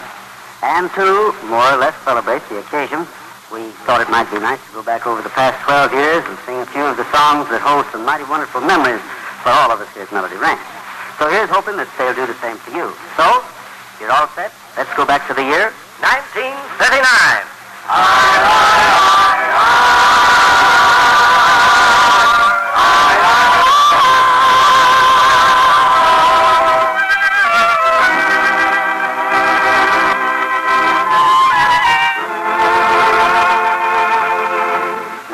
A year I'll always remember. For it was 1939 that two English boys, who had never seen the United States, much less a cowboy, gave me a song that has since become a favorite to folks the world over. Remember this one? South of the border, down Mexico way. That's where I fell in love when stars above came out to play. And now as I wander, my thoughts ever stray. South of the border, down Mexico way. She was a picture in old Spanish lace. And for a tender while I kissed a smile upon her face. For it was fiesta, and we were so gay. South of the border, down Mexico way. Then she sighed as she whispered manana, never dreaming that we were parting. And I lied as I whispered manana, for our tomorrow never came. South of the border, I rode back one day. There in a veil of white, by candlelight, we knelt to pray. The mission bell told me that I mustn't stay. South of the border, down Mexico way. Ay, ay, ay, ay. Ay, ay, ay, ay. Ay, ay, ay,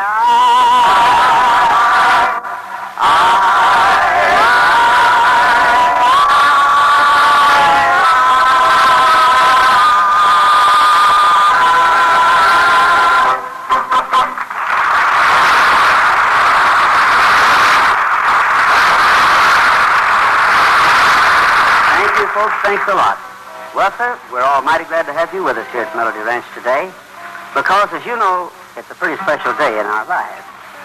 Incidentally, the treat that always is mighty special with us here at Melody Ranch is delicious, refreshing double mint chewing gum. Yes, indeed, we sure have a high opinion of that grand double mint gum. It's top quality all the way. What's more, the smooth, easy chewing and that refreshing double mint flavor seems to make everything you're doing more enjoyable. That's why we're mighty careful to see that there's always plenty of that swell double mint gum around Melody Ranch. So, why don't you do the same at your home? That delicious, refreshing, double mint chewing gum. I like it. And now, Charlie, what do you say that we get on with some more music? Right you are, Gene. The year, 1940.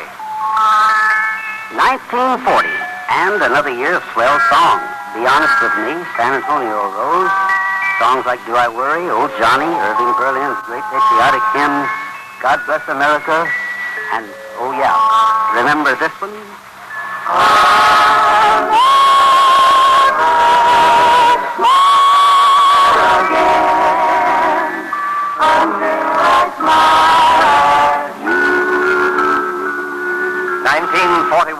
Well, what do you know? 1941. Time sure flies, don't it, Mr. Autry? Yes, sir, Patrick, old boy, it sure does. Remember Chattanooga Choo Choo? Remember it? It was 1951 before I could even spell it. By the way, what else was big that year? Well, let's see here. There was Amapola, Green Eyes, and if I remember correctly, 150 million people clapped their hands over this one. The stars at night are big and bright, deep in the heart of Texas. The prairie sky is wide and high, deep in the heart of Texas. The sage in bloom is like perfume, deep in the heart of Texas.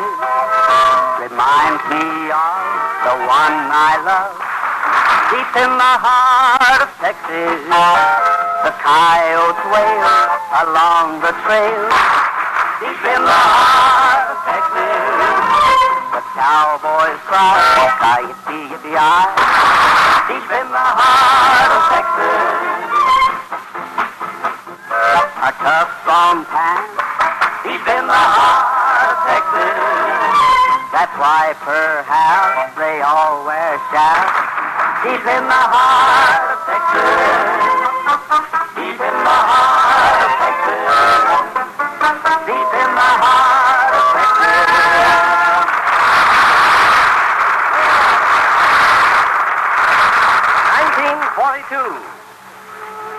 1942 produced a bumper crop of outstanding music. For 1942 was a year of sorrows and heartbreak for some, joy and happiness for others.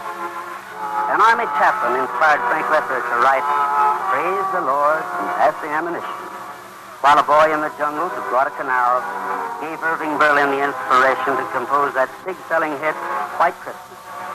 As for me, 1942 was the beginning of a new experience in the United States Army Air Force. And then came 1943, and with it, a new batch of wonderful music for America to enjoy. Remember Paper Doll, Besame Mucho, Esto Packin' Mama, all swell tunes. But the really big hit of that particular year came out of New York's big play called Oklahoma.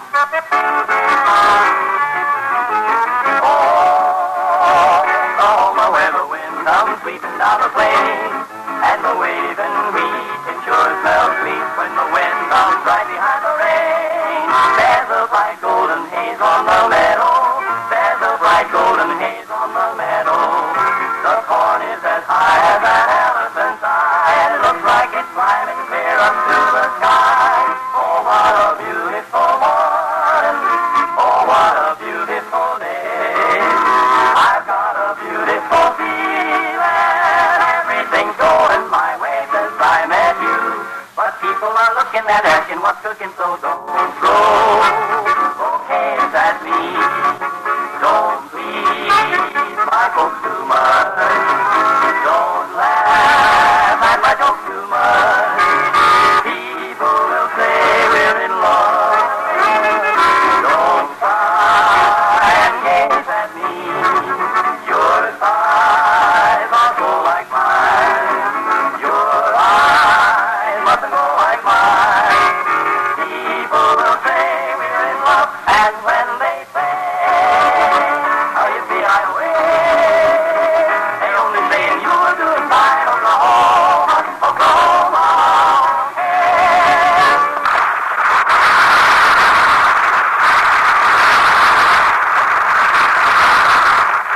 Thank you, Cass County boys. You couldn't help from bringing back a lot of happy memories with those songs.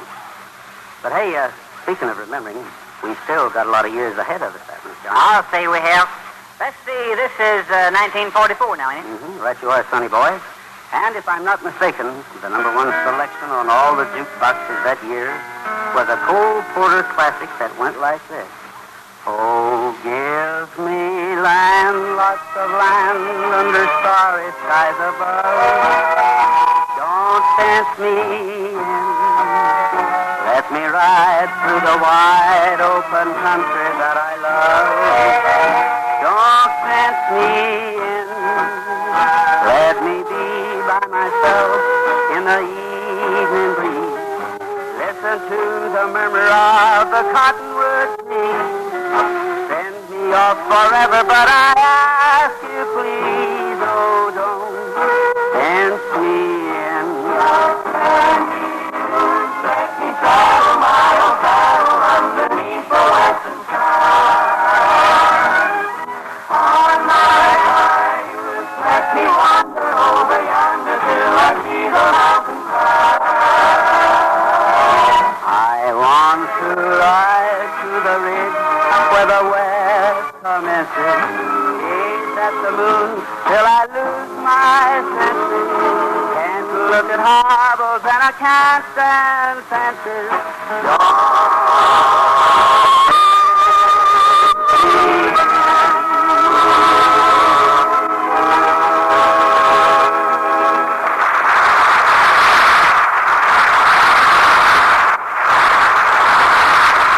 Well, thank you, folks. Many thanks. You know, going back over the years like we are brings back the memories of a lot of mighty pleasant associations that I've enjoyed. And right up at the top of the list is my longtime companion, that grand double mint gum. Now, of course, you all know that delicious, refreshing double mint is a mighty enjoyable taste treat. But besides enjoyment, chewing that grand double mint can give you a lot of little things, a little help. For instance, double mint's healthful, natural chewing is good for digestion after you eat. And it helps to keep your teeth bright and clean. Another thing, that clean, cool double mint flavor makes your taste fresh and sweetens your breath. That's why it's a swell idea to chew a stick of delicious double mint, not only after meals, but any time you want a pleasant treat. So remember, folks, delicious, refreshing double mint chewing gum. You like it.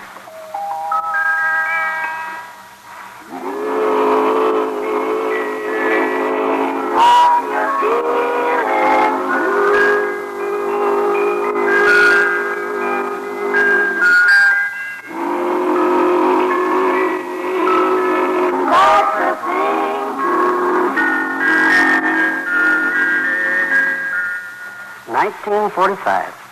You know, that particular year holds a lot of special memories for me, too. Probably does for you. Yes, sir. Maybe you sing a tune called Candy or Laura to your best gal. Or maybe Till the End of Time had you humming and whistling. As for me, though, well, being an ex-railroad man, I had to go along with this one. Johnny, do you hear that whistle down the line? I figure that it's engine number 49. He's the only one that'll sound that way on the Atchison, Topeka, and the Santa Fe. 1946. Gonna take a sentimental journey. Gonna set my heart at ease. Gonna take a sentimental journey to renew old memories. 1946 and more memories. More wonderful tunes. Sentimental Journey. Old Buttermilk Skies. Open the Door, Richard, and many more. Speaking personally, though, this little gal was quite a favorite of mine, as well as being the title of one of my pictures. Sioux City Sue, Sioux City Sue, your hair is red, your eyes are blue, I'd swap my horse and dog for you. Sioux City Sue, Sioux City Sue, there ain't no gal as true as my sweet Sioux City Sue. I drove a herd of cattle down from old Nebraska way. That's how I come to be in the state of Iowa. I met a gal in Iowa, her eyes were big and blue. I asked her what her name was, she said Sioux City Sue. Sioux City Sue, Sioux City Sue.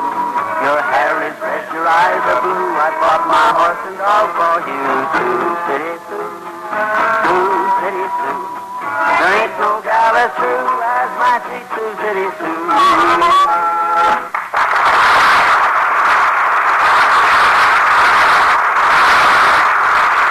Da-da-da-da-da-da-da-da. 1947. Right you are there, Patrick, and when it came to music, 1947 was really a banner 12 months. For instance, remember hair of gold, eyes of blue, lips like cherry wine. Boy, I'll say. And how about that there Tree in the Meadow and the anniversary song? Yes, sir. Yes. Plus bouquet of roses, you call everybody darling, so both to China. Yeah, and not to mention them two famous boys, Chattanooga Shoeshine and Nature. Yes, sir, Patrick. But from Boston to Bakersfield and from Duluth to Dallas, this tune ranks mighty high among the favorites of 1947.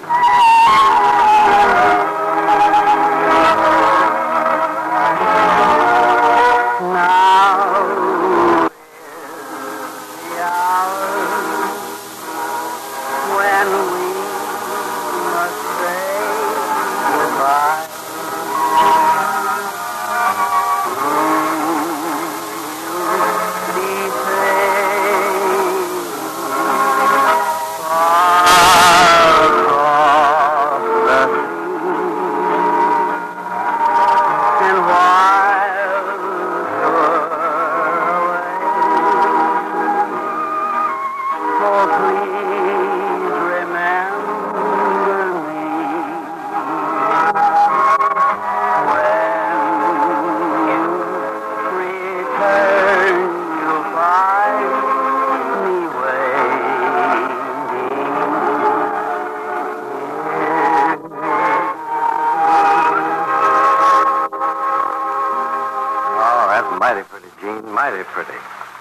Well, Charlie, thank you very much. Here we are right up to 1948. Yes, sir. Seems like only yesterday. Well, right you are.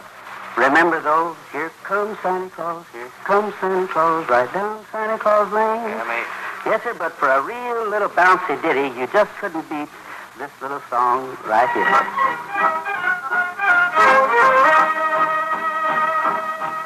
East is east and west is west, and the wrong one I have chose. Let's go where you keep on wearing those frills and flowers and buttons and bows and rings and things and buttons and bows. Don't bury me on this prairie, take me where the cement grows. Let's move down to some big town where they love a gal by the cut of her clothes, and you stand out in buttons and bows. I love you in buckskin, our skirt that you've homespun, but I love you longer, stronger, where your friends don't hold a gun. My bones denounce, the buckboard bounce, and the cactus hurts my toes. Let my mood break out to you, those silks and satins and linen that shows, and you're all mine in buttons and bows. Give me Eastern trimming where women are women in high silk hose and picaboo clothes, French perfume that rocks the room, and you're all mine in buttons and bows. Buttons and bows. Buttons and bows. Buttons and bows.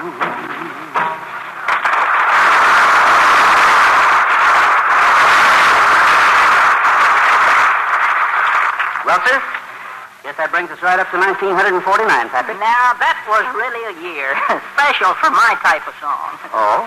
For instance? Well, for instance, mule train, ha, ha, clippity-clopping over hill and plain.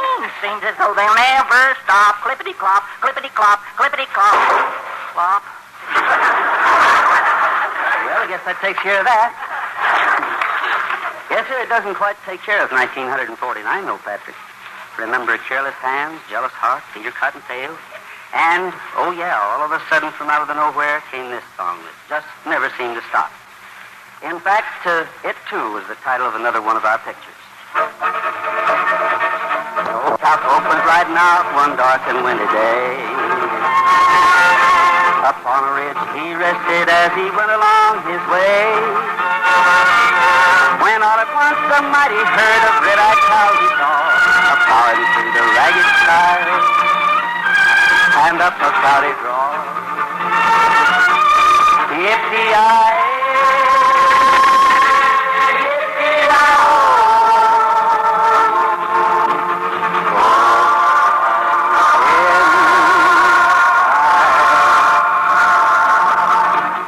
bands were still on fire and their hooks were made of steel. Their horns were black and shiny and their hot breath he could feel. A bolt of fear went through him as they thundered through the sky, for he saw the riders coming hard and heard their mournful cry. Yippee-yi-yi, yippee-yi-yi, yippee-yi-oh.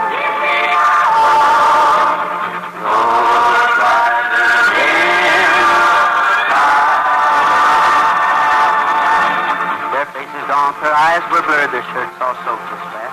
They're riding hard to catch that herd, but they ain't caught 'em yet. They've got to ride forever on that range up in the sky, on horses snorting fire. As they ride on, hear 'em cry. Yippee-yi-yi, yippee-yi-oh.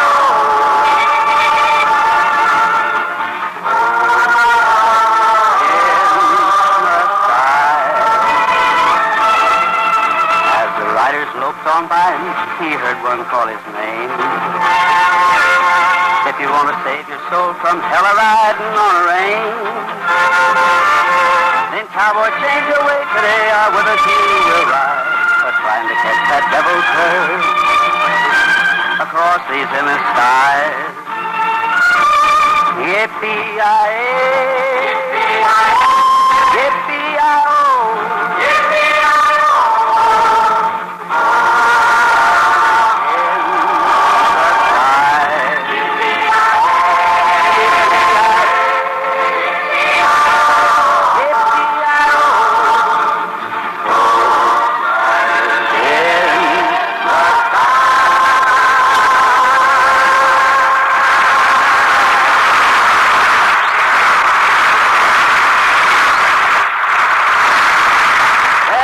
Thanks a lot there, folks. Brother. Gene, will you look at all these wires that keep coming in here for your 12th anniversary? Here's one from Bob Crosby. Oh. One from Red Skelton. Another one from the Boy Scouts of America. One from Amos and Andy, Ed Sullivan, Vaughn Monroe, Arthur Godfrey, Robert Q. Lewis, Bing Crosby, and that's only the beginning. Well, thank you very much, Johnny, and I appreciate every one of the telegrams we've received today. You see, I appreciate every one of them. Well, good. What's next? Well, 1950, Johnny. And a big year it was, too. You can say that again. Remember the Tennessee Waltz? I sure do, sonny boy. But there were some more other fine songs, too. For instance, Rudolph the Red-Nosed Reindeer had a very shiny nose. And The Thing, which reminds me of Buttram. Dear Hearts and Gentle People, The Third Man, and dozens more, including... Irene, good night.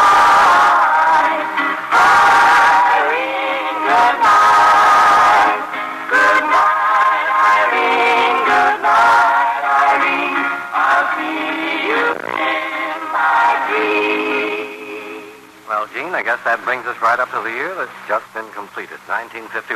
Yes, indeed it does, Charlie. A year that had folks the country over singing right along with tunes like Sparrow in the Treetop, Beautiful Brown Eyes, On Top of Old Smoky, Truly Fair, Mr. Mississippi. Not to mention this one.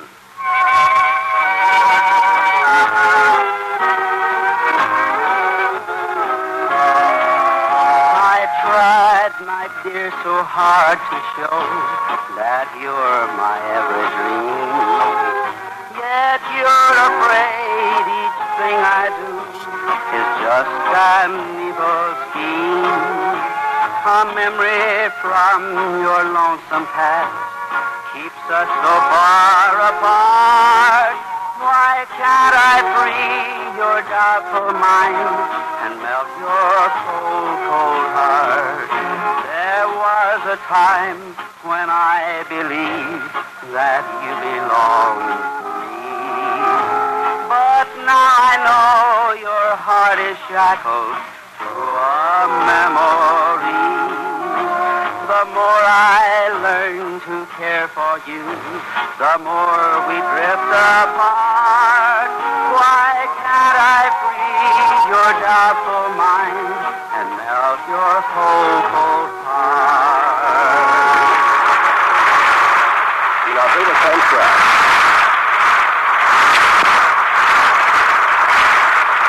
Well, folks, that brings us right up to the present. I know there are a lot of wonderful songs among your favorites that we didn't have time to sing. But sometime real soon we'll try and get to them. Right now, though, I guess that's all the time that we have for now on this 12th anniversary. Somehow, I can't say so long without first giving a lot of credit to a swell bunch of people.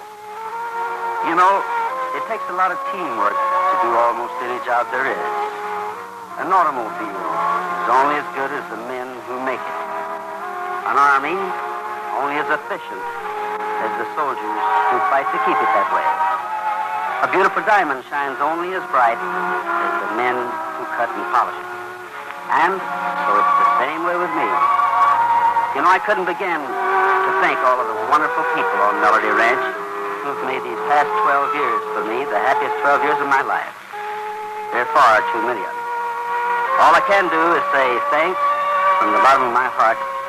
And until next week, then, at this same time and over these same stations, this is Gene Autry for Doublemint, asking you to keep thinking of us until we're back in the saddle again.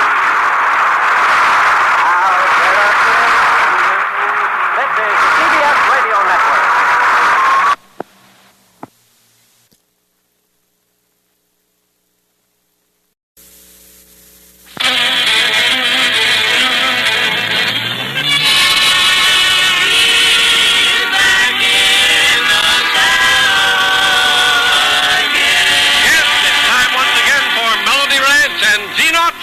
I'm back in the saddle again, out where a friend is a friend.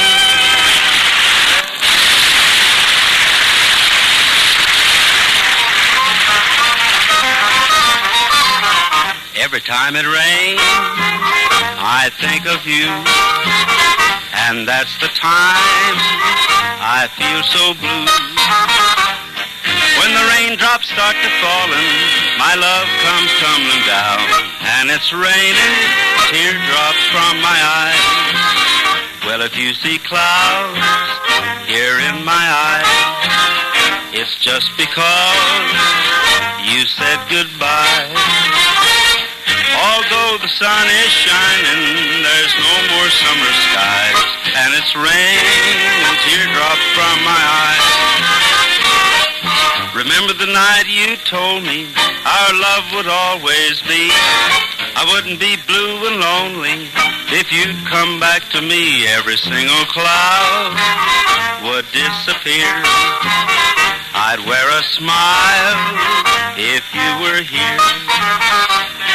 So baby, won't you hurry, 'cause I miss you so, and it's raining teardrops from my eyes. Remember the night you told me our love would always be. I wouldn't be blue and lonely if you'd come back to me. Every single cloud would disappear. I'd wear a smile if you were here. So baby, won't you hurry, 'cause I miss you so, and it's raining teardrops from my eyes.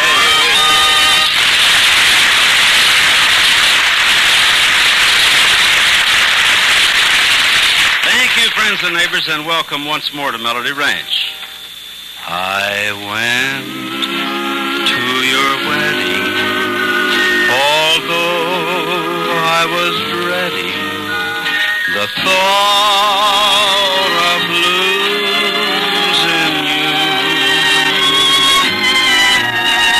The organ was playing, my poor heart was saying, your dreams are through. You came down the aisle wearing a smile, a vision of loveliness.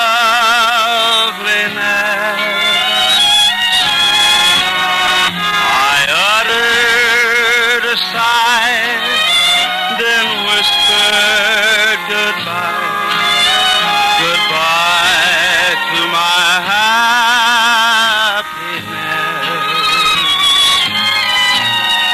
Your mother was crying, your father was crying, and I was crying too. The teardrops were falling because we were losing you.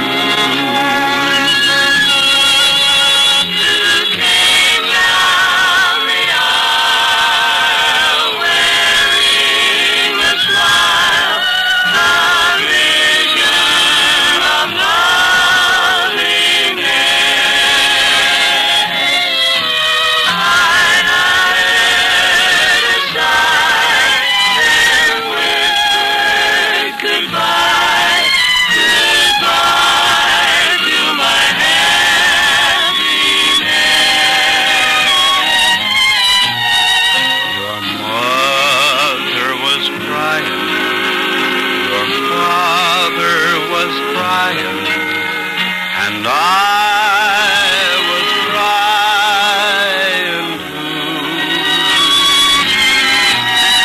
The teardrops were falling because we were losing you.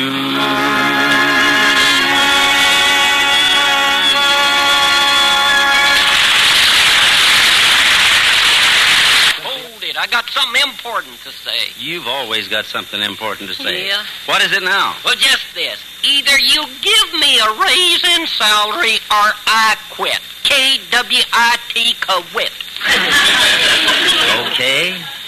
Then you K-W-I-T quit. Well, now that's different. You're going to beg me, I'll stay. Just as I thought. Now, look here, Patrick. Why can't you live on what you make, same as everybody else does around here? Yeah, that's what I say, Buttram. How come you're always the one that's broke? How should I know? I even started a budget, and I still can't save. You see, I got all my expenses listed right here on this piece of paper. Yeah. Let me see that piece. Yeah, there it is. Clothes, $12. Yeah, that's... Insurance, $20. Alimony. No, next. Medical expenses, $5. Hey, wait a minute. What's this $1,570? Oh, that's for a movie. Now, wait a minute. A movie costs $1,570?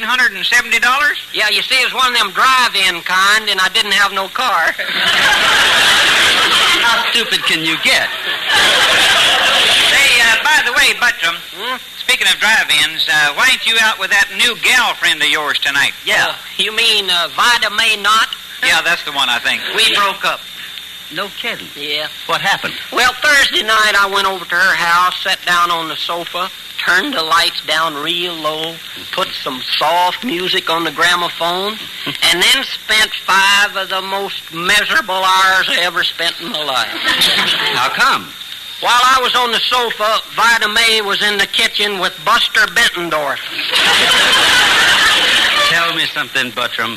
How did you ever get to be such a half-wit? It is easy. I come from a very poor family and had to split with my brother. Well, that makes sense. Howsoever, nevertheless, consequently and in conclusion, it all boils down to one thing an old girlfriend of mine used to tell me. What's that? She'd say, Patrick, honey, as they say in French, You're très chic charmant. In fact, you're just loaded with je ne sais quoi. Well, what does all that mean? It means what I got in French, nobody wants in English.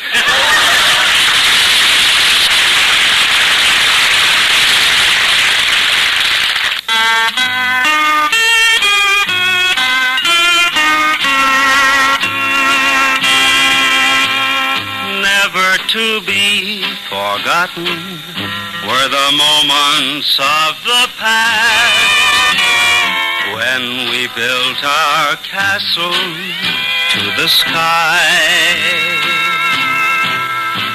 Never to be forgotten was the love that couldn't last, and a kiss that wasn't meant to say goodbye.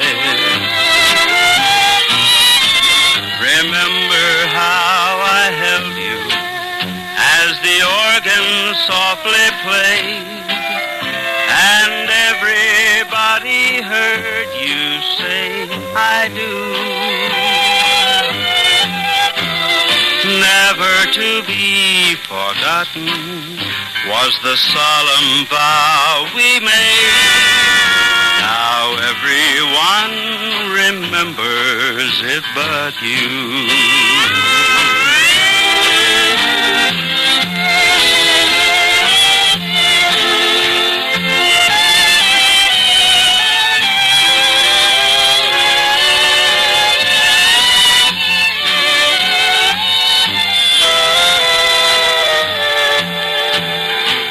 Never to be forgotten was the solemn vow we made. Now everyone remembers it but you. Now, may I suggest that you all sit down and take a firm grip on yourself. Because the story I'm about to tell may be just a little hard even for you to believe. You see, it all concerns Brother Pat Buttram.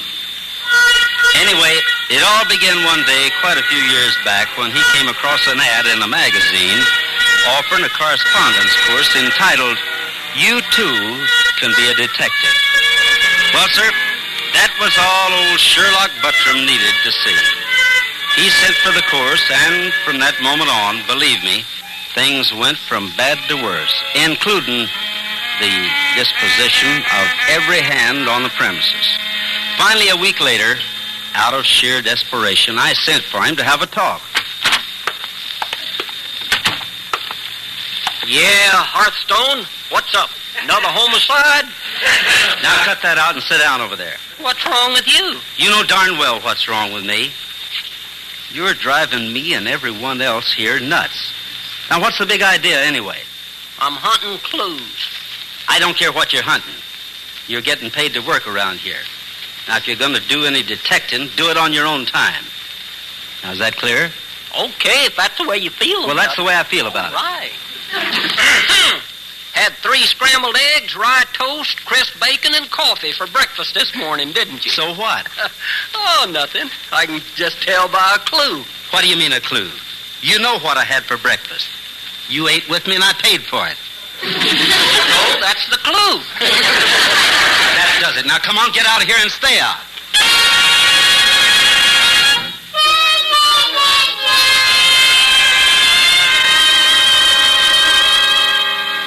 Well, sir, for quite some time after that, I didn't get any further reports on the human bloodhound. But then it wasn't more than a week later, something began happening that brought him back full steam. Seems a gang of cattle rustlers had started operating in the immediate vicinity. A smooth bunch they were, too. In fact, what they did was to sneak into a ranch sometime in the middle of the night, set fire to the barn. Then, while all the hands, including the night watches, were fighting the blaze, they'd beat it, taking with them all the unguarded cattle they could. Naturally, it was causing a lot of concern among the ranchers.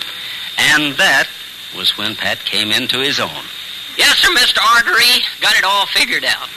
If them there rustlers ever come around here, they're going to run smack dab into this. What in the world is that? I'll tell you in just a minute. First, though, let me poke this ice pick through the keyhole in the door just to make sure nobody's watching. There. Don't tell me that you ever caught anybody with that. Yeah, One-Eyed Pete. Formerly Pete. Seriously, though, Mr. Artery, you're now looking at the Pat Buttram Special Guaranteed Crook-Catching Magic Eye Camera. All I do is just tie one end of this string to the clicker on my camera. The other end runs up through the hayloft and down by the milking machine to a cow's foot. That way, if one of them there rustlers opens the door, the cow hears him, wakes up, moves her leg, and pulls the string, and bingo! I got a picture of the crook. Well, what do you think of it? Good night, Pat.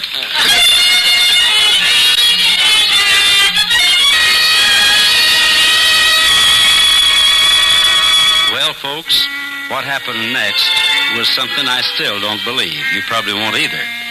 But nevertheless, this, as I got it later, was what took place. It seems one morning, just 2 days later, Pat went down to inspect his invention. And sure enough, the camera had been set off.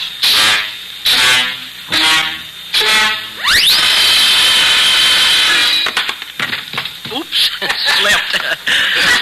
Golly, I'm so excited. I can't hardly hold my hand still. Just think, a picture of that rustler, and right here in my... Hey, what's this? Looks like a package of book matches. Uh-huh. Probably dropped by them there rustlers before they got a chance to start a...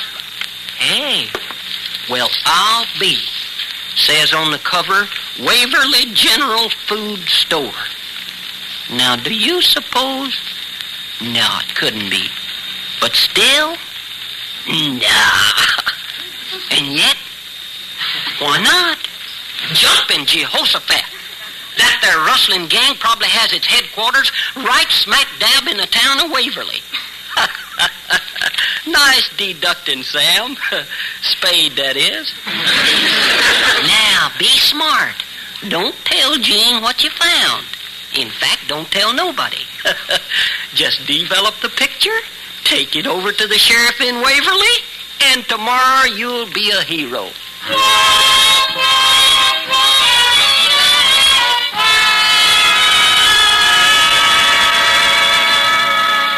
And so Pat did just exactly that. Don't ask me how. He just did, that's all. Anyway, the next morning, bright and early, he quietly snuck out of the house, got on his horse, and an hour later was knocking on the door of the Waverly Sheriff's Station. Come in! Yeah, cowboy? What can I do for you? Are you the sheriff? That's right. Good. I'm Dick Tracy. I'm Pat Buttram. I got some evidence right here in my pocket that'll knock your eyes out. That's so? Yeah. What is it? Well, you know them rustlers that's been operating in these parts lately? Yeah? The ones that's been burning down barns and then stealing the cattle while the ranchers is busy out fighting the fire? What about them? Just this. I got one of the gang's pictures. What did you say? I said I got a picture of one of the rustlers. Right here in this envelope, and nobody knows about it except me. You mind letting me see it? Heck no, not at all. Here. How many copies of this picture have you got, Mr. Buttram? Just that one in your hand and the negative in this envelope. I developed it myself. And you say you haven't shown them to anyone else? Nope, not a soul. Good. You know, Sheriff, I was just thinking, maybe you could use a smart guy like me around here, part-time. Of course, I don't know if you'd be able to pay me enough. Keep talking, cowboy. I like your style. Well, thank you. Hey, what is this? Who are you? You ought to know, chump. He's the guy whose picture you took. but I don't get it. What are you pointing that gun at me for? Shut up and turn around. Yeah, you heard what he said. Turn around. Oh, now I'm beginning to catch on. I'll bet you're both part of that gang. Smart boy. In fact, you're just a little too smart for your own good. Take him back and lock him up, Joe. We'll decide how to get rid of him later. Fix and freeze now, both of you. Mr. Artery, what are you doing here? All on you. Get their guns, Pat. What is this? You'll find out just as soon as I put a call through to the U.S. Marshal's office in King City. Now, wait a minute. Shut up, you. Hello, operator. This is Gene Autry. I want to make a person-to-person call to United States Marshal Jim Hatton in King City. Yeah, that's right. Get him, Joe. Look out, Mr. Autry. Oh, no, you don't. That's a boy. Well, you're next, Sheriff. You want a little of the same? Look, cowboy. Can we make a deal? I'll cut you in on half of every job I pull. Sorry. But would you mind repeating that offer? I didn't quite get it. I said I'll cut you in on half of the whole rustling racket here in Waverly. You won't have to do a thing. As sheriff, I can give you complete protection. Thanks. That's what I thought you said. Hello, Jim. Gene Autry again. That was the sheriff over here at Waverly. Why, you... Shut up, I said. He wants to make an offer. But before I take it, I'd like to have him tell you and fill me in a little bit more of the details. Yeah, sure thing. I'll wait right here. So long. Now, Sheriff, suppose you sit down and tell me all about this proposition of yours while we wait for your new landlord.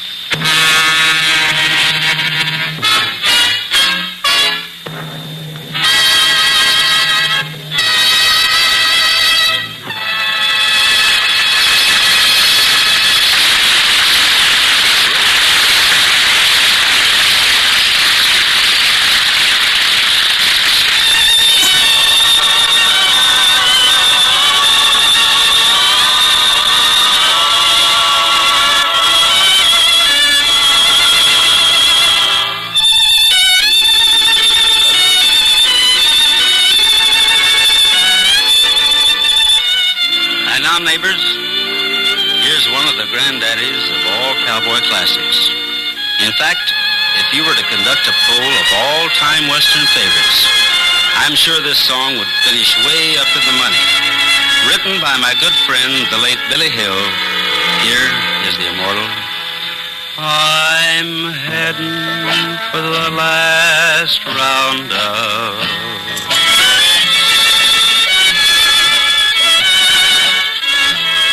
Gonna saddle old Pain for the last time and ride.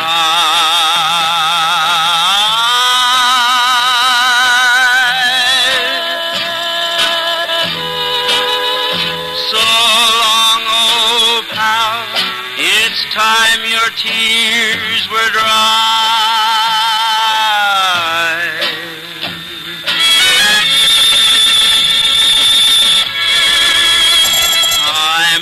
For the last roundup. Get along, little doggy, get along, get along, get along, little doggy, get along. Get along, little doggy, get along, get along, get along, little doggy, get along. I'm heading for the last roundup.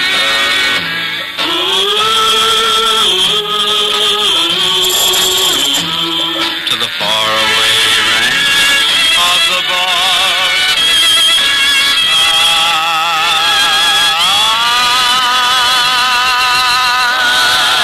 In the sky, where the strays are counted and branded. There go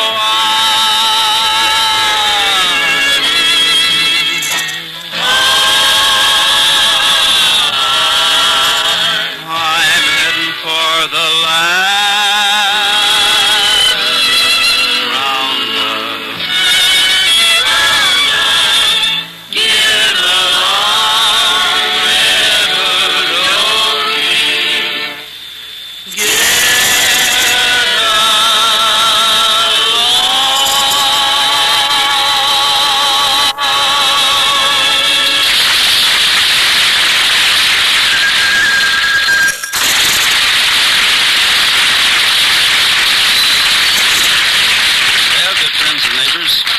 like that just about closes up shop for this current business.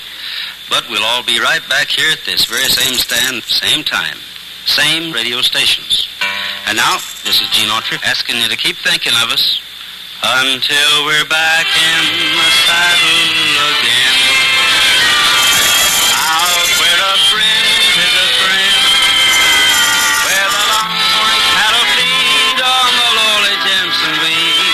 I'm back in the saddle again, riding the range once more,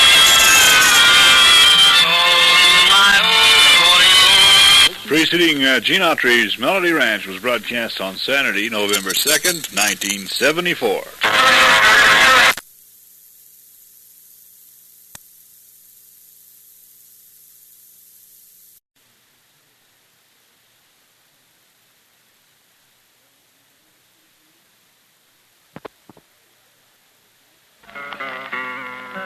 Howdy, folks, and welcome to Melody Ranch with Gene Autry. I'm back in the saddle again, out where a friend is a friend, where the longhorn cattle feed down the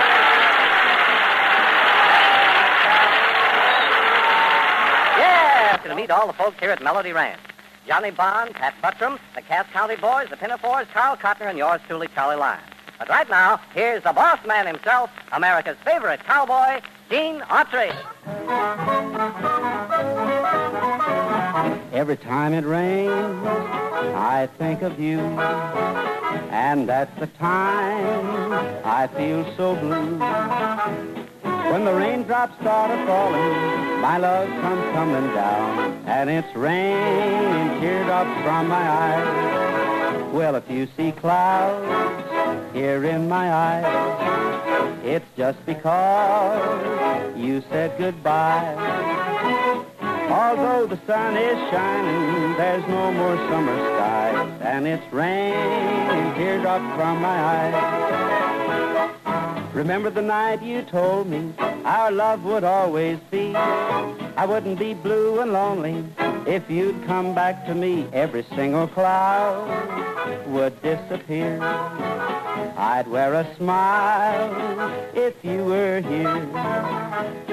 So baby, won't you hurry, 'cause I miss you so, and it's raining teardrops from my eyes.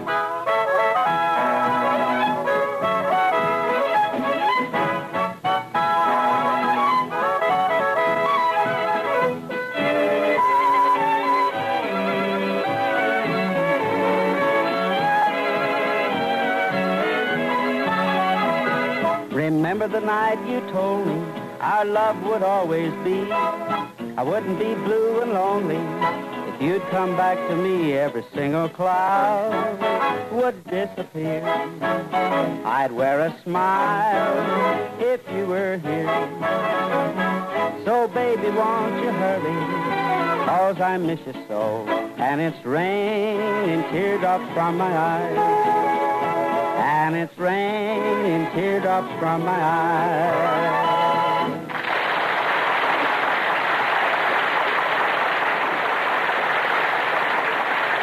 Well, thank you very, very much, friends and neighbors. It's nice of you to drop in on us. When it's springtime in the Rockies, I am coming back to you. Little sweetheart of the mountains, with your bonny eyes of blue, once again I'll say I love you, while the birds sing all the day. When it's springtime in the Rockies, in the Rockies far away. All right. When it's springtime in the Rockies, I am coming back to you. Let us sweetheart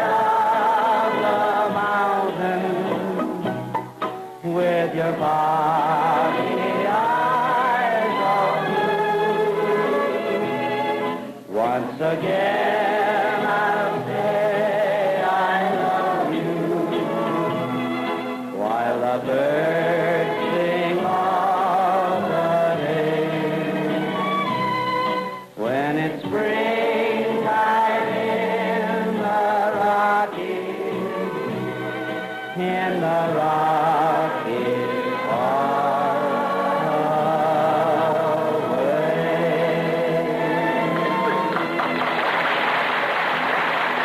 Well, let's see here now.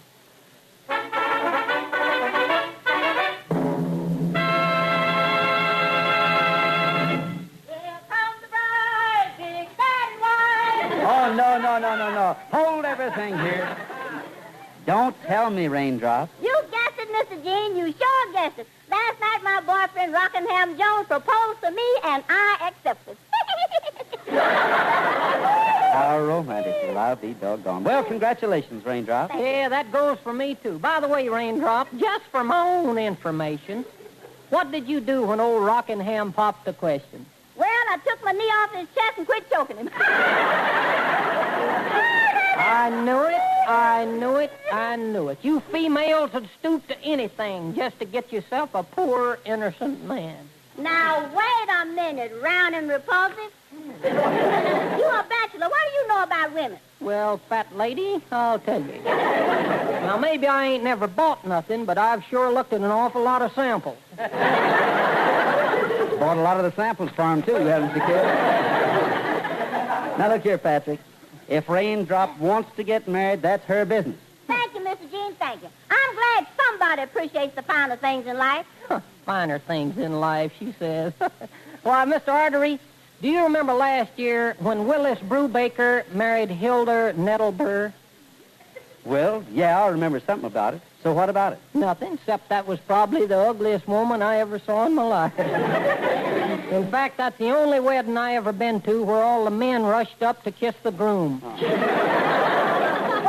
the same, I can hardly wait for that big, wonderful day. Yeah, when I come walking down the aisle wearing something old, that'll be my mother's dress. Something new, that'll be my new hat. Something borrowed, that'll be my sister's watch. And something blue. What's going to be the blue? My face, I bought me a tight girdle. So long, boys.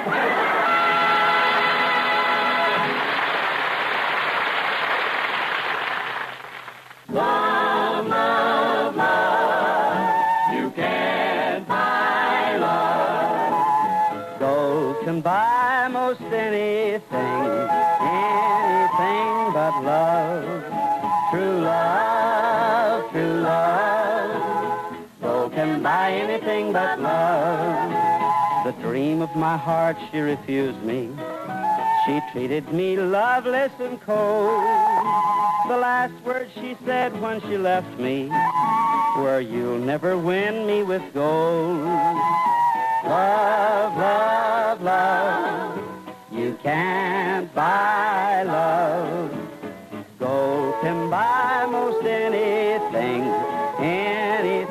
but love. True love, true love. Gold can buy anything but love. Believe me, I know what I'm saying. There's no greater riches than love. And no man can buy true affection, because that's a gift from above. Love, love, love, you can't buy love. Gold can buy most anything but love. True love, true love, gold can buy anything but love. Now, folks, I'd like to tell you a story. A story that all began several years back in the little border town of Mesa Vista. I was working as a deputy United States Marshal at the time and had just finished an assignment up near Rock Springs when Bob Evans, the district supervisor, called me into his office. Sit down, Gene. Well, thanks, Bob. What's on your mind? Well, to get right to the point, smuggling. Oh, no. Don't tell me that's all started up again. Sure has. Bigger than ever. Narcotics? Medicine. Medicine? New drug called X25, to be more specific. Seems it's plenty scarce below the border. As a result, some wiseacre is smuggling it across into a little town called Castega, then selling it down there for a terrific profit on the black market. Holy smoke. Where's it coming from, Bob? Any idea? No, not for sure, but we've got a pretty strong hunch. Seems 3 weeks ago, somebody broke into a closed ward of the capital city hospital, 20 miles north of here, got away with over $100,000 worth of stuff. We think that's the supply that's going into Mexico. Makes sense. Okay, Bob. I'll get to work on it right away. In fact, if you've got no objections, I'll leave for Castega tonight. Good. Check with the commandant of police when you get down there. One more thing, Gene. Be careful. The last deputy we had working on this same assignment turned up floating in the Rio Grande with a knife in his back.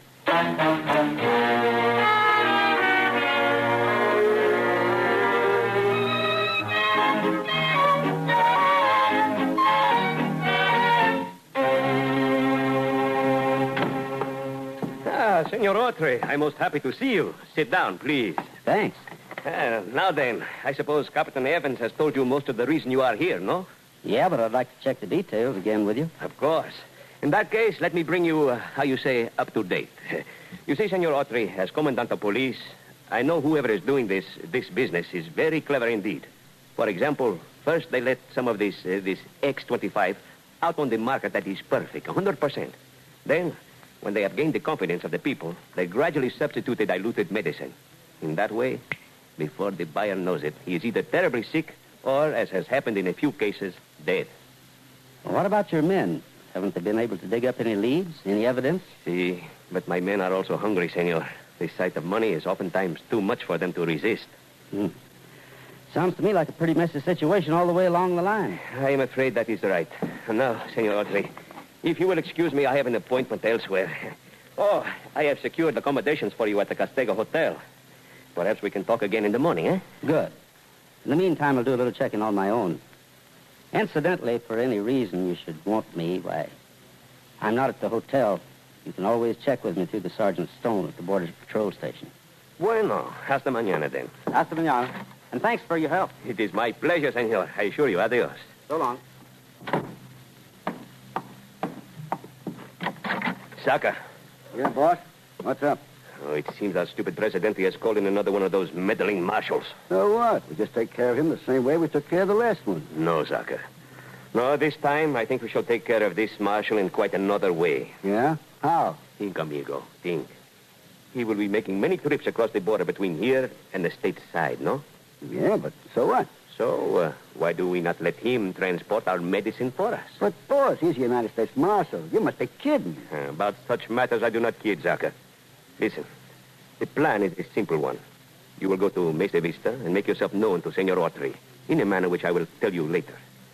You will then receive the X25 medicine from our regular source, after which you will secrete small quantities of it beneath Senor Autry's saddle whenever he is planning to return here. But, boss... I will arrange to have the medicine removed when the marshal arrives. In that way, we run no risk of being detected by the border authorities. Think it over, my friend. The one man who is after the mouse will himself be carrying the cheese.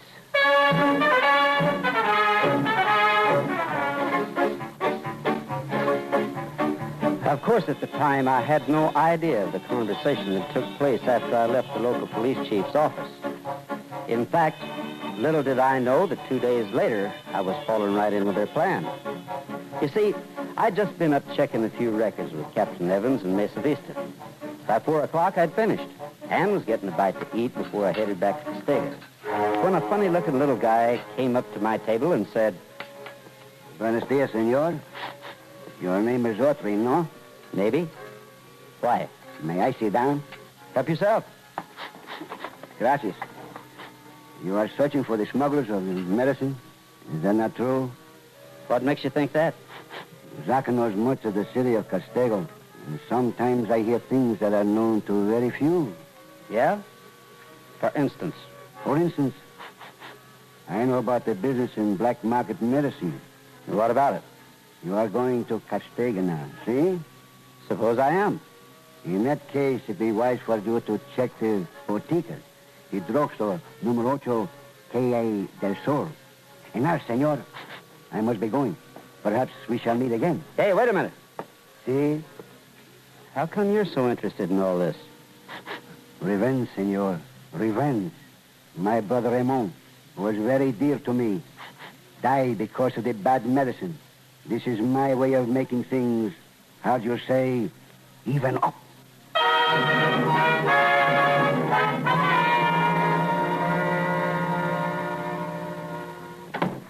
You sent for me, boss? Come in, Zaka. Come in.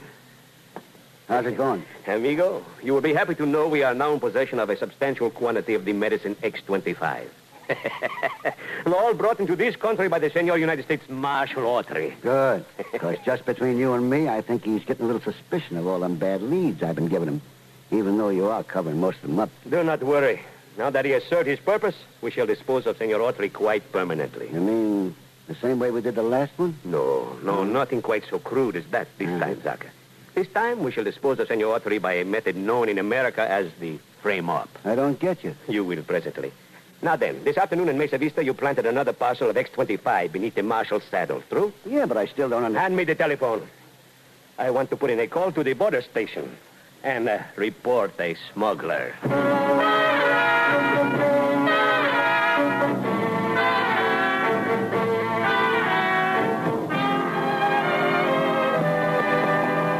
Oh, Champ, ho. Hi, Tim. How's it going? Oh, hi, Gene. You're just the guy I'm looking for. Is that so?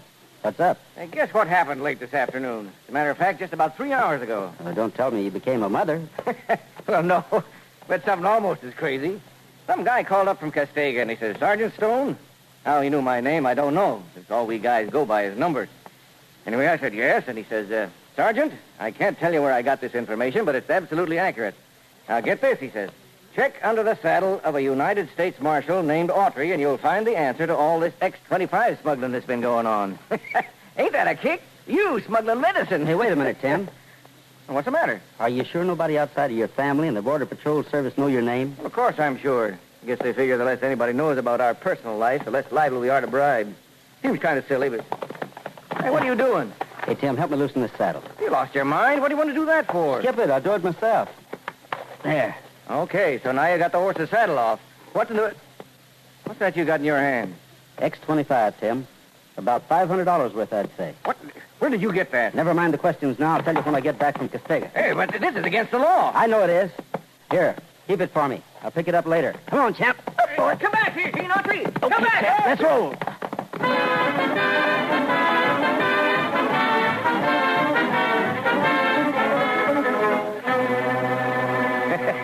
Well, Zaka, by now our friend Autry should be safely in the custody of his own organization.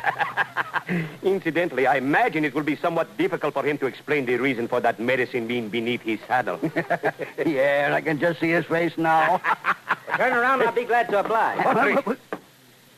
That's right. And may I suggest you both keep your hands right where they are?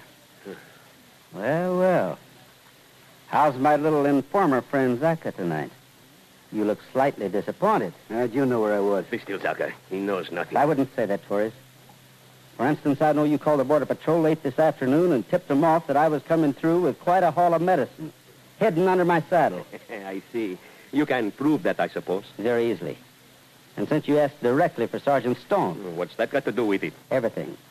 You see, all Border Patrol men are known only by number. However, that first morning I saw you, I told you that if you ever needed me in an emergency, to contact me through Sergeant Stone. That meant outside of me, Sergeant Stone's family and his employers, you were the only person who knew his name. As for you, Zaka, I've been wise to you for quite some time. I decided to play along with you, though, just to see who was giving you orders. Now I know. I didn't do nothing. It was him. He was the one. Zaka! That was a very pretty speech, Mr. Autry. Convincing, too. You have, however, overlooked one thing. I also am clever. You see, I've been expecting this might happen, so I have wisely prepared for it. I am truly sorry it has to be, but certainly you must understand my position. With you alive, I am, how you say, dead. With you dead, Doris is quite alive. You're right there. But aren't you overlooking this gun in my hand? Guns are for fools, soldiers, and meddlers like yourself. Unfortunately, your predecessor had to find it out the hard way. Just as you will. No. You're not hurt, Torres. It's only a flesh wound. It may stop you from throwing any more knives for a while, though. Now, what do you say we all head for the Border Patrol station? I've got a strong hunch they're going to be happy to see you two. They may just ask you to be their house guest for a long, long time.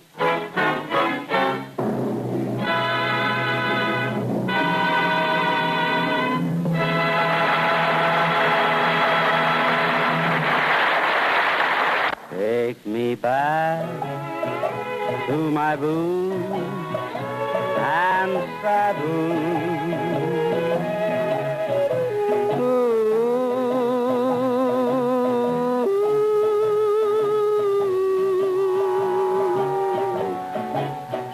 Let me see that general store. Let me ride the range once more. Give me my boots and saddle. Let me ramble along the prairie.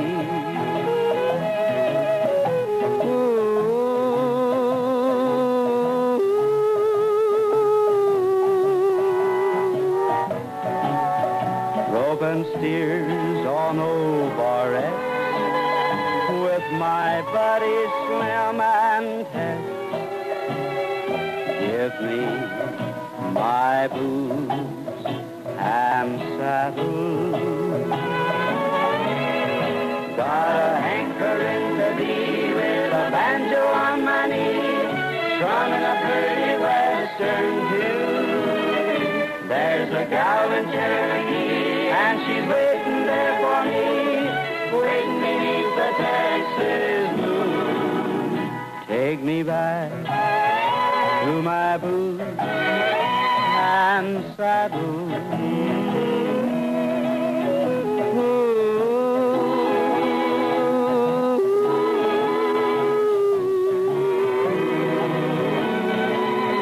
Let me greet you late in the morning on the ranch where I was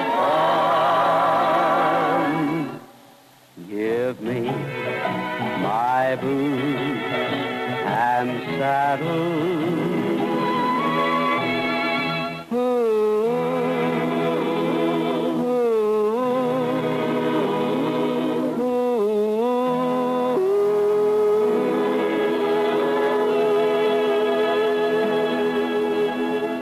Until we're back in the saddle again, out where a friend is a friend, where the longhorn cattle feed on the lowly Jimson weed.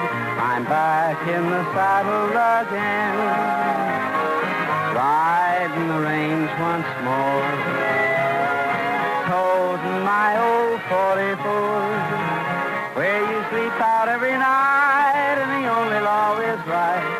Back in the saddle again. Whoopie-tie-I-oh, rockin' control. Back in the saddle again. Whoopie-tie.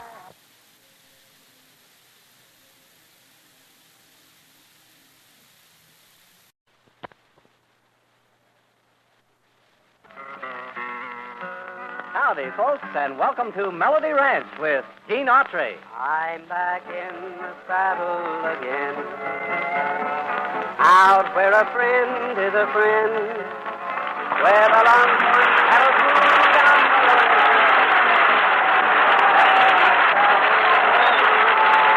Yes, to meet all the folks here at Melody Ranch. Johnny Bond, Pat Buttram, the Cass County Boys, the Pinafores, Carl Cotner, and yours truly, Charlie Lyon. But right now, here's the boss man himself, America's favorite cowboy, Gene Autry.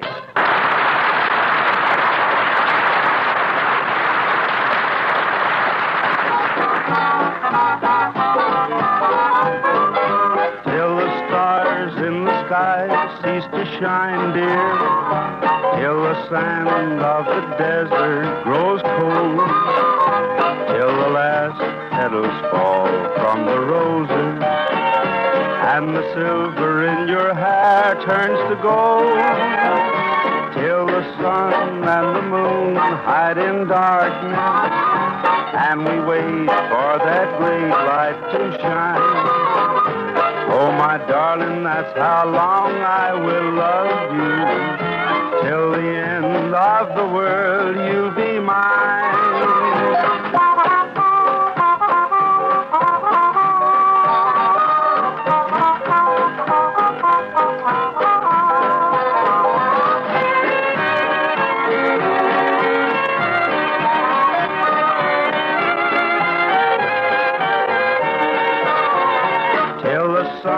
And the moon hide in darkness, and we wait for that great light to shine. Oh, my darling, that's how long I will love you. Till the end of the world, you'll be mine.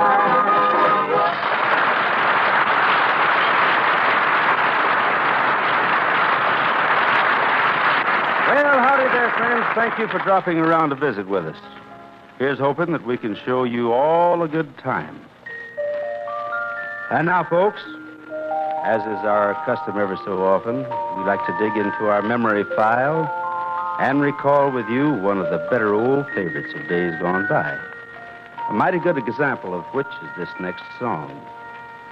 I found my thrill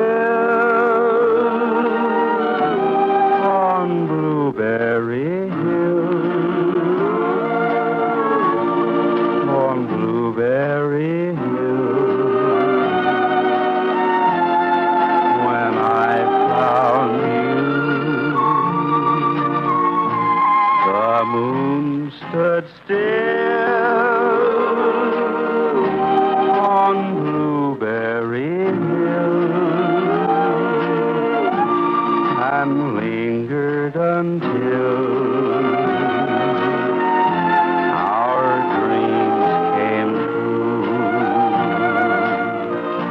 the wind in the willow played love's sweet melody. But all of the vows we made were never to be. Though we're apart,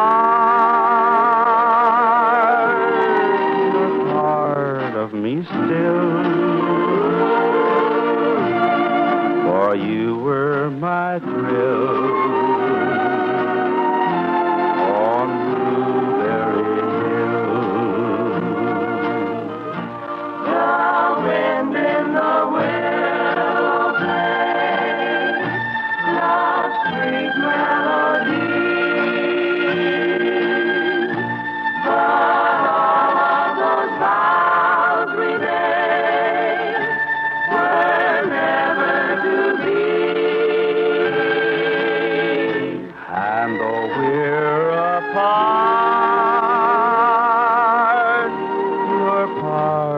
Me still, for you were my thrill on Blueberry Hill.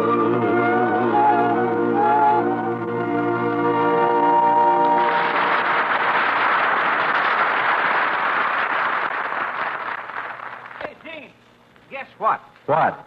Old Buttram just got his first lesson from the correspondence school today. And, brother, is he having his troubles already? Already? Poor old Patrick. Hey, look here. Here he comes now. If a chicken and a half lays an egg and a half in a day and a half, 2 chickens and a half will lay 6 eggs and a half in a week and a half. Huh. That's all wrong. Why is it all wrong? 'Cause I tried it once with a chicken and I didn't get one single gosh darned egg. How come? He was a rooster. Any questions? Yes, there's some questions. Oh. This school that you're taking those lessons from must be awful hard up for students. That's all I can say. Well. Yeah, you know where you made your mistake, Buttram, was in not letting me teach you. I've got news for you. That'd be really the blind leading the blind. Nevertheless, and to wit, I'm serious about this here learning. You see, Mr. Autry, My father, he was a very poor man. And so are you. Well, he was poor because he didn't have no education. Oh? Well, would you believe it? We're so poor at our house that if we wanted to catch a mouse, we had to bait the mouse trap with a picture of a piece of cheese. What'd you catch? A picture of a mouse. Any other questions? Yeah, I think so, but give me that book. Now, let's just see how smart you really are. Okay, ask me a question out of the book. Any question. Well, what's the square root of 72.426 times 654? 3. You're wrong. The answer is 7,637,984. So anybody can be a little bit off. You know something, Buttram? You're so dumb. If brains was dynamite, you couldn't blow the wax out of your ears. Yeah, says who? Says me. Is that so? Now, wait just Yeah, a minute. that's Just a so. minute. Now, that's enough of this. Huh? You're never going to settle anything that way. So I tell you what we'll do. We'll hold a little court session here, and I'll be the judge. Okay? Okay with me. Good. Now then, to each of you swear that all you're going to say will be the truth. I do. I do. The whole truth. I do. I do. And nothing but the truth. I do. In that case, I now pronounce you man and wife. Well, don't just stand there, Johnny. Carry me over the threshold.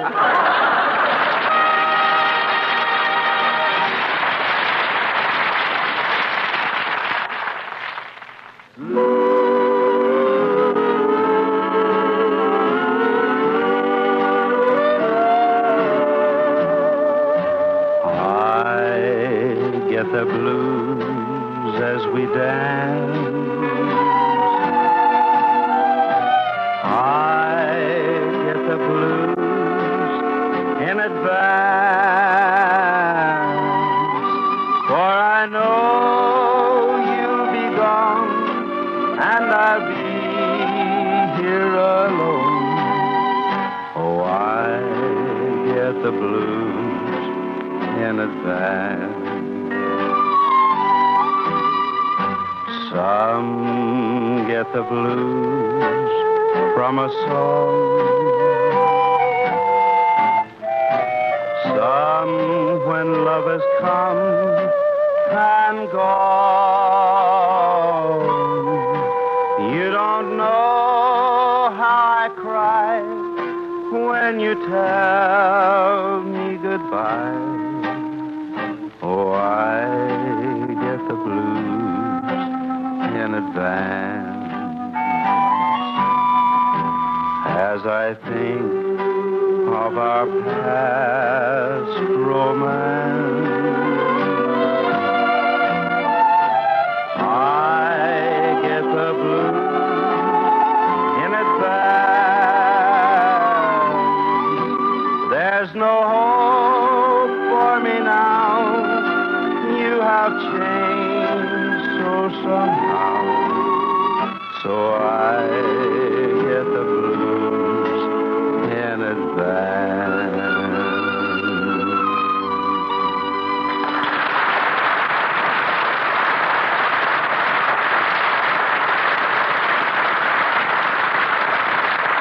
Thank you, neighbors. Many, many thanks. And now, it being yarn spinning time once again here at Melody Ranch, I thought I'd recall for you a story that all began late one night quite a few years ago.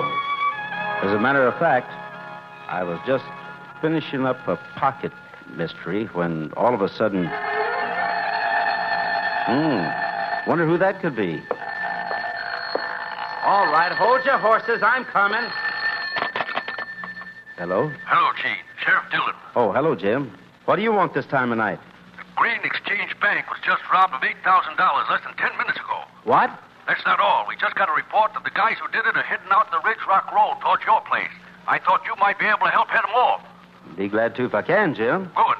I'm leaving town with a posse right now. I'll check with you as soon as we get to your ranch. Ought to be in about 20 minutes. Right. So long.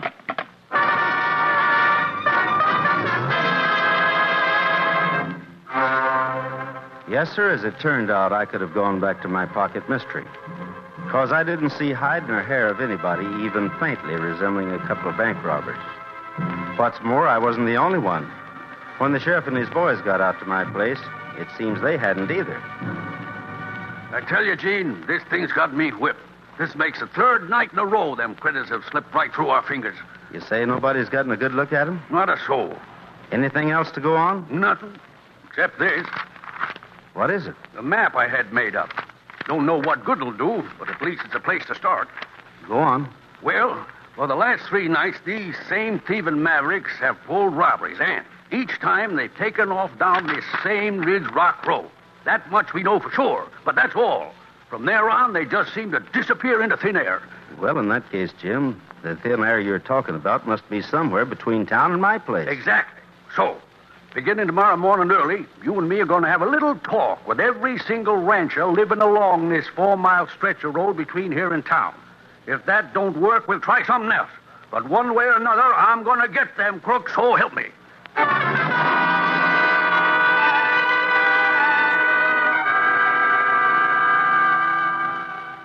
Well, sir, by noon the next day, the sheriff and I had covered every ranch but one. And always we got pretty much the same answer. If they had heard of any riders, it wouldn't have meant anything to them. Anyway, that's just exactly where we were shortly after 1 o'clock when we rode up to Grandma O'Brien's place, the last ranch before we got to mine.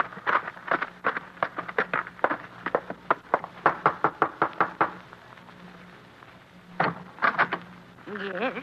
Howdy, Miss Bryan. Why, Sheriff and Mr. Autry, what brings you two out here this time of day? Well, I'll tell you, Miss Bryan. Gene and me want to ask you a couple of questions. That is, if you don't mind. Eh?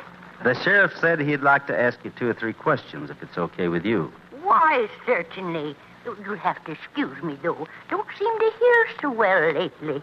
Getting a little deaf, I am, you see. I have to favor my right ear. We understand. Now then, it's like this, Miss Bryan. For 3 nights straight running, we've had holdups at 3 different places in town. Oh, say now, well, I'm right sorry to hear that. The sheriff thinks the bandits may be using the Rock Ridge Road as their route of escape. Oh, is that so? Now then, Miss Bryan, try and think back. Have you seen or heard anything out of the ordinary these last 3 nights, say, between 1 and 2 o'clock in the morning? Oh, land of Goshen, no, Sheriff. My stars and little hop toads. I go to bed with the chickens. From then on, I don't reckon there's nothing that could wake me up.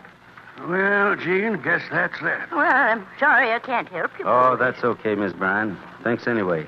So long. Goodbye, Mr. Autry. Oh, you too, Sheriff. Bye, Miss Bryan. Eh? Oh. Well, Gene, where do we go from here? Back to town and call a little meeting, Jim. I've got an idea. Yeah, what kind of an idea? I'll tell you when we get there. Come on, champ. Up, boy.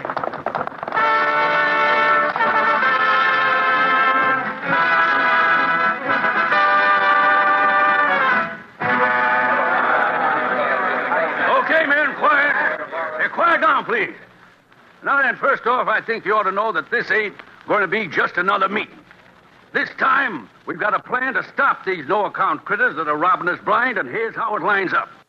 As you all know, Gene Autry's horse Champion is the fastest doggone animal in these parts. So, as soon as, and if anything happens, Gene is going to take out after them thieving hombres. Now then, each one of you men will be assigned a position somewhere in town.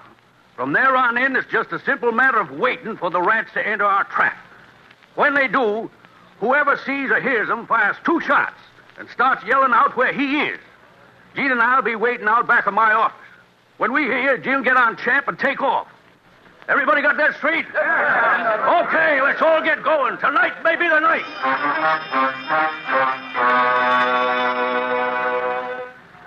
Well, folks, let me tell you right here and now, that was one of the longest nights I ever spent. Midnight came and went, then 12:30, then 1 o'clock, then 1:30, then 2 o'clock.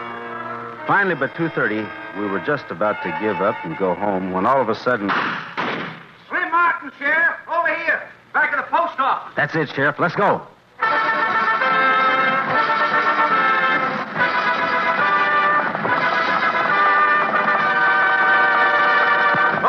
Oh, boy. Oh, chap. Oh, boy. What happened, Slim? Well, I spotted two guys breaking in the back door, Sheriff. I fired twice, like you said, and started yelling. They heard me, got on their horses, and beat it out the Ridge Rock roof. Good work. Okay, Gene, this is it. They can't have more than a 3-minute start on you, so get going. We'll be as close behind you as we can. Right, Sheriff. Up, Champ. Headed, boy.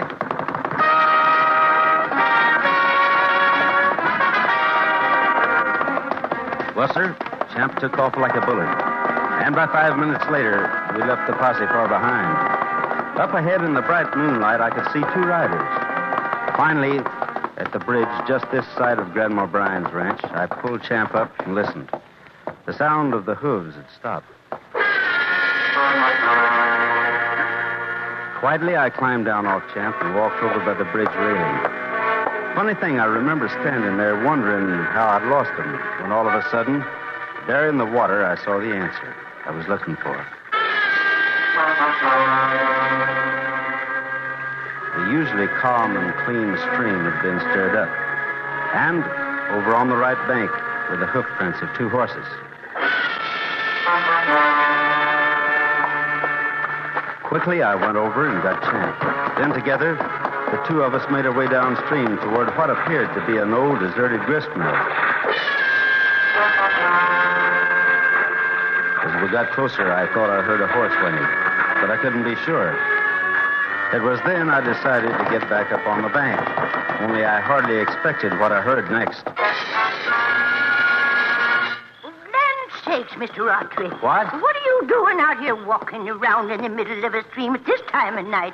You catch your death of cold. Oh, howdy, Mrs. Bryan. I didn't see you standing there. Oh, you didn't answer my question. Besides, don't you think a lady's entitled to find out what all the commotion is that wakes her up at 3 o'clock in the morning? I thought you said you were hard of hearing. Only when I want to be, Mr. Autry. And right now, I suggest you reach and reach high. What? Are you surprised, huh? I don't blame you. In fact, there. Don't look much like a grandma without this wig, do I? Frankly, you never did look much like a grandma to me. Yeah? Well, I'm afraid it's a little too late for you to do anything about it now, cowboy. Come on out and show yourself, Lou. We got company. Yeah, I know, baby. I saw him sneaking around. What's the matter? Listen, Huh? Horses, and they're headed this way. must be the sheriff's posse. You know, that's not a bad guess. Shut up. What do we do now? I'll get the horses. You keep him covered. Right. Hey, wait a minute. I got an idea. What? That horse of Autry's, figuring the time it took this guy to get out here, he must be pretty fast.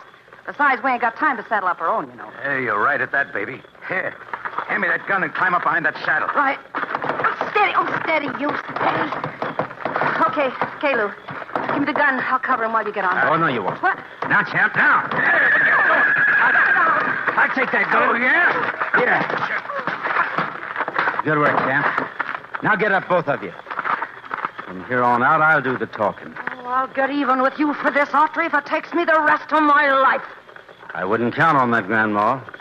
And, oh, yeah, by the way, you better save that outfit you've been wearing.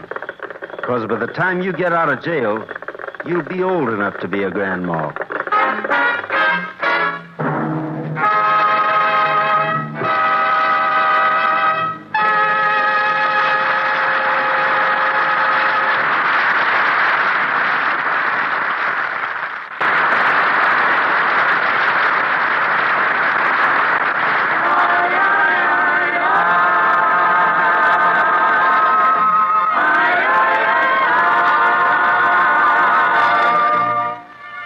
You know, neighbors, every year along about this time, I get a terrific yen to visit one of my favorite spots.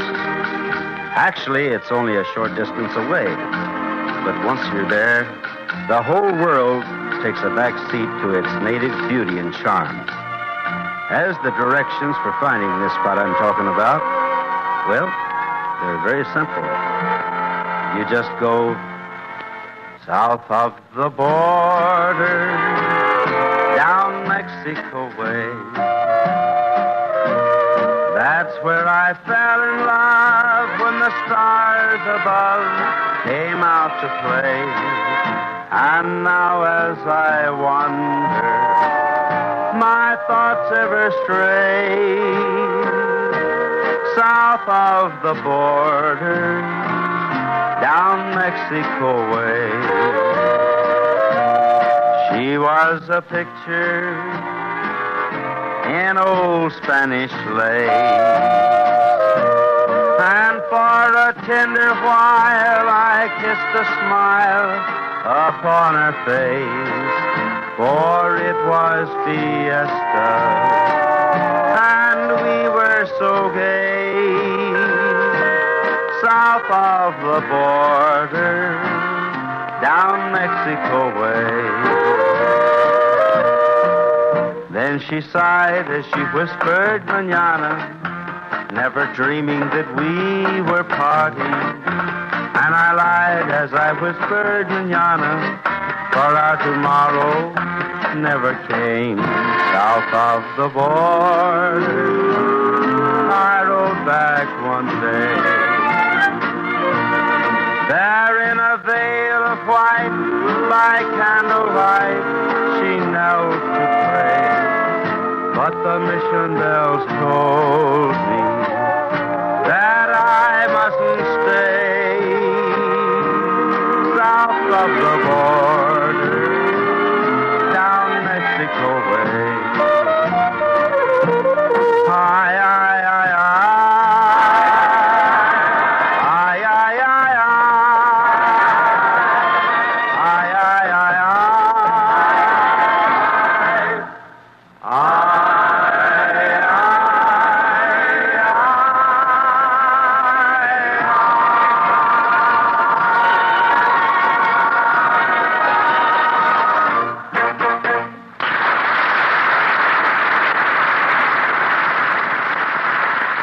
Well, good friends, that seems to be the last rung on the old ladder for this Melody Ranch party.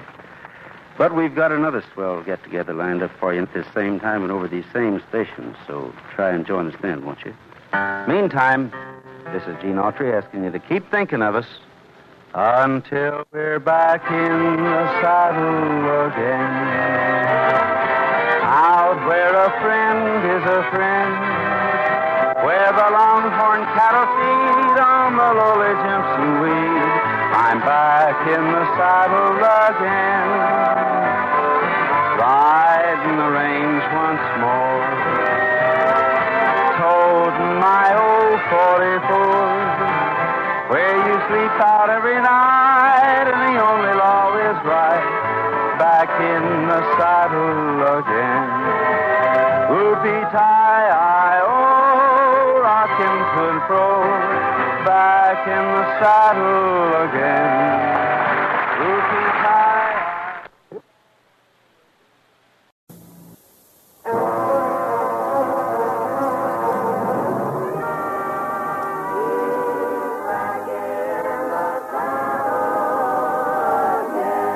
Time once again for Melody Ranch and Gene Autry.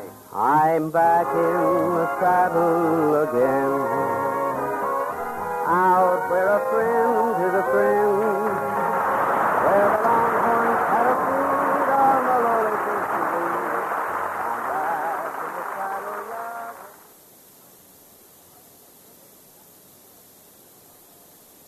America's favorite cowboy, Gene Autry. Till the stars in the sky cease to shine, dear, till the sand of the desert grows cold, till the last petal falls from the roses, and the silver in your hair turns to gold, till the sun and the moon hide in darkness, and we wait for that great day to shine. Oh, my darling, that's how long I will love you, till the end of the world you'll be mine.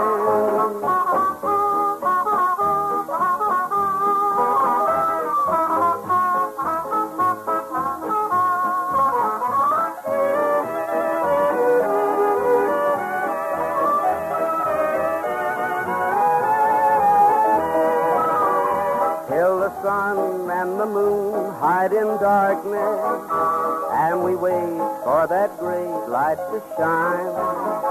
Oh, my darling, that's how long I will love you, till the end of the world you'll be mine.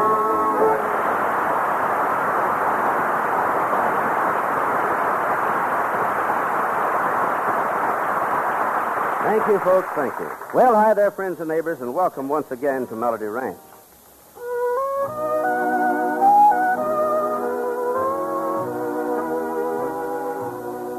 I am tired and I'm weary, but I must toil on till the Lord comes to call me away.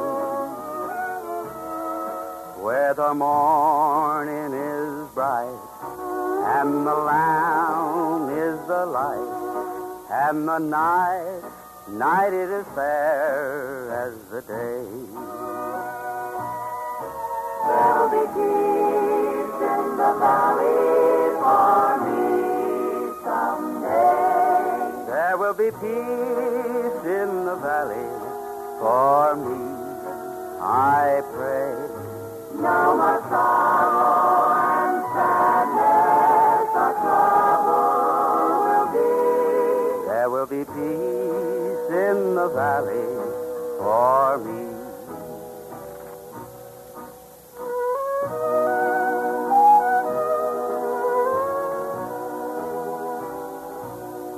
There the bear will be gentle, the wolf will be tame, and the lion will lay down by the lamb.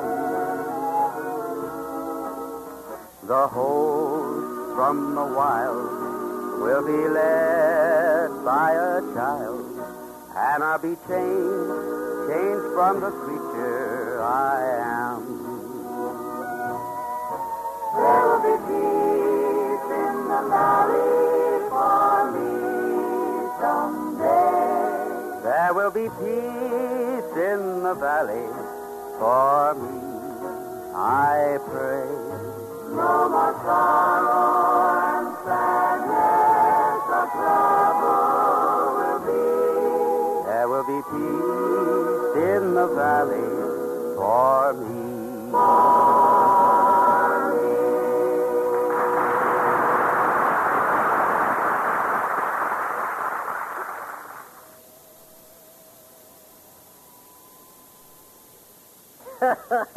Guess what whimsical bit of practical skull drudgery I just pulled on poor old Johnny Bond.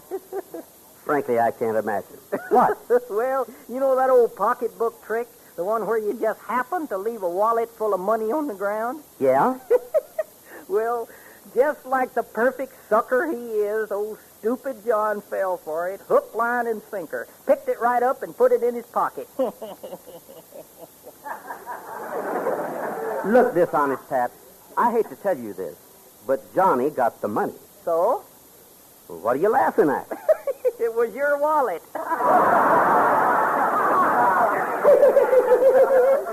Pretty fine. Yeah, pretty good. Wait a minute, what are you laughing at?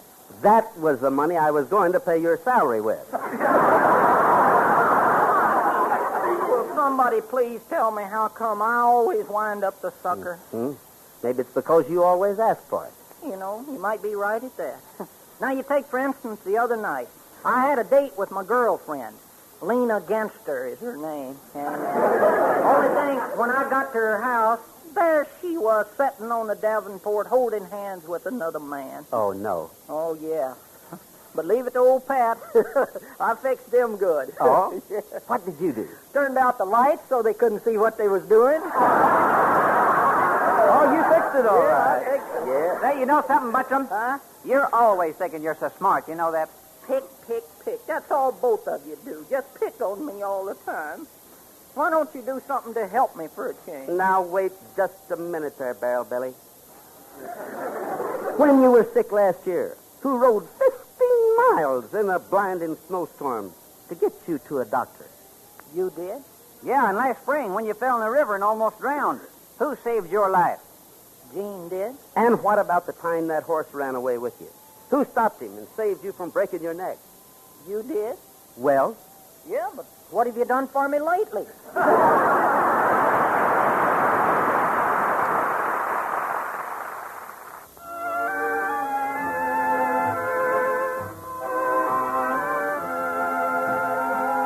I'll wait for you while you're away, dear. So always know my heart beats true. Don't stay too long, 'cause I'll be lonely, my one and only. I'll wait for you when we're apart. I'll never forget you. I'll still recall the things you do. For you I pine, for you I pray, dear, both night and day, dear. I'll wait for you. When you return, I'll be the same, dear. I'll have your love to see me through. Don't stay too long, 'cause I'll be lonely, my one and only. I'll wait for you.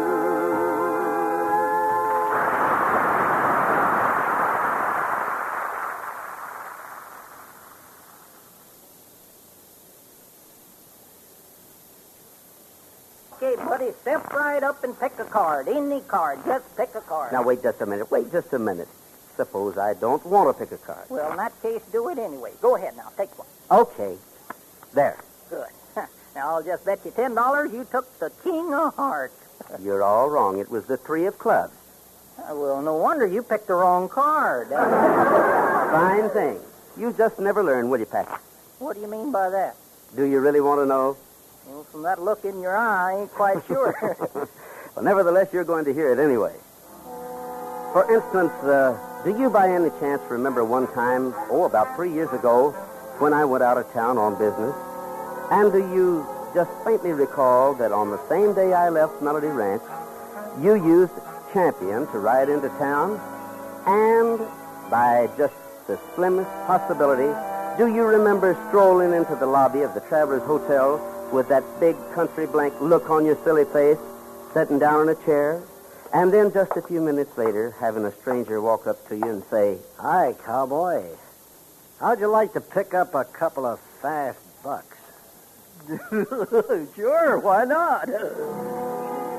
So, you followed this sterling character up a back flight of stairs to a room on the second floor, where you met another sterling character who asked you to make yourself at home and said, "Tell you the truth, cowboy, my friend here and I were just passing through town, and, since you looked like a fairly sporting type of gent, well, we thought you might like to sort of pass the time away with us." Sure, why not? Now you were hooked. But, like the cat with the mouse, they decided to let you just smell of the cheese a little first. So, well, they talked you into playing a little game. A game in which all you had to do to win was tell them which shell a certain pea was under. And you did. Well, cowboy, it sort of looks like you've kind of taken us over the coals. Boy, howdy, I'll say. I'm $6.12 ahead. Look, pal, since your luck is running so good, maybe you'd like to raise the stakes a little. Okay, how much? Oh, say $5,000. Well, suits me. Did you say $5,000? Well, we'll make it more if you like. Look, mister, I ain't even got 5,000 cents, much less $5,000. Well, then, what about that horse we saw you ride up on? Why not bet him? Are you kidding? That ain't my horse. Belongs to my boss. So what? The way your eyes follow that pea, you're almost a cinch to win $5,000. Your boss will never even have to know. Well... come on. How about it? You sure I'll win? Well, I don't see how you can miss. Here's our $5,000. Wow. Okay, I'll do it. Only go real slow, 'cause this time I can't lose. Don't worry. Now then, I just pick up the little pea like this. Switch the shells around like this. Now, which shell is the pea under? That's easy. I can't miss. Saw it plain as day. The pea's under that shell right there. Okay, we'll just lift it up like this. See? What the... Holy smoke. It ain't there. Sorry, cowboy. Better luck next time. But what about Gene's horse? I've lost champion. Oh, me. I wish I was dead.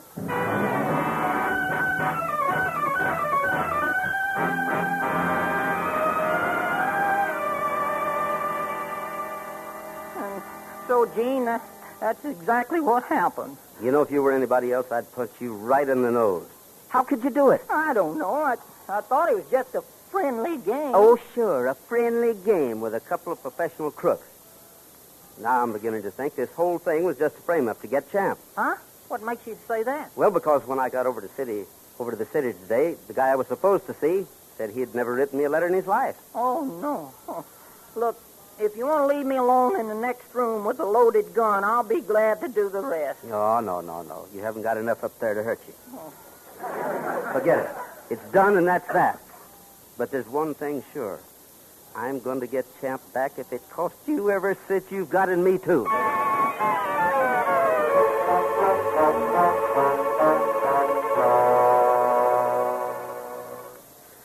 And so, Pat, 20 minutes later, you and I were back at the Travers Hotel. Only by the time we got there, your friends had checked out. Nevertheless, we still went up to their room and started looking through wastebaskets, dresser drawers, closets, any place that might give us a possible clue as to where they went. But then, just as we were about to give up the whole thing, I spotted the answer we were looking for over on the telephone stand.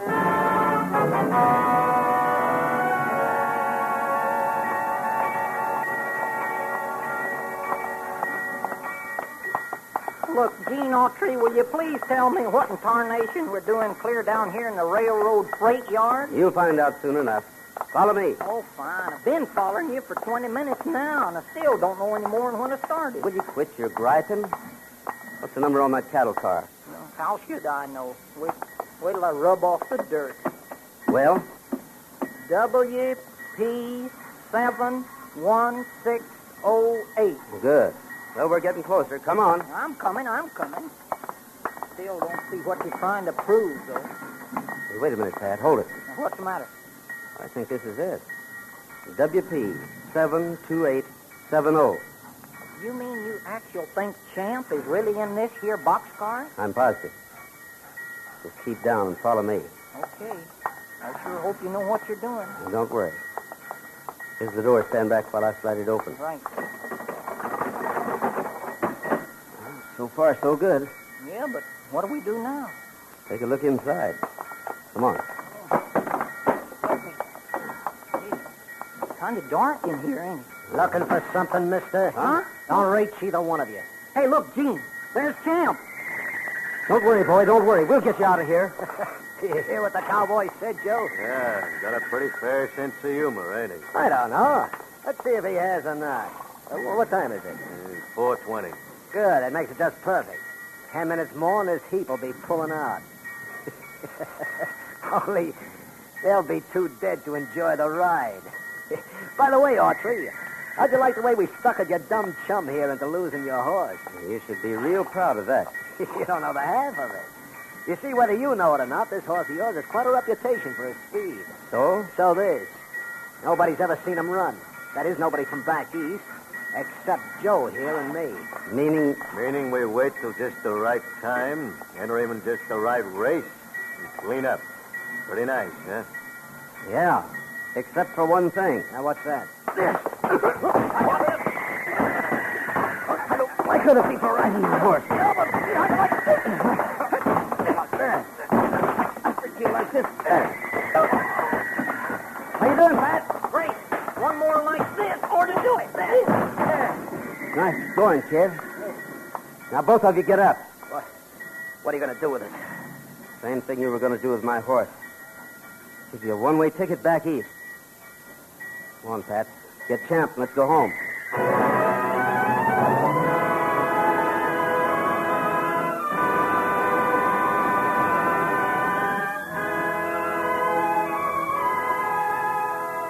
And so, that was the story.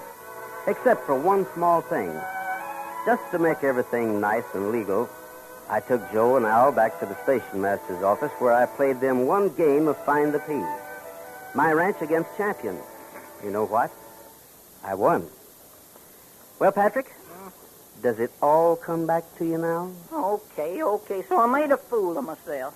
But hey, there's just one thing about that story I never did figure out. And what's that? How did you know them crooks had Champ in that one particular boxcar? Very, very simple. I found a telephone pad in their hotel room back in Spring Valley. So you found a telephone pad. I still don't get it. Well, the original page had been torn off. But an impression of what had been written down before was on the next sheet. You mean that number, WP72870? Right. Yeah, but how'd you figure out what that meant? Well, you forget that years ago I used to work on the Frisco Railroad. So? So one of the things I learned was that they stencil different numbers on different types of cars. In this case, WP stood for Western Pacific. And since the number was in the 70,000s, I knew it referred to a stock car. After that, all I had to do was go down to the Western Pacific yard and find a stock car number WP72870. Well, I'm a monkey's uncle. Yeah, you sure are, sonny boy. Incidentally, next time you're down at the zoo, say hello to your nephew for me.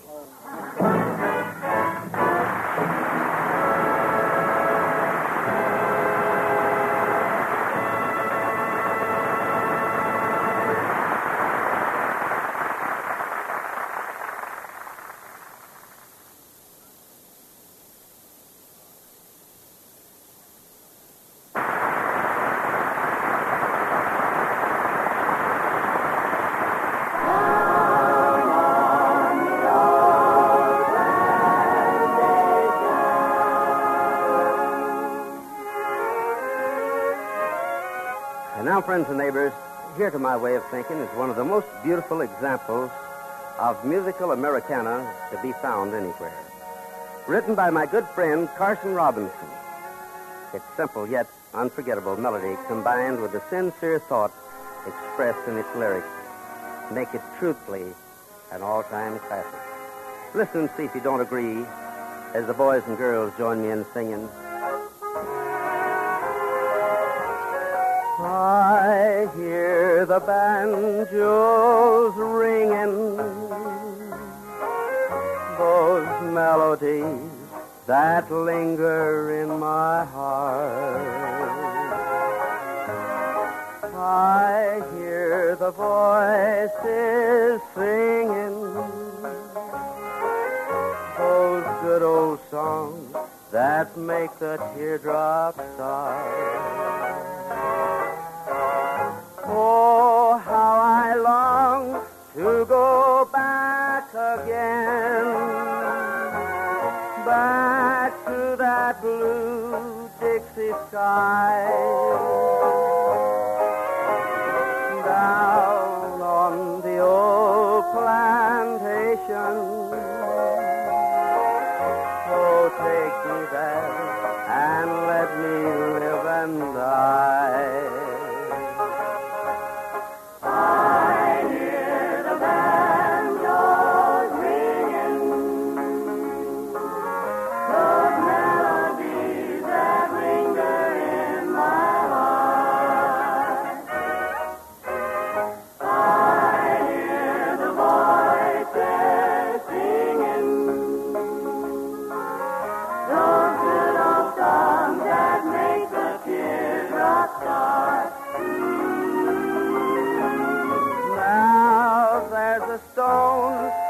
The maple tree where mothers lay down to rest, down on the old plantation. She's sleeping in the place she loved the best.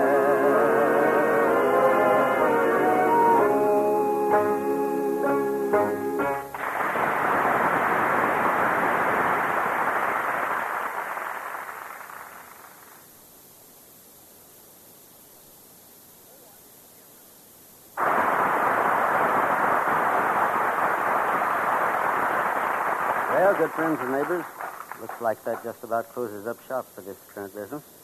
But we'll all be right back here at this very same stand, same time, same radio station. And now, this is Gene Autry asking you to keep thinking of us until we're back in the saddle again. Out where a friend is a friend, where the longhorn cattle feed on the lowly Jensen weed.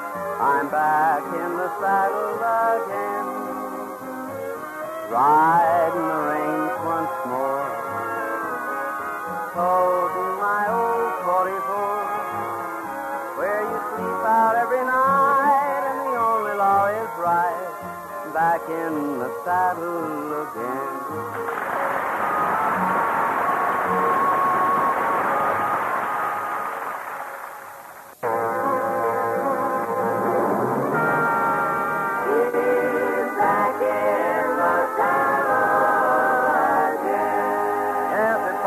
Again for Melody Ranch and Gene Autry.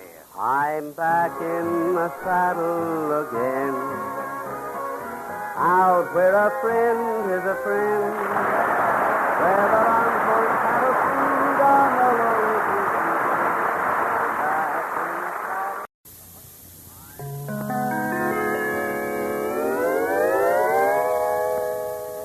He's back in the saddle.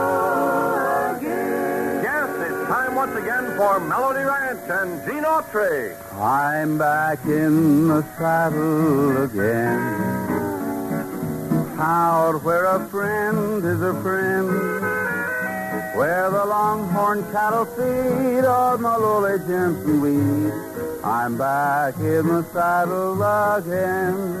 That's right, folks. Your friendly local merchant who sells and displays healthful, refreshing, delicious double mint chewing gum invites you to another transcribed Sunday night visit with all the gang here at Melody Ranch.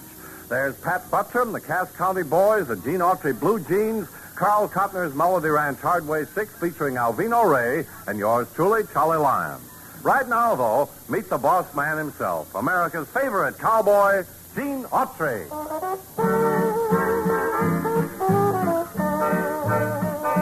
Tweedle-o twill, puffing on corn silk.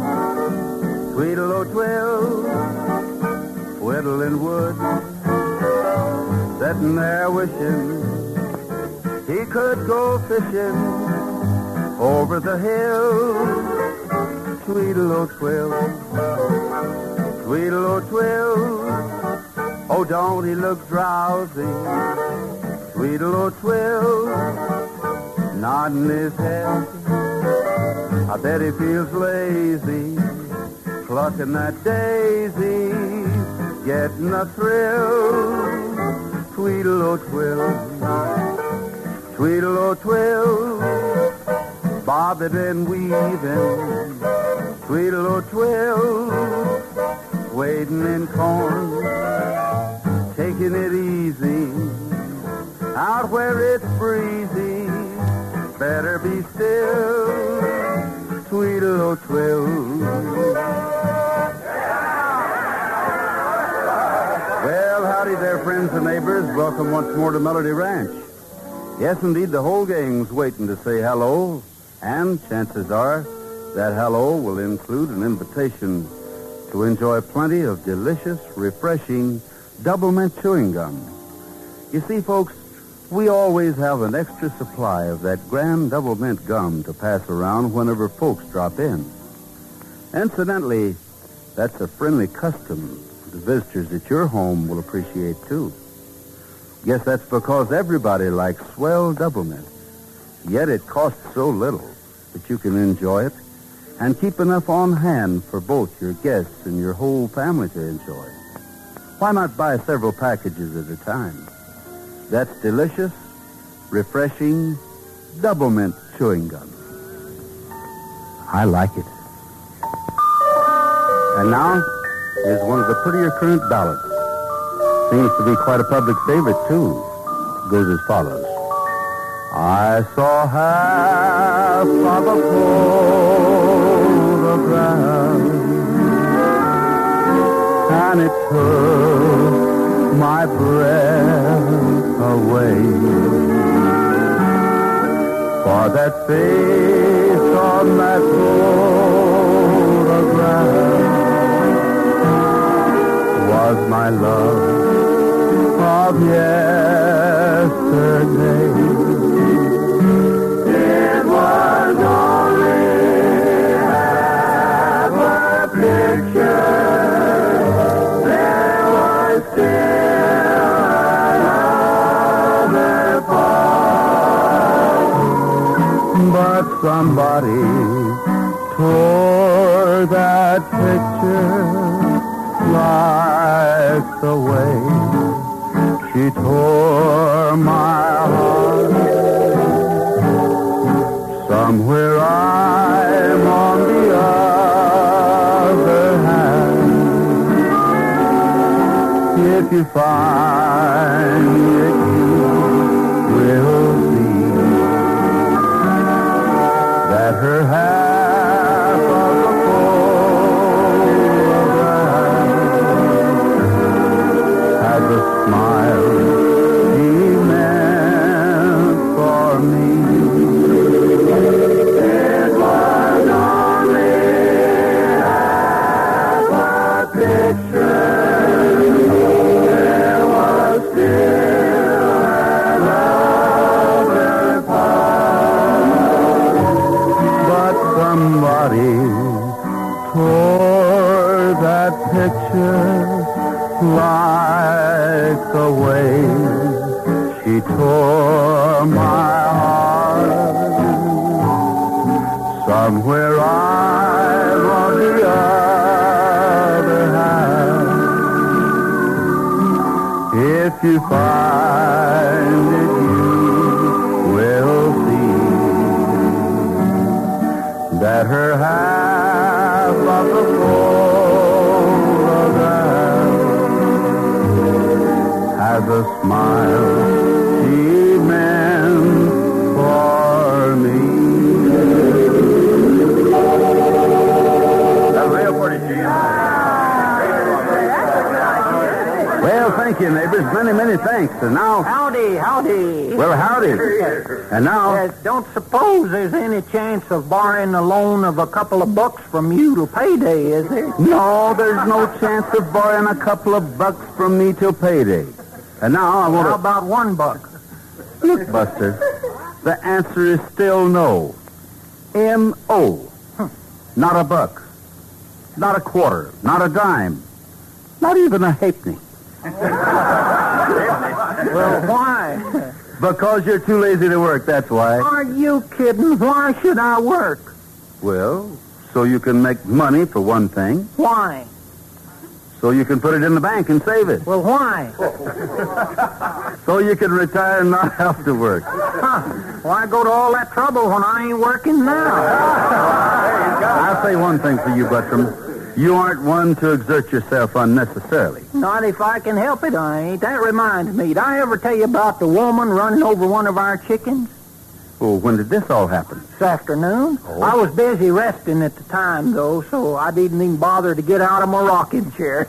So? So the lady that done the running over, she come walking up to the porch where I was rocking away, and she says, "I'm terribly sorry, young man, but I just run over one of your hens, and I'd like to replace her." Well, that was nice of her. What did you say? What could I say? I just told her, I said, "That's okay with me, lady, providing you can lay an egg." You know, sometimes I wonder about you, Buttram. You ain't the only one. When I was just a little baby, I was born at a very early age, you know. And my mama and papa, they didn't know what they wanted me to be. So one day Papa said to Mama, he says, "I know a sure way to find out." Well, sir, right then and there, Papa put a Bible, a dollar bill, and an apple on the floor. And he sent me crawling into the room alone to see what I'd do. He claimed that if I took the Bible, I'd be a preacher. If I took the apple, I'd be a farmer. And if I took the dollar, I'd be a banker. Well, I know I'm very silly for asking, but which one did you take? Well, sir, first I picked up the apple, put that in my mouth. Then I picked up the dollar bill, put it in my pocket. Then I picked up the Bible, put it under my arm, and walked out. So Papa says, "Well, what do you know, Mama? That boy of ours is going to be a politician. Now that's what I call a very wise observation. Say, by the way, did you wash the dishes, clean the house, scrub the floors, beat the carpets, hang the curtains, chop the wood, milk the cows and feed the chickens like I told you to do this morning? No, but don't worry, I will. I'll do them. And I'll also shovel the snow off of the sidewalk. Wait just a minute there, Buster. There's no snow on the sidewalks this time of the year? No, but there will be by the time I get done with the rest of them, Tom. So long, mister. Well, so long, Patrick, old boy. We'll check with you again in a few minutes. Meantime, let's all give a careful listen to the Cass County Boys singing a brand new song called Oh, sweet mama, treetops, oh, won't you kindly turn your damper down? I can smell those cakes of burning honey, they done burn plum brown.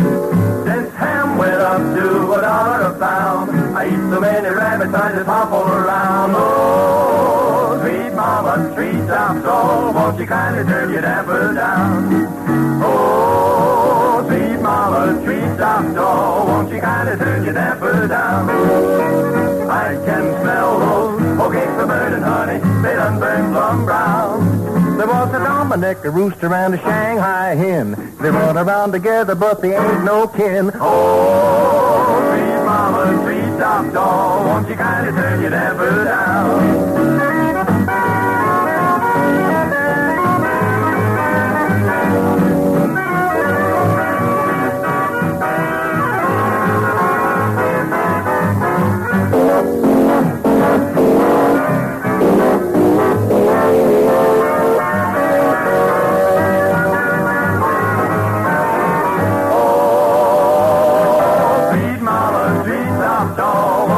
Turn your damper down. I can smell those cakes of burning honey, they done burn plum brown. You make the best hot biscuits with the honey too, but I tell you, baby, nothing sweet as you. Oh, sweet mama, sweet top dog, won't you kindly turn your damper down? Turn it down, turn it down, turn it down, turn it down. Mama, turn your damper down.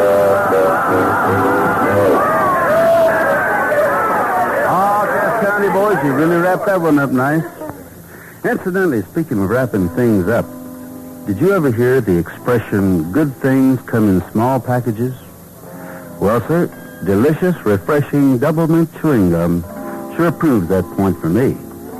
Yes, indeed, friends, with 5 sticks of that grand double mint gum in my hand, I know there's many a good thing coming my way. For instance, I know I'm going to enjoy some mighty smooth, pleasant chewing with a flavor that's always a treat for my taste. What's more, Grand Double Mint Gum is a great aid for digestion after meals. Helps keep your teeth bright and clean, too. And that delicious double mint flavor freshens your taste, makes your mouth and throat moist and comfortable. So you see what I mean? When it comes to chewing satisfaction, you're going to get the most from those 5 sticks of delicious, refreshing, double mint chewing gum. Now, friends, here's a song I had the pleasure of recording not too many years ago. You seemed to like it then. Here's hoping you still like it now.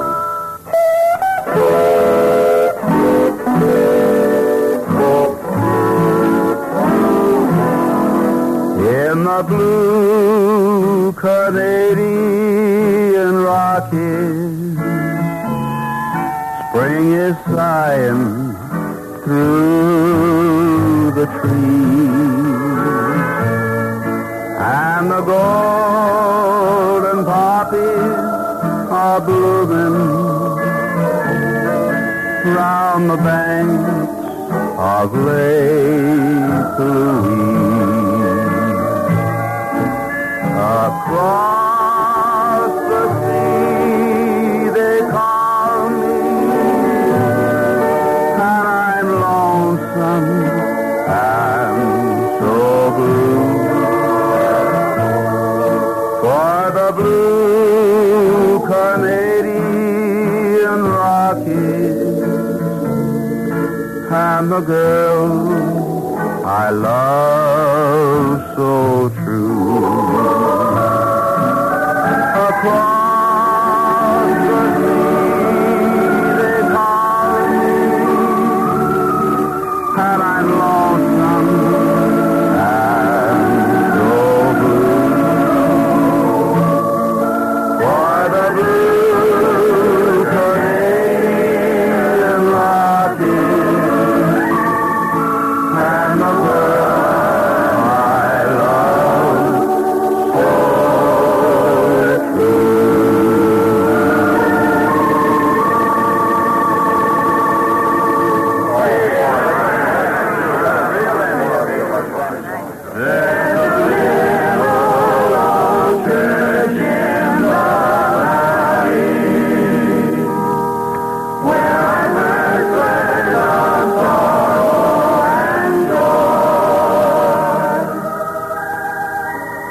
You know, neighbors, not far from right here at Melody Ranch is a place called Willow Valley. And there, nestled among the trees, is a church. A little church that the song you just heard the boys and girls singing could very well have been written about. Yet a church that might never have been built had it not been for a man named Cyrus Carter. However, as fate often wills it, Cyrus Carter didn't live to see his dream become a reality. As a matter of fact, it was just 2 weeks before the Sunday his church was to be dedicated that Cyrus Carter passed away, leaving his wife and son to carry on his work. And that's where this story begins. I do hope I'm not keeping you from anything, Jane, but, well, you're the only one I know to turn to. Believe me, I'm mighty flattered to think that you would, Mrs. Carter. Well, I mean it. But I'm afraid this isn't something you asked for, like a church pledge. You see, it's about our son, Ben. Ben? He isn't in any kind of trouble, is he? Oh, no, not really. I guess being a mother, I'm just a little disappointed, that's all. You see, Gene, Cyrus's fondest dream was that one day Ben would follow in his footsteps and carry on his work. Well, now, since his father's gone, something seems to have changed him. How do you mean changed him, Miss Carter? Well, he told me last night that he wants to go away, Gene. He wants to forget all about the church. He wants to build a whole new life for himself. I see. And can you think of any reason for this sudden change? Oh, I only wish I could. Naturally, I don't want to force him into doing something he no longer cares about, but, well, I thought you might be better able to talk with him about it. Well, believe me, I'll be glad to, Mrs. Carter. That is, if you really think it'll do any good. I don't know, Gene. I don't honestly know that it will. But Ben thinks the world of you. That much I do know. Tell me, is he still living at the house with you? No, Gene. He's staying out in Willow Valley by himself. He's fixed up one of the back rooms in the new church. In that case, I'll go right out to see him this afternoon. Don't worry, Miss Carter. Ben's a fine young man. You saw to that. He can't go too far wrong.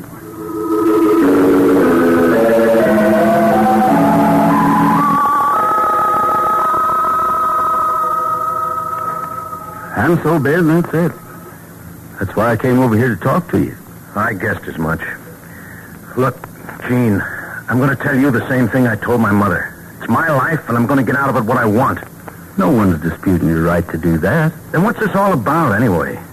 Your mother just wants to make sure that you really get those things you want, Ben, that's all. Well, one thing's a cinch. I'm not going to get them here. I've lived, eaten, and slept in a church all my life. I even went to theological school to learn how to become a minister, because that's what my mom and Dad wanted me to do. But then Dad died, and somehow nothing after that made any sense. It couldn't. No matter how I added it up, I got the same answer. He'd given his time, his money, his food, finally his life to others. And for what? When he died, all he left was a mortgaged house, a lot of unpaid bills, and a half-finished church that's never opened its doors. Aren't you forgetting an awful lot of people who never forget him for his kindness and help? Maybe. But aren't you forgetting kindness and help don't buy clothes and groceries? They buy a lot more than that, Ben. They buy happiness. And when it came to counting that kind of wealth, your dad was one of the richest men I ever knew. Look, Gene, that kind of talk sounds good. Maybe it listens okay for somebody else, but not for me. I'm leaving here just as soon as I can get enough money to do it. Okay, Ben. That's the way you feel about it. I guess there's not much more I can say. That's the way I feel about it. I'm sorry, Gene. I hope you understand. Let's just say I wish you luck. Thanks. We'll keep in touch, huh? Right, Ben. So long. So long.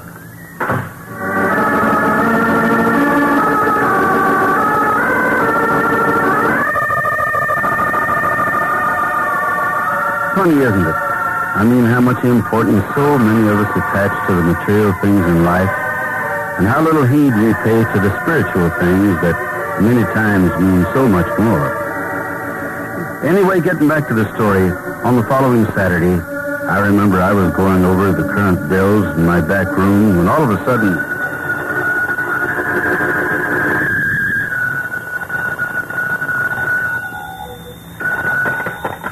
Hello? Hello, Gene. Sheriff Dillon. Oh, hello, Jim. Get your boys together and head for Willow Valley right away, will you, Gene? Why? What's up? Well, some guy just held up the Rangers Loan Exchange here in town and got away with $5,000. We think he's headed out toward Willow Valley. I sent a posse out from here, so I figure if you and your boys head him off from the other way, we ought to make contact somewhere near the new church. Right, Jim. Oh, yeah, one other thing. Now, this guy's trigger happy, so watch it. Don't worry. We'll leave within 5 minutes. Good. So long. Willow Valley, huh?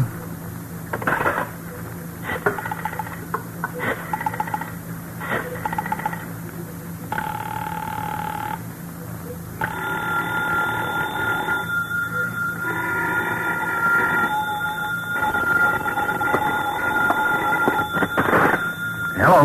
Hello, Ben. This is Gene. Oh, yeah, Gene. What's on your mind? Some guy just held up the Ranchers Loan Exchange in town and got away with $5,000. What? They think he's headed out your way, but so is the sheriff's posse. So I just called to tell you to keep your eyes open. Oh, gosh, thanks, Gene. Thanks for tipping me off. I'll keep a careful lookout. Right. So long, Ben. Okay, chum, reach and freeze. Who are you? Never mind that. Just keep those hands up nice and high where I can see them. Well, you must be the one who just held up the Ranchers Loan Exchange. Well, now, news sure travels fast around here, don't it? Yeah, I'm the guy, all right. And for your information, mister, there's $5,000 in this bag that you're going to see that I keep. Oh, no, I'm not. You won't get away with it. They'll find you here. I doubt that. I doubt it very much. Especially when you tell them you ain't seen me. Hey, what are you going to do? First, I'm going to hide this dough in your closet. Like this. There. That ought to do it. Now, you got any grub around here? No. Don't give me that stuff. Fix me up something and make it fast. We'll be back as soon as I hide my horse. And, oh, yeah. Just in case you want to call somebody to tell them I'm here, these telephone wires ought to take care of that. Now, hurry it up. I'm hungry.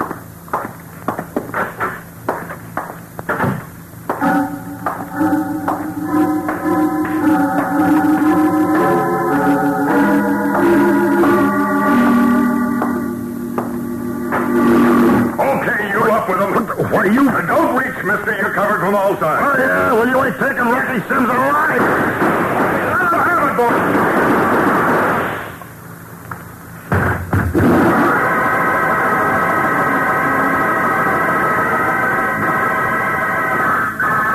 Well, sir, by the time me and the boys from Melody Ranch got out to the church, the excitement was all over. One deputy had been hit, but not seriously. But the guy we were after, Rocky Sims, was dead. The sheriff told me they hadn't been able to find all the stolen money, though. Said he figured the dead guy had probably hidden it somewhere along the trail and intended to pick it up later. But somehow that explanation didn't quite ring true to me, so I went back to talk to Ben about it. Yeah, who is it? Gene, what are you doing out here? Hello, Ben. Getting ready to go somewhere? No, I just decided to leave sooner than I expected, that's all. Oh. Kind of a sudden decision, isn't it? Sudden?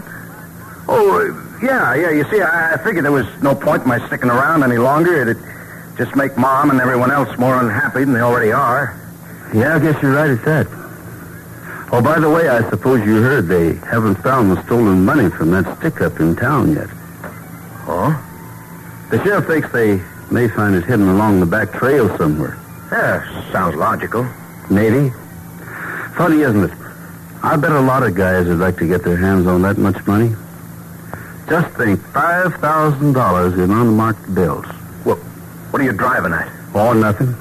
I was just wondering what I'd do if I had that kind of money. Guess I'd buy a lot of things, but I doubt if I'd be able to sleep much at night. Look, Gene, like I said... I know. You're in a hurry to leave. Well, guess I'll be going. What are you looking at me like that for? I was just recalling a passage your dad used to quote ever so often from the Bible. It went, "What shall it profit a man if he gaineth the whole world and loseth his soul?" Well, so long, Ben. Take it easy.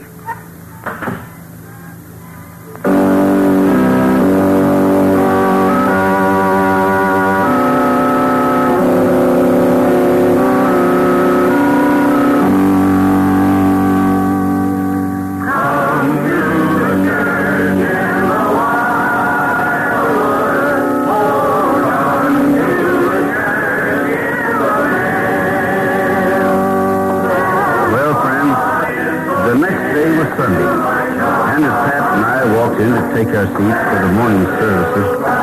The congregation was just finishing singing the opening hymn. Hey, Gene, look. There's Miss Carter down front, all by herself. Yeah, I see her, Pat. Gosh, you'd think Ben at least would be here if for no other reason than just that his mom wants him to be. By the way, who's preaching the sermon this morning, do you know? Reverend Lewis from over at Rimlock, I think. Oh, sure. He's a nice fella. He's coming out now. Hey, Gene, look. It's Ben. I thought you said that... Quiet, Pat, quiet. Listen. Good friends, the subject of my sermon this morning was inspired by a favorite passage of my father's from the Old Testament. It reads, "What shall it profit a man if he gaineth the whole world and loseth his soul?" First, however, let us all rise and sing hymn number 146. There's a little old church in the valley where I first learned of sorrow and joy. I can see Mother there with her head bowed in prayer as she prays for her wandering boy.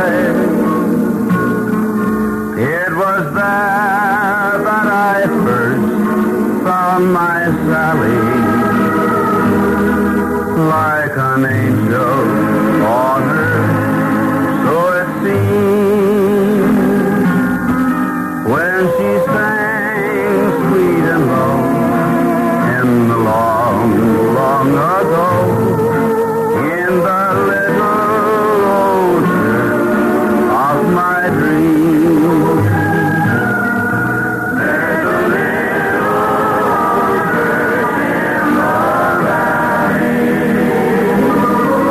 where I first learned of sorrow and joy. I can see Mother there with her head bowed in prayer as she prays for her wandering boy. It was there that I first found my Sally, like an angel on earth, so it seemed, when she sang sweet and low in the long, long ago, in the little church of my dreams.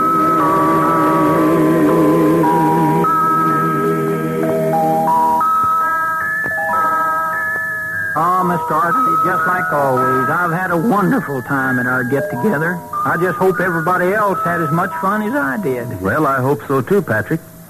One thing's sure, though. All the folks here are friends and neighbors. So I've noticed they most generally like the same things we do. which incidentally includes plenty of delicious, refreshing double mint chewing gum.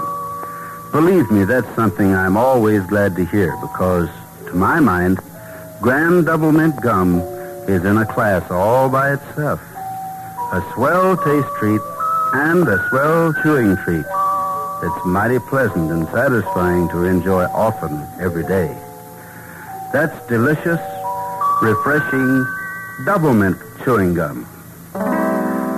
Well, good friends and neighbors, guess that just about ties all the loose ends for this Sunday night's Melody Ranch Front Parlor Social. But me and the whole gang will all be back again next week at this same time and over these same CBS radio stations. Incidentally, folks, beginning this coming Wednesday, September 23rd, I'm going to be appearing in person at the big Madison Square Garden World Championship Rodeo in New York City. Hope to see lots of you Eastern friends of mine then. Meanwhile, this is Gene Autry for Double Mint, asking you to keep thinking of us until we're back in the saddle again. Out where a friend is a friend, where the longhorn cattle feed on the lowly Jensen weed, I'm back in the saddle again, riding the range once more, toting my old 44, where you sleep out every night and the only law is right, back in the saddle again. Yes, folks, next week over these same CBS stations, the Wrigley people will again present Gene Autry, who may currently be seen in his new Columbia picture, Pack Train. This is Charles Lyon. This program was transcribed over the CBS Radio Network.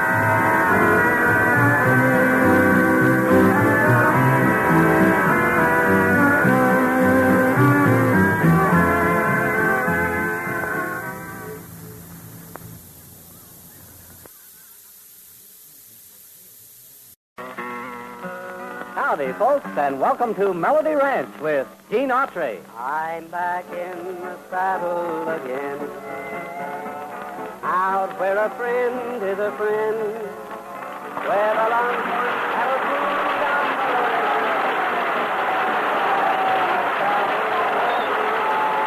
Yeah, to meet all the folks here at Melody Ranch. Johnny Bond, Pat Buttram, the Cass County Boys, the Pinafores, Carl Cotner, and yours truly, Charlie Lyon. But right now, here's the boss man himself, America's favorite cowboy, Gene Autry.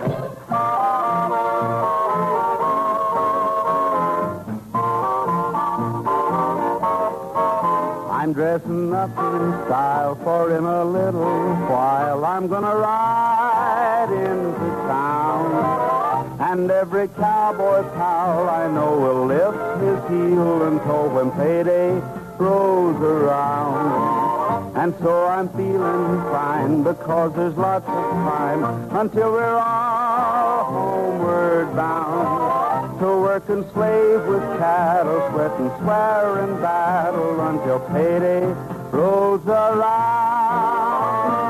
What does a cowboy do when all of his work is through? Just what I'm gonna do now. With money to spend and jingle off into town to mingle with all my friends I allow. I'm dressing up in style, for in a little while I'm gonna ride into town. And every cowboy pal I know will lift his heel and toe when payday rolls around. And so I'm feeling fine because there's lots of time until we're all homeward bound. To work and slave with cattle, sweat and swear in battle until payday rolls around.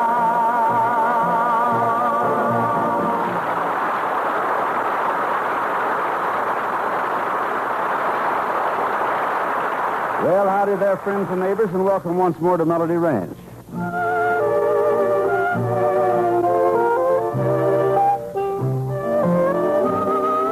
Sometime to every lonely one, sometime someone comes along somewhere.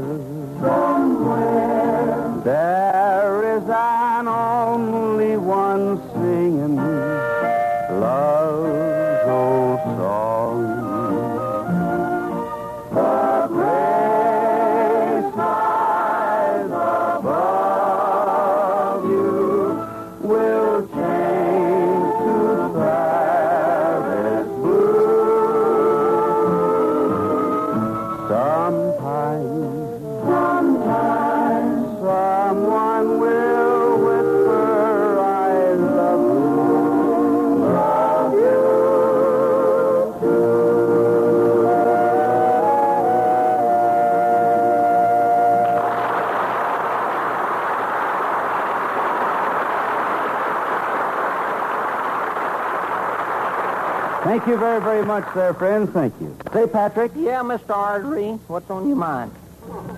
Well, I was just going to tell you. I saw a guy today who said that he knew you. Oh, he knows me? Well. Can't think of his name, though. Oh, you can't think. Well, let's see, was his name Schwartz? No. Buchanan? No. Wasn't Carstairs Bridle Snapper, was it? No. Was it Aaron McAaron? No. Was it Brown? No, it wasn't Brown. Was it Brown? I just told you it wasn't Brown. Well, I know two Browns. I thought maybe it was the other one. And it wasn't Jackson either. Well, Now, look. Suppose we just forget it, huh? Yeah. Besides, I want to talk to you about a couple of jobs I got for you tomorrow. Oh. Was it Smith? No, it wasn't Smith. And stop changing the subject. Now, listen. First, as soon as you get up in the morning, I want you to throw some hay to the horses. Put Yep. the cows out on the pasture. Clean the harness. Yeah, but... Yeah, cut some wood for the kitchen. Unload those supplies that we got in town yesterday. Yeah. And then you know what? What? Bingo. It's ready for breakfast. I had quite a night of it there, didn't I? Never mind about the crack. Now, after breakfast, I want you to go and mend that fence over in the back pasture, brand that new bunch of calves we just got in, clean out the barn, cut some wood for the kitchen again, take the tractor over and plow that new 30-acre strip, and then you know what? What? Bingo, you're ready for lunch. I'm not rushing them in the kitchen, am I? Never mind the rushing. Now then, here comes the good part. Oh, there's a good part to it, When night comes, you can ride into town and visit that little waitress that you've been going out with lately. You mean Sunel Coonrod? That's the one. Oh, yeah. Just think. You can set out on the swing on her back porch. She'll put her little old head over on your shoulder. Oh, And you'll put your little old arm around her. yeah. And then you know what? Yeah, Zingo, I'm ready for breakfast again.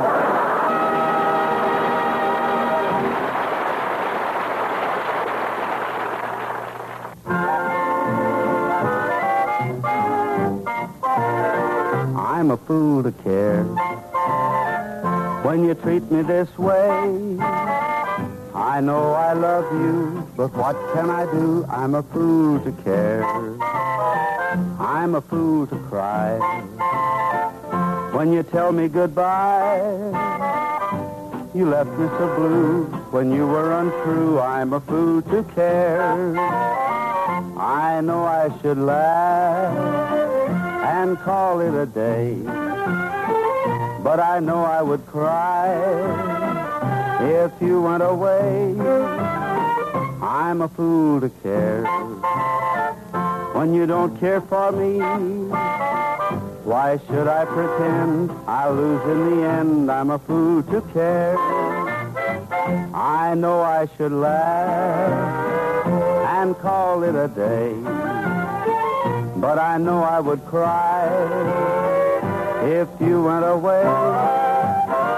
I'm a fool to care when you don't care for me.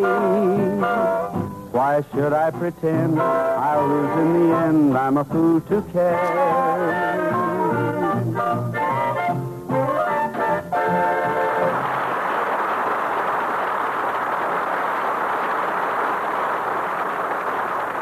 Well, thank you very, very much, folks. I'm glad you liked it. So here it is, story time once more on Melody Ranch. So what do you say that you all sit back and relax while I tell you the story of Buck versus Kate? A story that all began one summer quite a long time back, long before I ever owned Melody Ranch. At any rate, Johnny Bond and I were getting awful close to broke one day when we read an ad in the Help Wanted column of one of the stock journals saying that a fellow by the name of Buck Dean needed a couple of experienced hands. So without further ado, we rode out to the B-Bar D spread, saw Buck Dean, and got the job.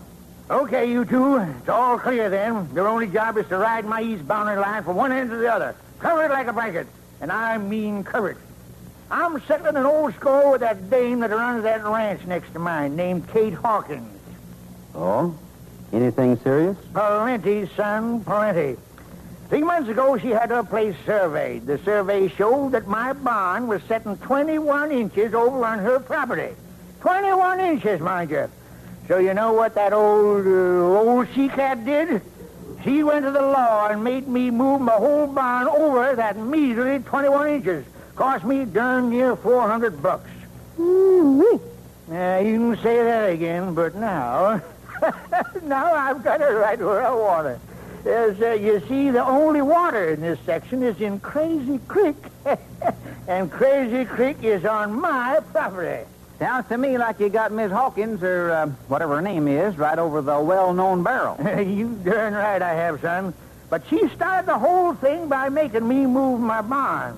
And you know why? No, why? Because she's mean and ornery, that's why. Oh. And what's more, right now, she's building a new feed house jam up again the same barn she made me move. Oh? And there's where I've got her again. What do you mean by that, Mr. Dean? That I wouldn't tell my closest relative, son, even if I thought he dropped dead the second I told him.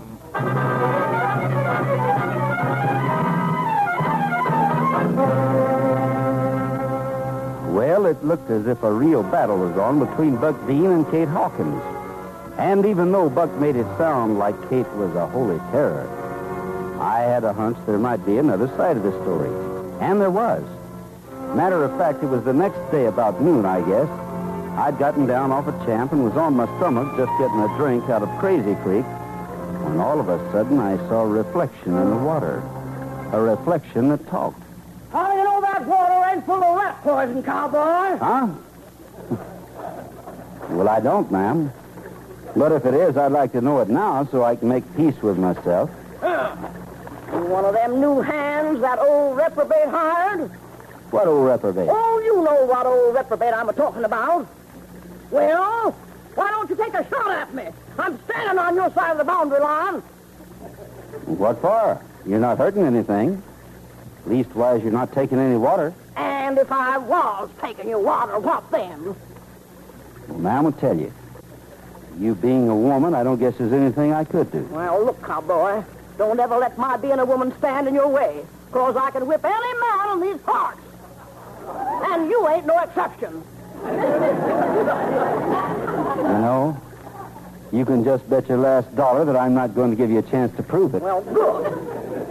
Say, by the way, what's all this trouble between you and Buck Dean about, anyway? Now, don't tell me he ain't told you. He told me his side of it. Matter of fact, he claims that you started the whole thing by making him move his barn over 21 inches. Oh, he did, eh? Well, for your information, it dates back a lot further than that. Oh? Sure.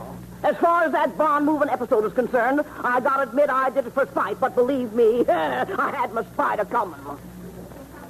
You know, Miss Hawkins, I was just thinking. What?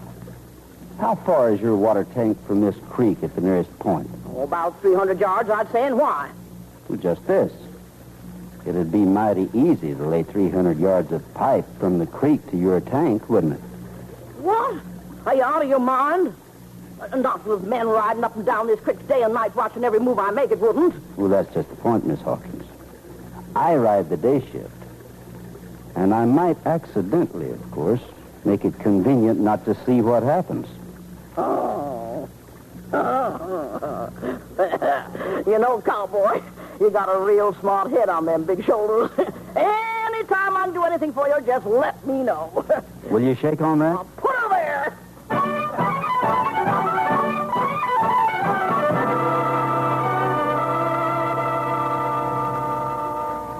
And so the next day, Kate Hawkins had her men start laying a pipeline through a wheat field that led from Crazy Creek to her water tank. It was a simple job, and in no time at all, her tank was filled to overflowing, with Buck Dean none the wiser. At any rate, after that, things went along right peaceful like for the next couple of weeks. But then one day, the old man sent for me. Well, Gene, this is going to be my big day with Kate Hawkins. Oh, is that so? I thought you two had settled down to a slow walk. Huh? Not by a long shot.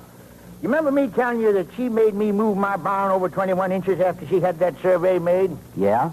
And you know that new concrete feed house she just finished building yesterday jam up against my barn? Yeah? Well, I'm going to make her tear down the whole shebang and move it back off in my property.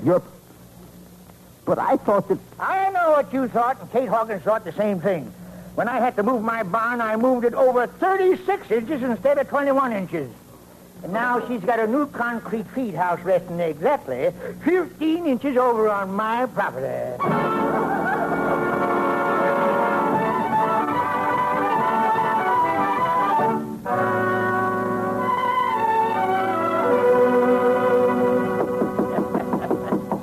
Yes, sir, son, this is the night I've been waiting a long, good evening, Miss Hawkins. I wonder if I might trouble you to discuss a little business. Why, certainly, Mr. Dean. Now, won't you come in? Oh, thank you. And by the way, this is Mr. Autry, one of my hands, Miss Hawkins. How do you do, ma'am? Well, it's nice to meet you, Mr. Autry. Any friend of Mr. Dean's is a friend of mine. Yeah. I take it your business has been good, Miss Hawkins? Oh, never better, Mr. Dean. Oh, by the way, before we get down to whatever discussion you have in mind, would either of you gentlemen care for a piece of fresh home-baked apple pie? Not for me, thank you, Miss Hawkins. You see, this is purely business call. However, after we've discussed... Well, very well.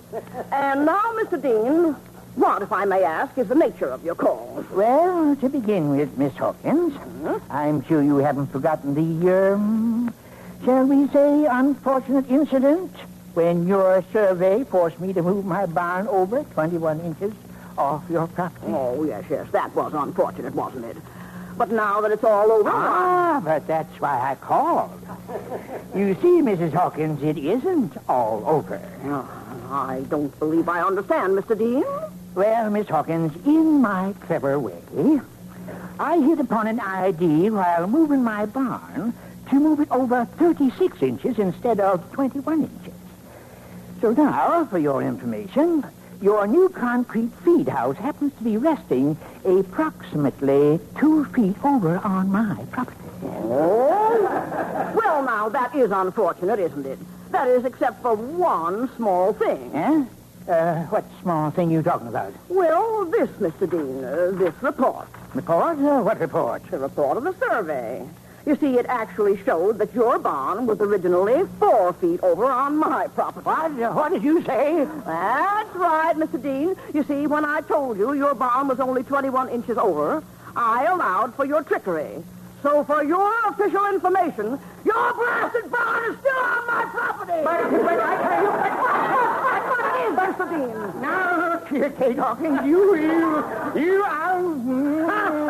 get him with you. You better take him home before he explodes. I think you're right, Miss Hawkins. We'll see you later. Right, Gene. And good night, Mr. Dean. Nice night, Buck. Too bad it wasn't yours. It was just like having somebody stick a knife in my back. Having her get the upper hand like that. I know that, Buck. I know that. But don't forget you came over to make her feel the same way you feel now. I know, Gene, but darn it, she's a woman. Yeah, I know that. And there's where you made your first mistake.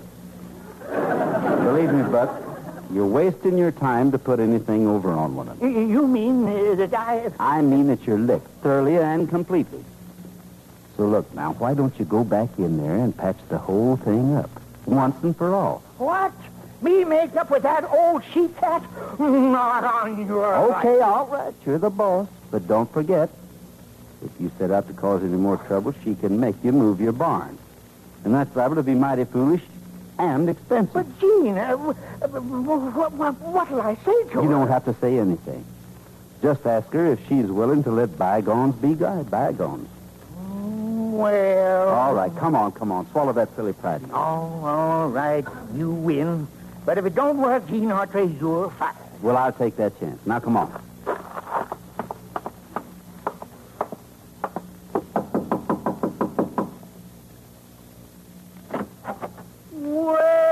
Well, howdy, boys. back so soon? Why, yes. Buck has something he'd like to say to you, Miss Hawkins. Oh? Go ahead, Buck. Well,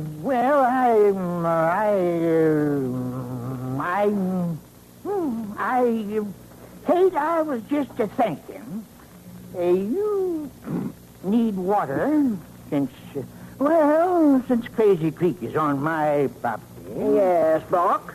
Well, I'll see to it that you get all the water you want, but please, Kate, don't make me move my barn again. Well, Miss Hawkins, what do you say? Okay, Buck. You got yourself a deal. Oh, thank goodness. Oh, thank goodness. Oh, yes. There's one other thing. If the offer is still open, I think I'd like a piece of that apple pie now.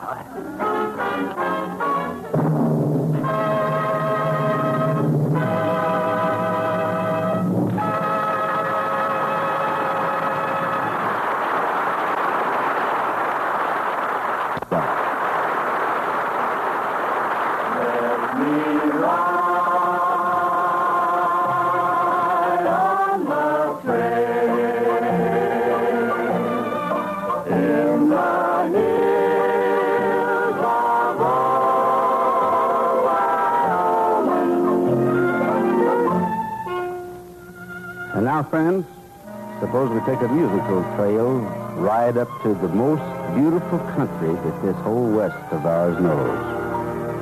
Country where the mountains touch the clouds and the clouds touch heaven. Matter of fact, there's a mighty pretty song included in our all-expense tour that tells all about the sights along the way. It goes like this. Let me ride on a trail in the hills of old Wyoming, where the coyotes wail in the gloaming. For it's there that my heart is home.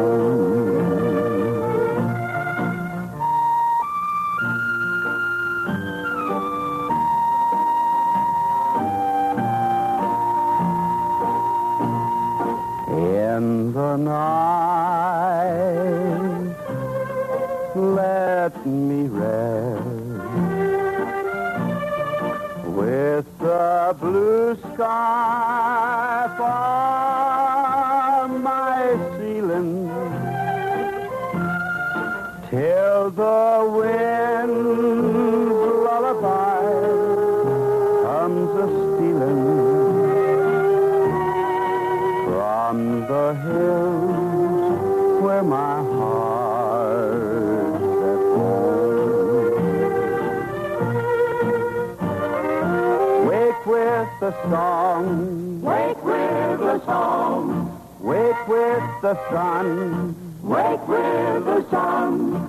Saddle to them, travel to them, ready to be done.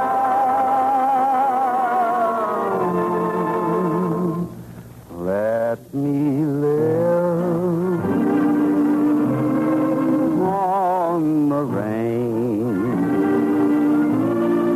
where a man has room to roam in and to dream of his love in the gloaming, in the hills of old Wyoming, in the hills of old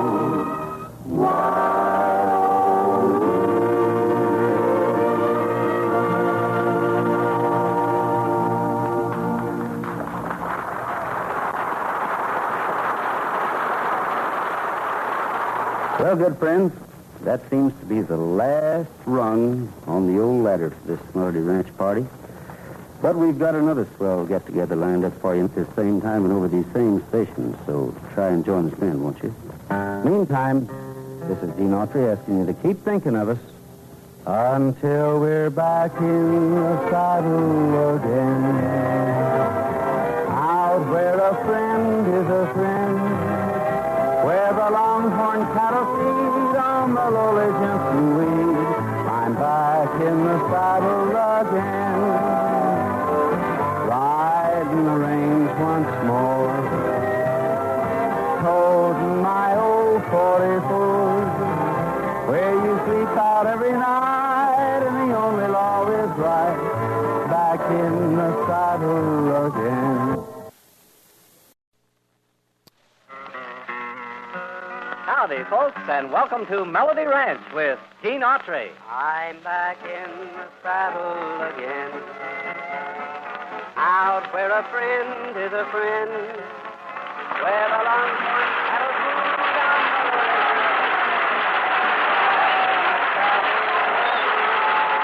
Yes, to meet all the folks here at Melody Ranch. Johnny Bond, Pat Buttram, the Cass County Boys, the Pinafores, Carl Cotner, and yours truly, Charlie Lyons. But right now, here's the boss man himself, America's favorite cowboy, Gene Autry.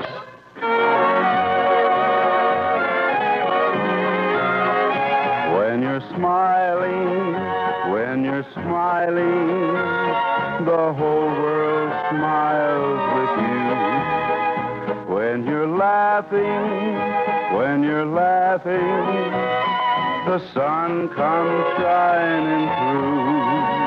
But when you're crying, you bring on the rain, so stop your sighing, be happy again, keep on smiling, 'cause when you're smiling, the whole world smiles with you.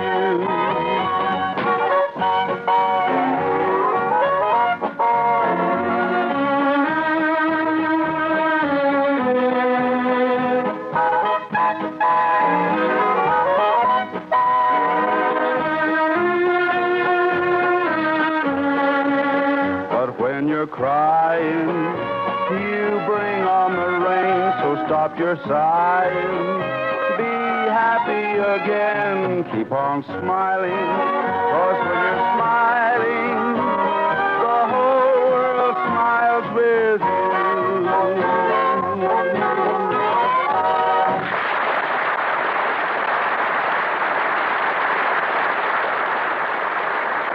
Well, thank you, friends and neighbors, and welcome once again to Melody Ranch.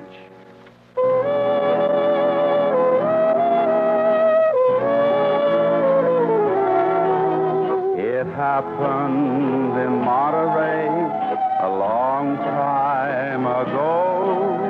I met her in Monterey in old Mexico.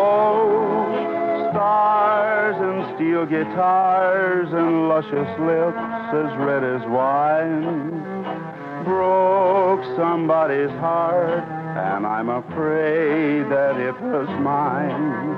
It happened in Monterey without thinking twice. I left her and threw away the key to paradise. Sweetheart longs for the sweetheart that I left in old Monterey. It happened in Monterey without thinking twice. He left her and threw away the key to paradise. My end is the sweetheart that I left in old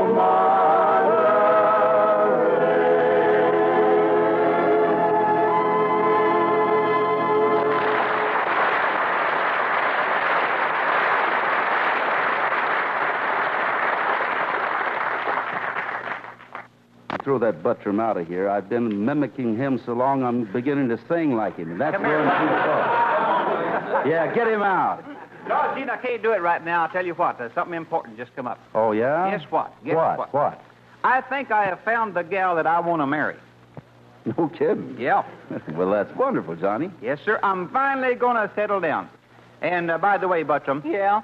I want you to come to my wedding. Nothing doing. But she's a wonderful gal. Leave me out. She's a beautiful gal. Want nothing to do with wedding. She's loaded with money. Shake hands with your best man.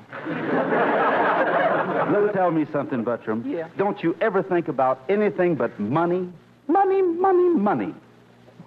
Weren't you ever really in love? Yeah, but only once. Matter of fact, me and my finance, we had even set the day. There was just one small thing that stood in our way. Hmm? What was that? She didn't like him. Now, she didn't know such thing do it. She didn't say she didn't like me. She merely said she thought I was repulsive. That's all she said. I can understand that. What happened? Well, one day, her old man, he was Spanish, you know, and had a temper, and he got mad and he threw me and all 4 of his sons out of the house. You mean to tell me he threw his own sons out? Yes, sir. First he threw out Don Pedro, then he threw out Don Carlos, and then he threw out Don Jose, and then he kicked out Don Juan. Now, wait a minute. Why did he throw out 3 Dons and kick the 4th? Oh, he always kicks on the 4th Don.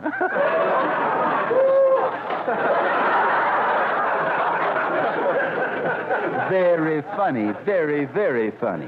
You know something, Buttram? What? If a swallow ever had your brain, he wouldn't know how to go back to Capistrano. Well, thanks.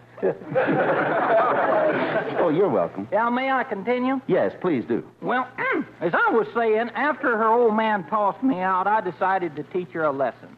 So I run away, let her suffer, let her be lonely for 2 long years. And then I figured she'd had enough punishment, so I went back to her house, rang the doorbell, threw my arms around her, and give her a great big kiss. What happened then? Her husband punched me right in the nose. Oh, well, as they say in France, c'est la guerre, bon va oink, tout sweet, and Eiffel Tower aid.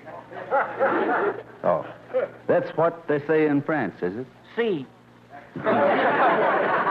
I think you're speaking Spanish right now, Bud. Now, look, Pierre, suppose we forget the French for now, okay? You got something better in mind? Well, I'm not sure.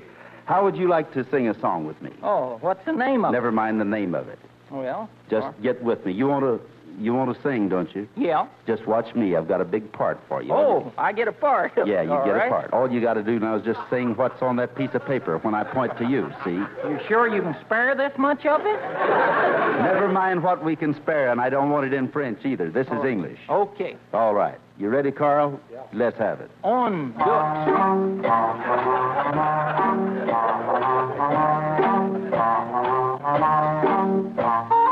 Please play for me that sweet melody called Doodle-dee-doo, doodle-dee-doo. I like the rest, but what I like best is Doodle-dee-doo, doodle-dee-doo. The simplest thing. There's nothing much to it. All you got to do is just doodle-dee-doo it. I love it so. Wherever I go, I doodle-dee-doodle-dee-doo. Simplest thing. There's nothing much to it. You don't have to sing, just doodle-dee-doo it. I love it so. Wherever I go, I doodle-dee-doodle-dee. Doodle-dee-doodle-dee. I doodle-dee-doodle-dee-doo.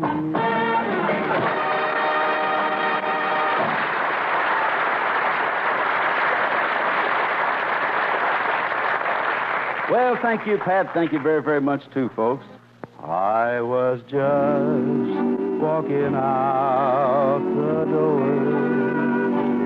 It's too bad you didn't come before. I waited so long, so long, so long. Now there's no time to wait cried for you day and night, for the letters that you didn't write. But now it's all right, all right, all right. You won't have to write anymore. Not so long ago, you will never know what this day to me would have been. It's all over now, but darling, anyhow, it was nice to see you again. Well, it's almost a quarter to 4. Sorry I can't stay anymore. Must be on my way.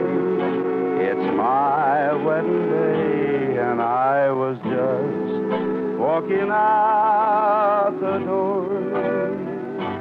Not so long ago, you will never know what this day to me would have been.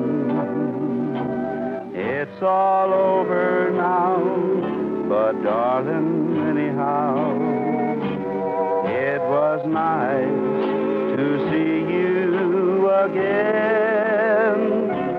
Well, it's almost a quarter to 4. Sorry I can't stay anymore. Must be on my way.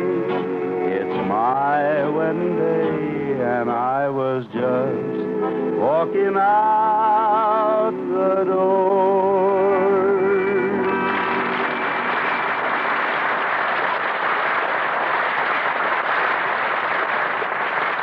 Well, thank you very, very much, folks. Well, let's see here.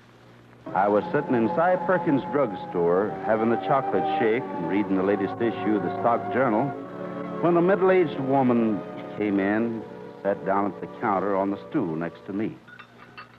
Yes, ma'am. What'll it be? A butterscotch sundae, if you please, Mr. Perkins. Huh?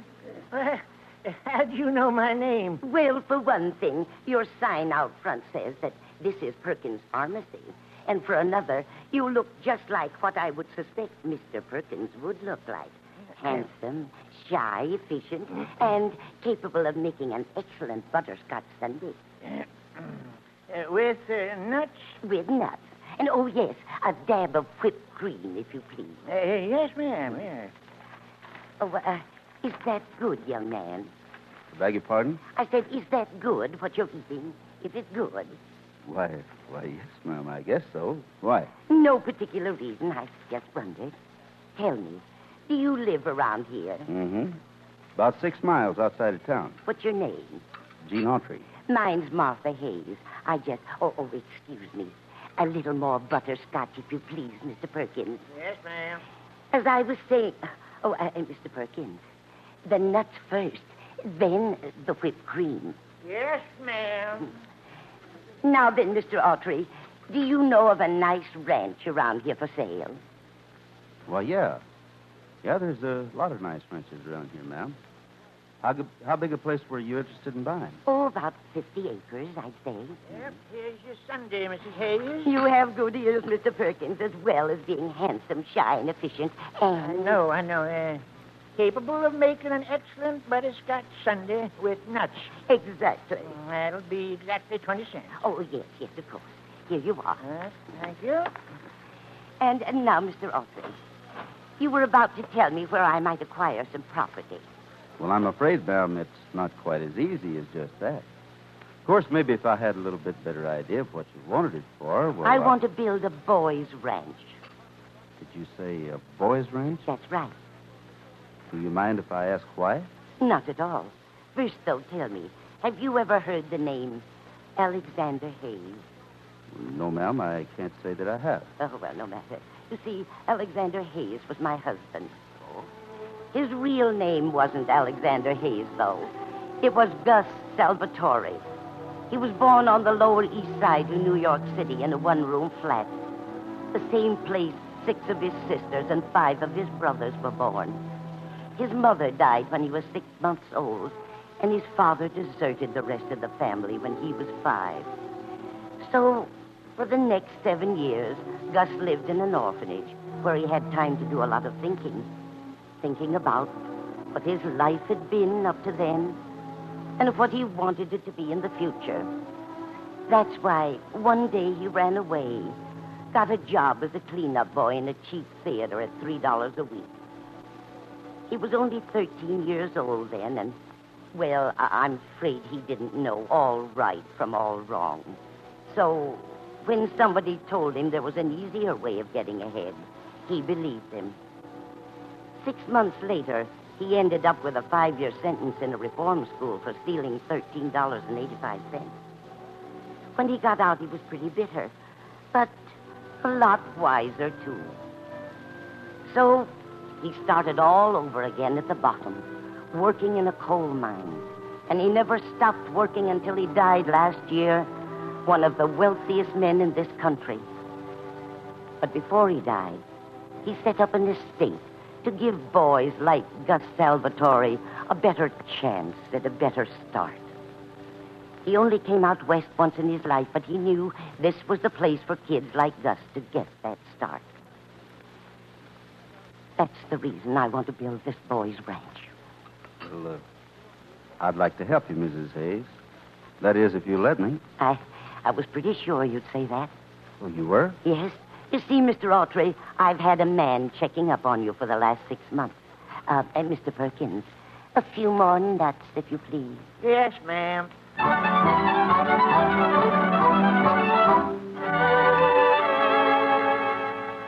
Well, needless to say, after that, I spent many hours with Aunt Martha, going over plans, talking to contractors, pricing materials, looking at property, and a million one other things that kept us busy night and day. Finally, though, 2 months later, we were ready to start on the actual construction of Aunt Martha's boys' ranch.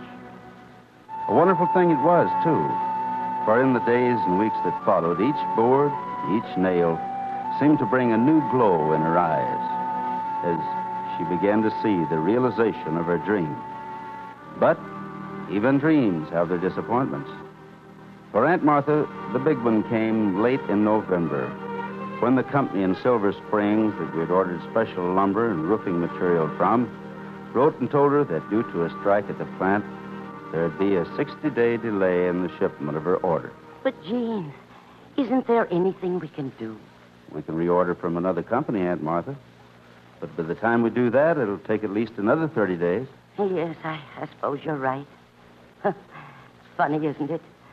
A few men I've never heard of in a town I've never even been to refuse to work because of something I know nothing about.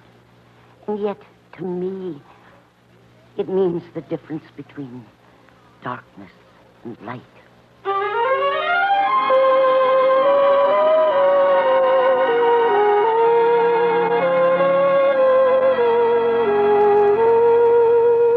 Strange, isn't it? To this day, I don't know how I knew, but I did. I knew then, that very moment, that Aunt Martha's boys' ranch had to be finished just as soon as it was humanly possible. That's why that same night I took a train for Silver Springs. The next morning, I was talking to the president of the Midwest Roofing Company. Please try and understand, Mr. Autry. I'm in complete sympathy with what you're asking, but I'm afraid the matter is entirely out of my hands.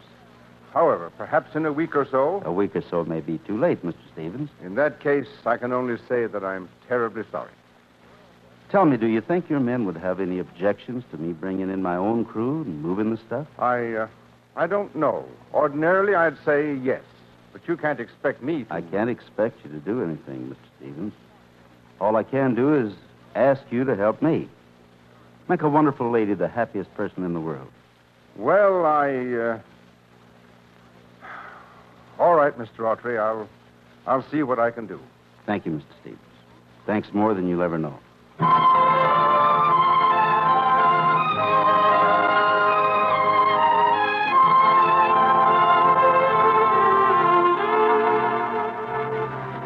When I got back to Melody Ranch, the boys had just finished up their work for the week. Most of them were getting ready to leave for their regular Saturday night trip into town. I hated to spoil their fun, but on the other hand, I knew they'd understand when I told them the reason. So I had Johnny call them all together down at the bunkhouse. And so, boys, that's it. I'll make the time up to you later. But right now, if we all pitch in and move that lumber, the carpenters can finish the job by Tuesday. Oh, yeah, there's one other thing.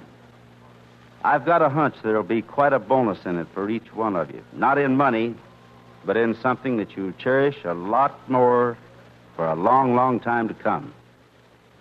What do you say? Well, don't just stand there, you jerks. What are we waiting for? Let's get out of these Playboy duds and get with it.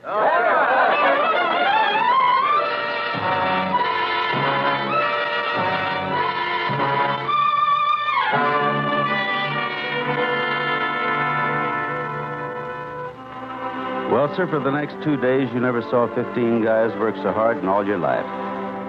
Matter of fact, I had to make them take time out to eat and rest. But finally, just as the sun set on January 10th, the last board was nailed into place and Aunt Martha's boys' ranch was finished. Next day, darn near everybody in town came out for the dedication ceremonies. But the happiest person there by far was Aunt Martha. Her dream had come true. That was on a Wednesday. Thursday morning, she went to bed with what she said was a cold.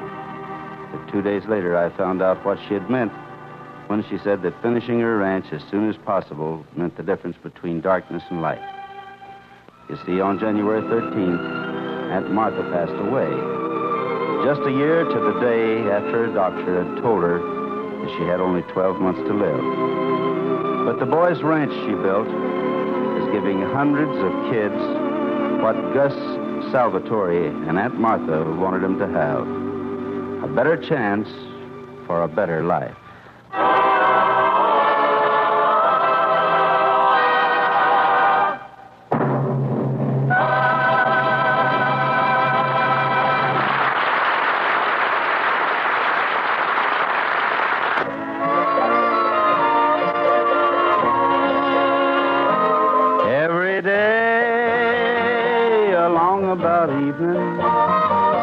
When the sunlight's beginning to fade, I ride through the slumbering shadow along the Navajo Trail.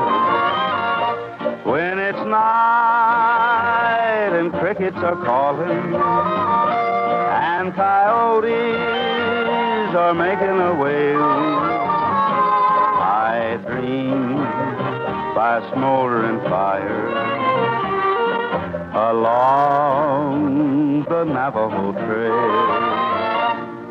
I love to lie and listen to the music when the wind is strumming a sagebrush guitar. When over yonder hill the moon is climbing, it always finds me wishing on a star. Well, what do you know? It's morning already. There's the dawning so silver and pale. It's time to climb into my saddle and ride the Navajo Trail.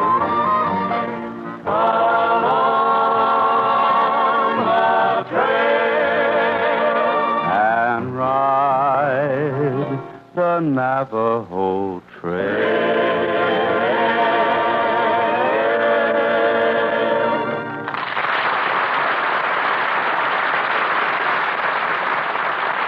Until we're back in the saddle again, out where a friend is a friend, where the longhorn cattle feed on the lowly Jimson weed.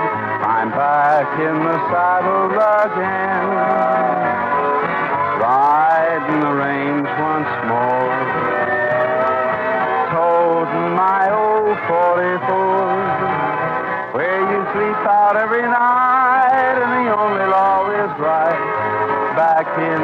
saddle again.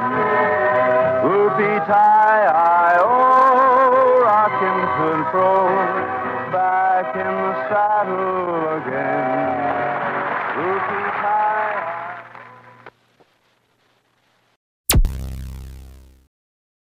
Thank you for listening. Please like and subscribe.